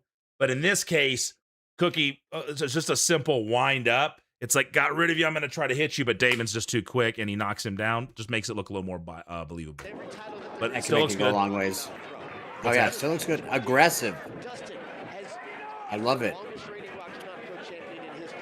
Got that key lock in. There it is. Lock. There you go. See, Damon is, he's kind of a good guy.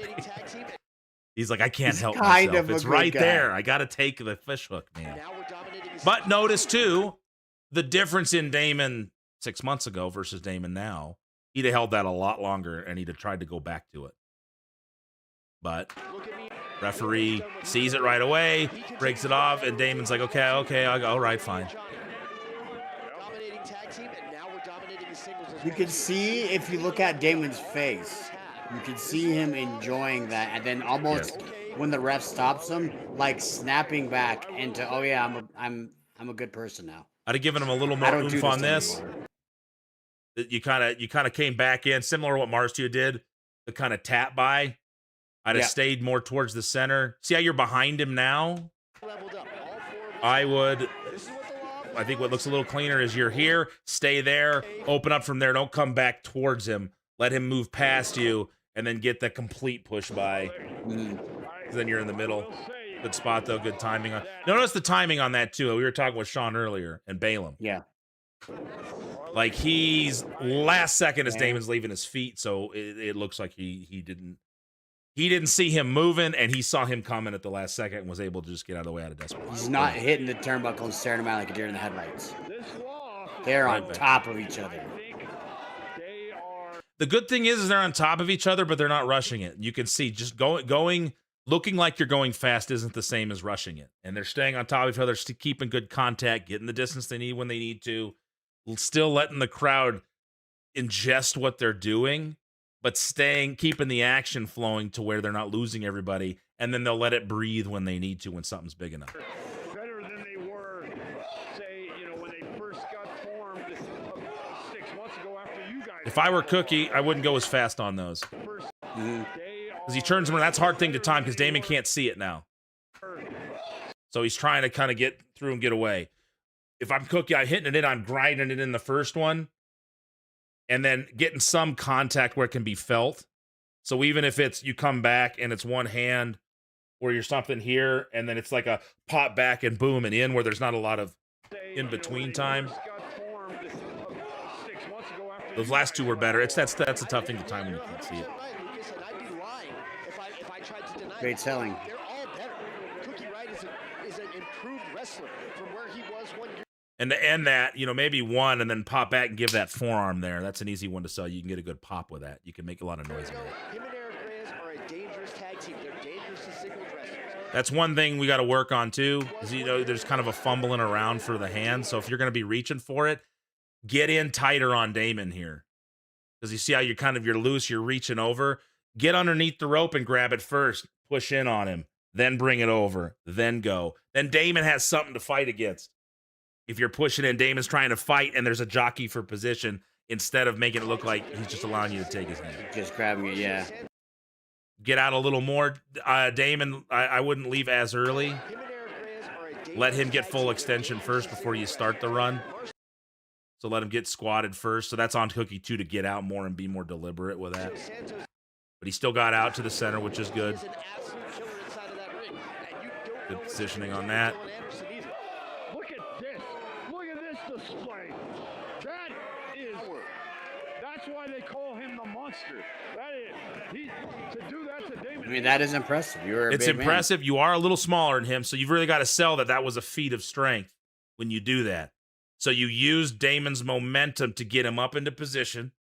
You use the momentum to hit. Once you hit that corner, I'm saying it like he's here, but if he goes back and watch, Damon, you can. I'm like, wait a minute, is he here? But we'll talk about it like it is.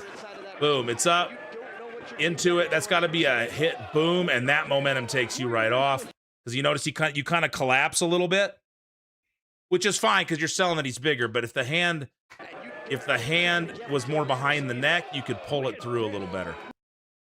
You really got to snap that through before you got to start it. See where the left hand is? The left hand. If it's more behind the neck, you can pull that through. Get around the waist a little bit more. And before he starts to descent down to his knees, you got to pull that through before you start that drop. Otherwise, you don't have a lot of clearance there. So you got to be real careful. Not a lot of clearance, and Damon's good. Yeah. But some people may not tuck their head as much. Damon gets himself through. I always like to tuck their head. Like, I would like to see his hips, his knees bent, and his feet already in one line before you're that low, and then you can come straight down to it. Now, once you hit, you got to sell the shit out of this. Like, you hit, and you should pop right up like, oh, my back. Oh, my God, I can't believe I just did that. But look how cool I am. I just did that. Yeah. And definitely don't like that pin. Because this guy, if you're Cookie, Damon has been whooping your ass. You're not going to pin him like that. You're an asshole, and be an asshole, and I know it's kind of an asshole pin, but you want to end this now because you know the danger Damon poses to you. So even if you've got that pin, the chest needs to be down a little lower, forearm across the chin. Maybe you're hooking a leg, maybe you're not. I'm not as adamant about the hook the leg because I don't think you have to hook a leg to pin somebody. And I do think there's levels to that. You don't have to hook it every single time. But you at least have to put something on the shoulders of the person. So you got to really drive down. Shoulders. Because this confident and the smile, like you were just getting your shit rocked. You caught that out of nowhere. You should be selling that a little bit more.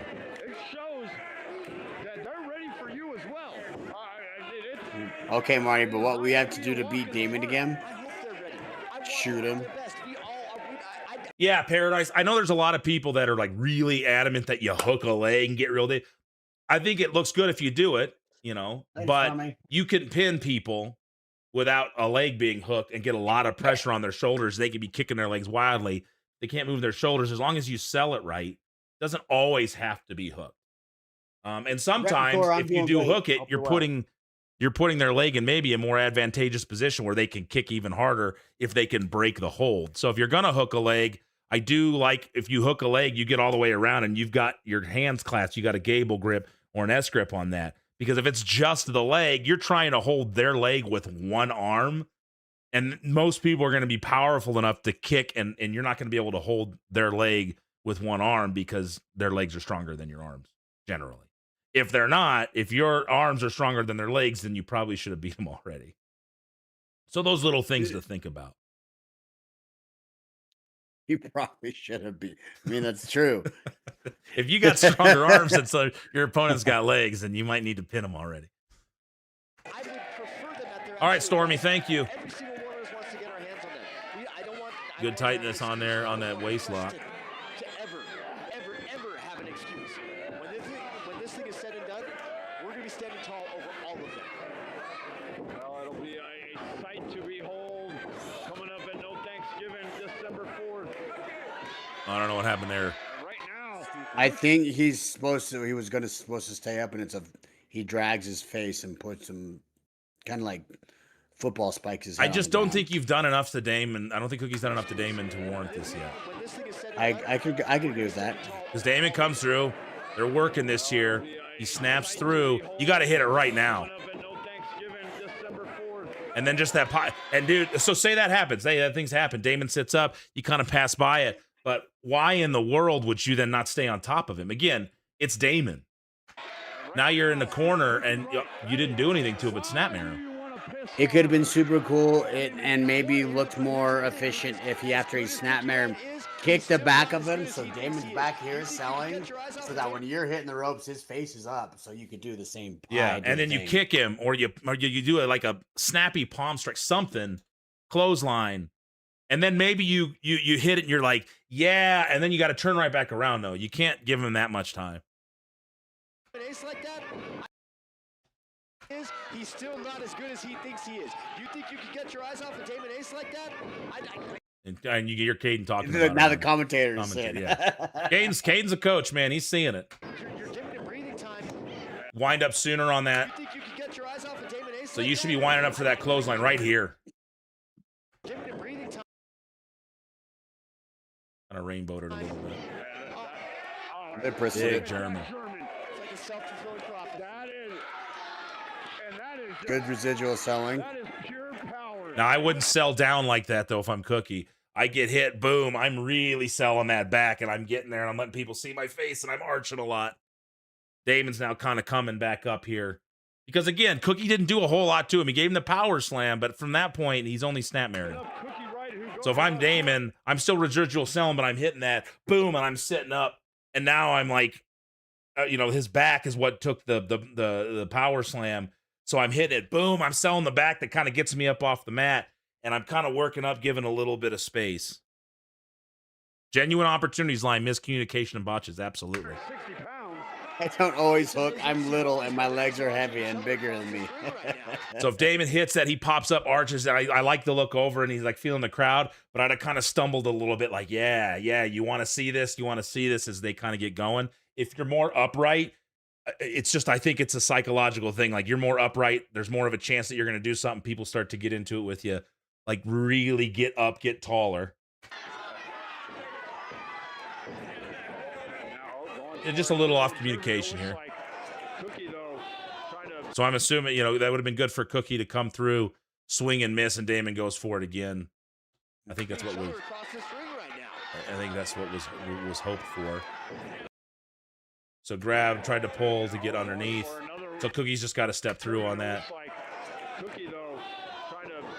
Good talking. Big back elbows. And getting him up for a German of his own. See, here's the thing. Cookie's not selling anything anymore. Not quite the elevation. Cookie's trying to be an asshole, and I get it, and it's cool. But you just got Germaned by Damon Ace. And you were able to turn it around on him. You got to hit that and still sell what happened to you. You can get over the ropes and sell it and then get a kind of a grin in, but then remind people real quick, ow. You smile, you're like, oh, that hurt. Also, you just use that injured back that you just got German on to suplex the man bigger than you. Now you're up like nothing happened. The trajectory that Damon landed on was all high shoulders and neck. There's no way that there's nothing about that where you walk away unscathed. There's just not. Because the problem now is Damon is looking much more affected by Cookie's German than Cookie looked by Damon's German. And Damon's taller and has much more leverage and snaps much more on that than Cookie does. So it needed to be a you hit it, boom. Damon sells it over to the ropes, and you're immediately on top of him while still selling what happened to you, so Damon can't breathe. Cookie has leveled up Versus play into the crowd at that point. Going from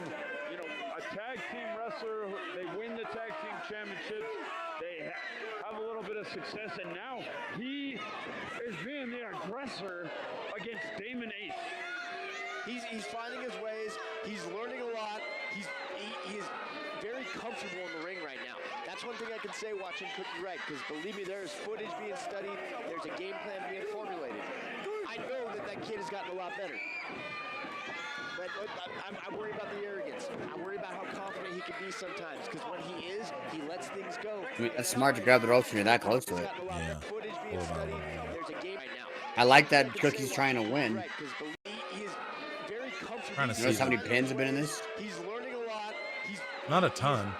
very comfortable in the ring right now. That's one thing I can say watching Cookie Wright, because believe me, there's footage being studied. There's a game plan being formulated.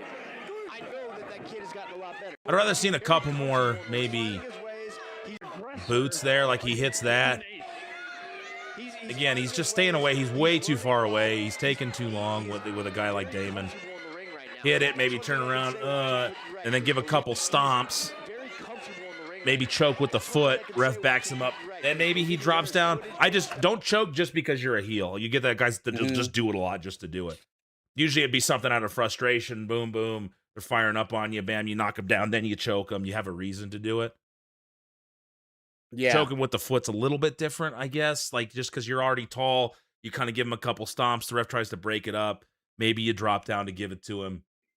But I don't think it gave you much of a reason to go down. If you have the option and you're on power, you're the one on top. If you could stomp the crap out of their face, that's just as effective as choking them. So unless they give you a reason to choke them, especially if you're going to do it right in front of the ref, don't shut on the ref. And don't, if you have a boot to the face that's just as effective as a choke, do that.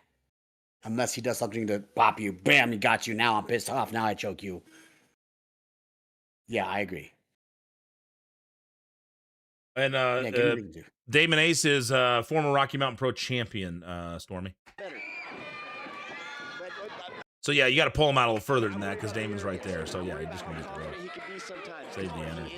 He lets things go, and that's why. Let's just face it. That's why they're not champs anymore. That's why him and Eric don't have the tag titles anymore. That's why he came close with me. He came incredibly close to winning the charge. I heard it's snowing out there, Heather. That sounds horrible. Right now, he Dead is stop. going toe-to-toe with the weapon Damon Ace. No, he went right back to the back. Good. I'd have given a little bigger shot here. Damon comes up, wind up a little more, snap that. It's kind of like boom.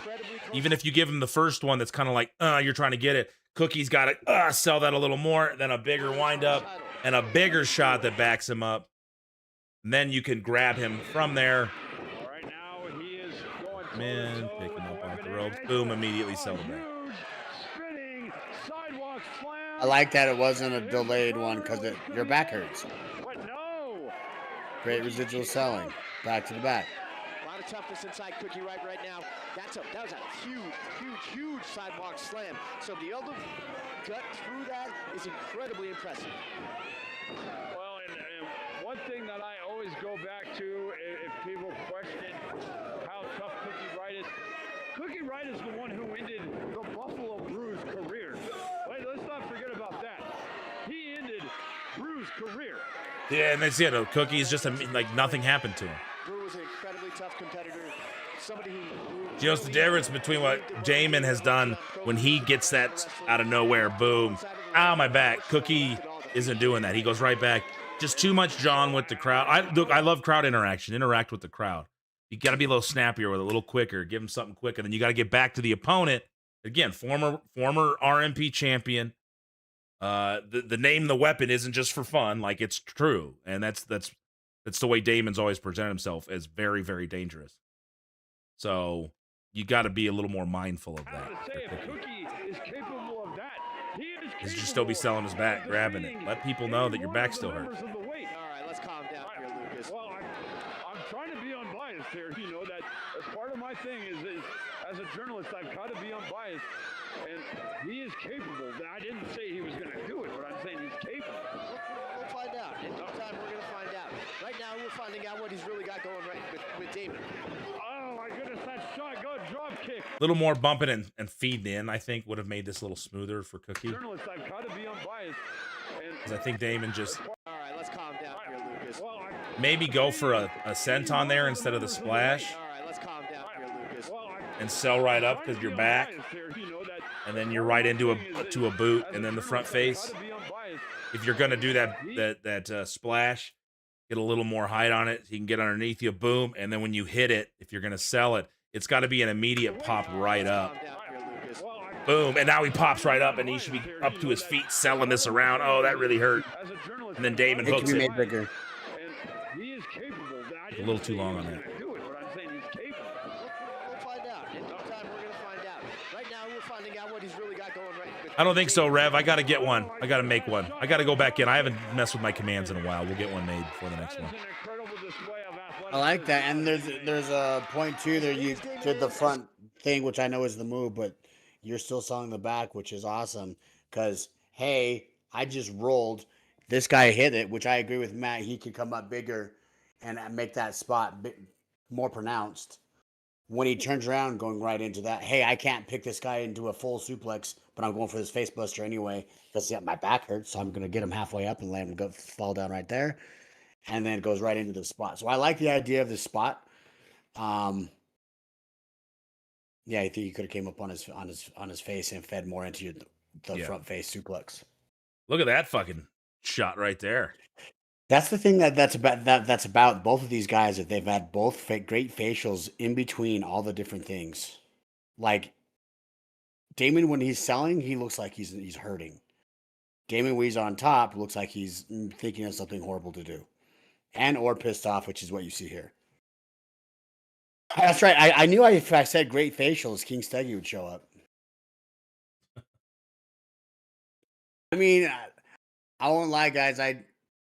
I made some money doing facials, and that's what everyone said was my big thing was you emote greatly. And from when I was trained, I was told the better you make the other guy look, the better he'll make you look. Yep. So if I can make this guy look fantastic and give him a reason to have to try to fight up as a heel, or for me, I have reason for this guy to have to keep me down if I'm a babyface. But the whole time in the between, I'm emoting and telling you guys what you're supposed to be feeling from my perspective, because that's what people are looking at is your face. How am I supposed to be feeling right now? How are you feeling right now? What story am I telling? Mm-hmm. They'll be watching your face. So in between stuff, like a face like this, that goes a long ways. And he goes back to his back. He's like, I still feel this. As big as They're still limping. As strong as he is athletic. He has incredible dexterity. He can move around the ring. Yay! I love that. He was going for a looked like a power bomb, not able to. Oh, and there is that cookie cutter from the backside. Well, you can see his back. You can see red welt marks all over the back of Damon Ace. After these messages, we'll be right back. Marty's home movies are out there. Oh, they're definitely out there. I hope they don't get leaked one day. And if they do, I hope I can find a way to monetize them. But there's definitely videos out there that shouldn't be. NRW Classic, the re-edit is coming up soon. Agreed. Oh, look at this. Going for this version of the camel clutch that he calls the cookie clutch. The cookie clutch. Cookie clutch. And that's going to do a lot of damage to that lower back. If he can get it wrenched all the way back, that lower back. I like, if you can, getting the forearm in on the one side, Gable gripping it, and then really grabbing it this way. I think you can get a better grip. You can get up on the chin more, look like you got a little more leverage, even if you do the S grip. He had a lot of pain already done to it. Damon keeps working his arms out of the way.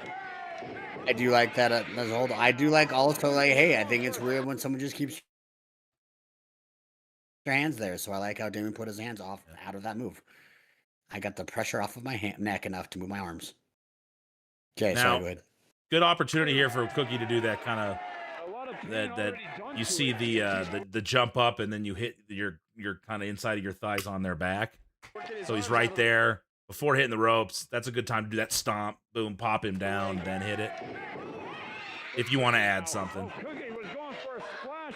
Damon able to roll out of the way. I think that would have made the spot better, yes. And when Cookie's missing these splashes, he just needs to pop up a little more. Cookie was going Boom. Oh, I'm right up. Damon able to roll out of the way. And I'm selling away, and then I turn around, and then bam. Big clothesline. Follows up with another one. Now, kick to the midsection, get some momentum. Kick to the side of the head. And oh, there it is. There it is. I like the gun between the slam. It puts character into it. Now on the spine buster, good spine buster. I'd have popped up, grabbed my back, and still fired up. Yes. Pop it. Oh, this still hurts, but I'm feeling it now. I'm gutting through it. Just again, a little reminder. that was a big time spine buster. Keep that limp in. I liked it when he was kind of doing the limp. Looking to put away Cookie. The back still hurts, but yes, I agree. Cookie's taking a little too long here. I'm ready for the D. Oh no, going for that DOA. But Cookie slams him down. The Falcon Arrow. And oh. That was. Cookie should still be selling that back. That was so close, Lucas. That was oh my, wow. I thought that was a 3 count. Well, ref Eli says it wasn't. We have to go with what the ref says. I have to agree. Maybe I'm biased. Yeah, I'm biased. If this is any indication of what No Man's Land is going to be like, it's going to be an absolute war. And it was. It's going to be a lot more. I can absolutely he was going for the Cookie. Nice finish. That was cool. Dead on arrival. 1, 2, 3. Good finish. Good timing on that. Watch here, Yeah, comes in, boom, spins right through. That was good. Dead on arrival. 1, 2, 3. That's it. What a match. There you have it. Any other comments before we get out of here? Damon's in the chat. Damon, did you have anything based on what we said? Anyone else? I think Paradise. out of the match, that was the match that looked most like a fight. Yep.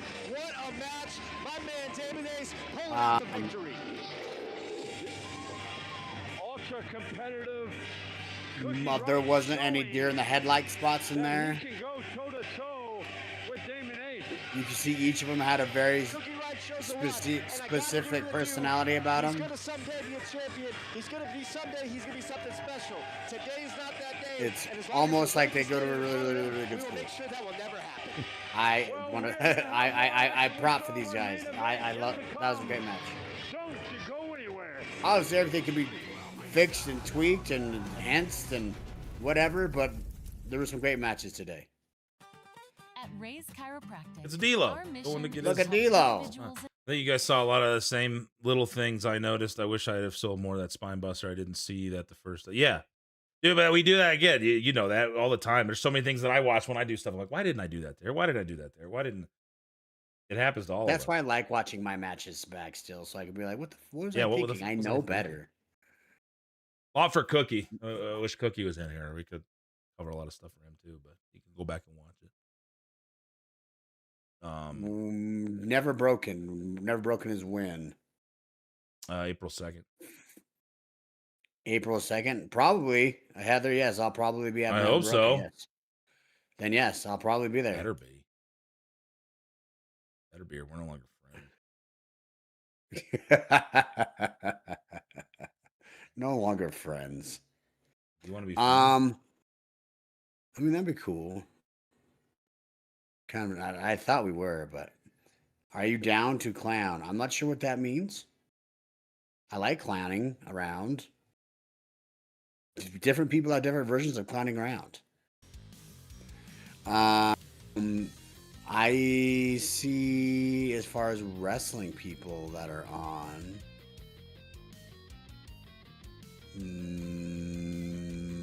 Mastodon. Someone had asked if we could raid somebody. Wicked something. Jay asked if we can raid Wicked because he's going to do a birthday stream in April for him. But I don't know who. I'm not familiar with the Wicked person. I'm not either. Which I'm fine with raiding them. I just don't have their names. I know they put it in the chat, but I think they're over at their stream right now. But yeah, I would have been down to raid that one.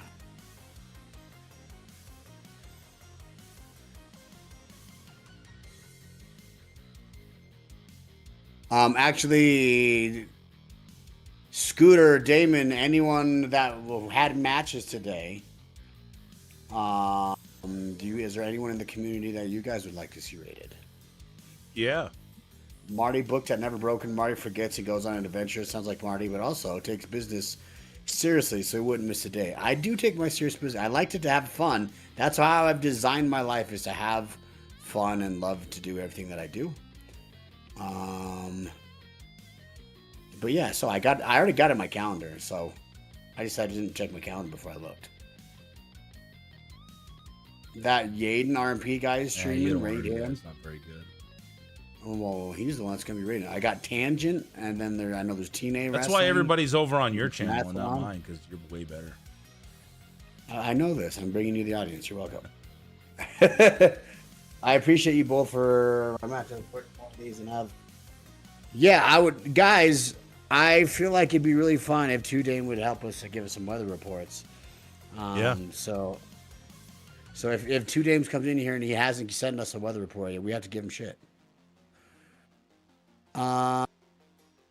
Is there any one of the people that I have mentioned that sticks out to you? TNA sounds good, Revolti says. Used to I don't work think they got there. anybody live there doing that, though. Yeah, they don't have anybody live, supposedly. I'd like to at least raid you over to somebody. There's another wrestler. I've never raided her before. But there's another wrestler who's got a pretty big audience that is doing stuff. Who's that? Oh, and then there's another wrestler who has less of a bigger audience. How about Ticking Away at Backlash? They're playing Spider-Man 2, supposedly? Oh, yep. How about Leva Bates? I like me some Leva Bates. She was always nice to me. Well, not if she's nice to you. Well, that means she's questionable, huh?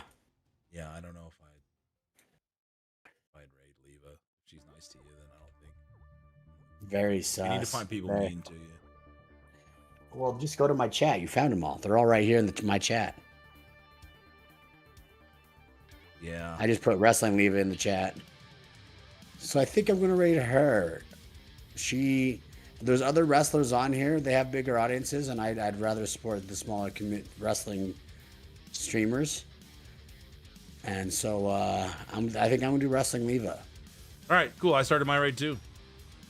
I already started it. Okay. Well, good to have you here. Yeah, thanks, guys. You know, and this is fun for us too, because it gets the coaching muscle working, and it gets us more critical and analytical and seeing things, which is good for both of us, because we want to help people get better, and we want to, we've talked about leave wrestling better than we found it, and I do enjoy coaching. It's why I own a wrestling company. I didn't own a wrestling company to run shows. I started everything, in 2010 to run the shows the way that I felt maybe was missing in Colorado. When I came back in 2014, I didn't even run the shows at that time. I just started a school because I really wanted to be a coach, and I enjoy that much more. And when I can actually sit and just focus and look for things, I think it helps. I hope from Sean to Damon to Two Dame that it helped you guys today. We enjoy doing that. And if you know anybody else that has matches to watch, please let us know. I'm going to get out of here. My raid's about done. And I will catch you guys next time. Everyone say goodbye to Matt. Go follow Matt. ! Matt. We headed out, everyone. I got the stream ended screen on there. See ya.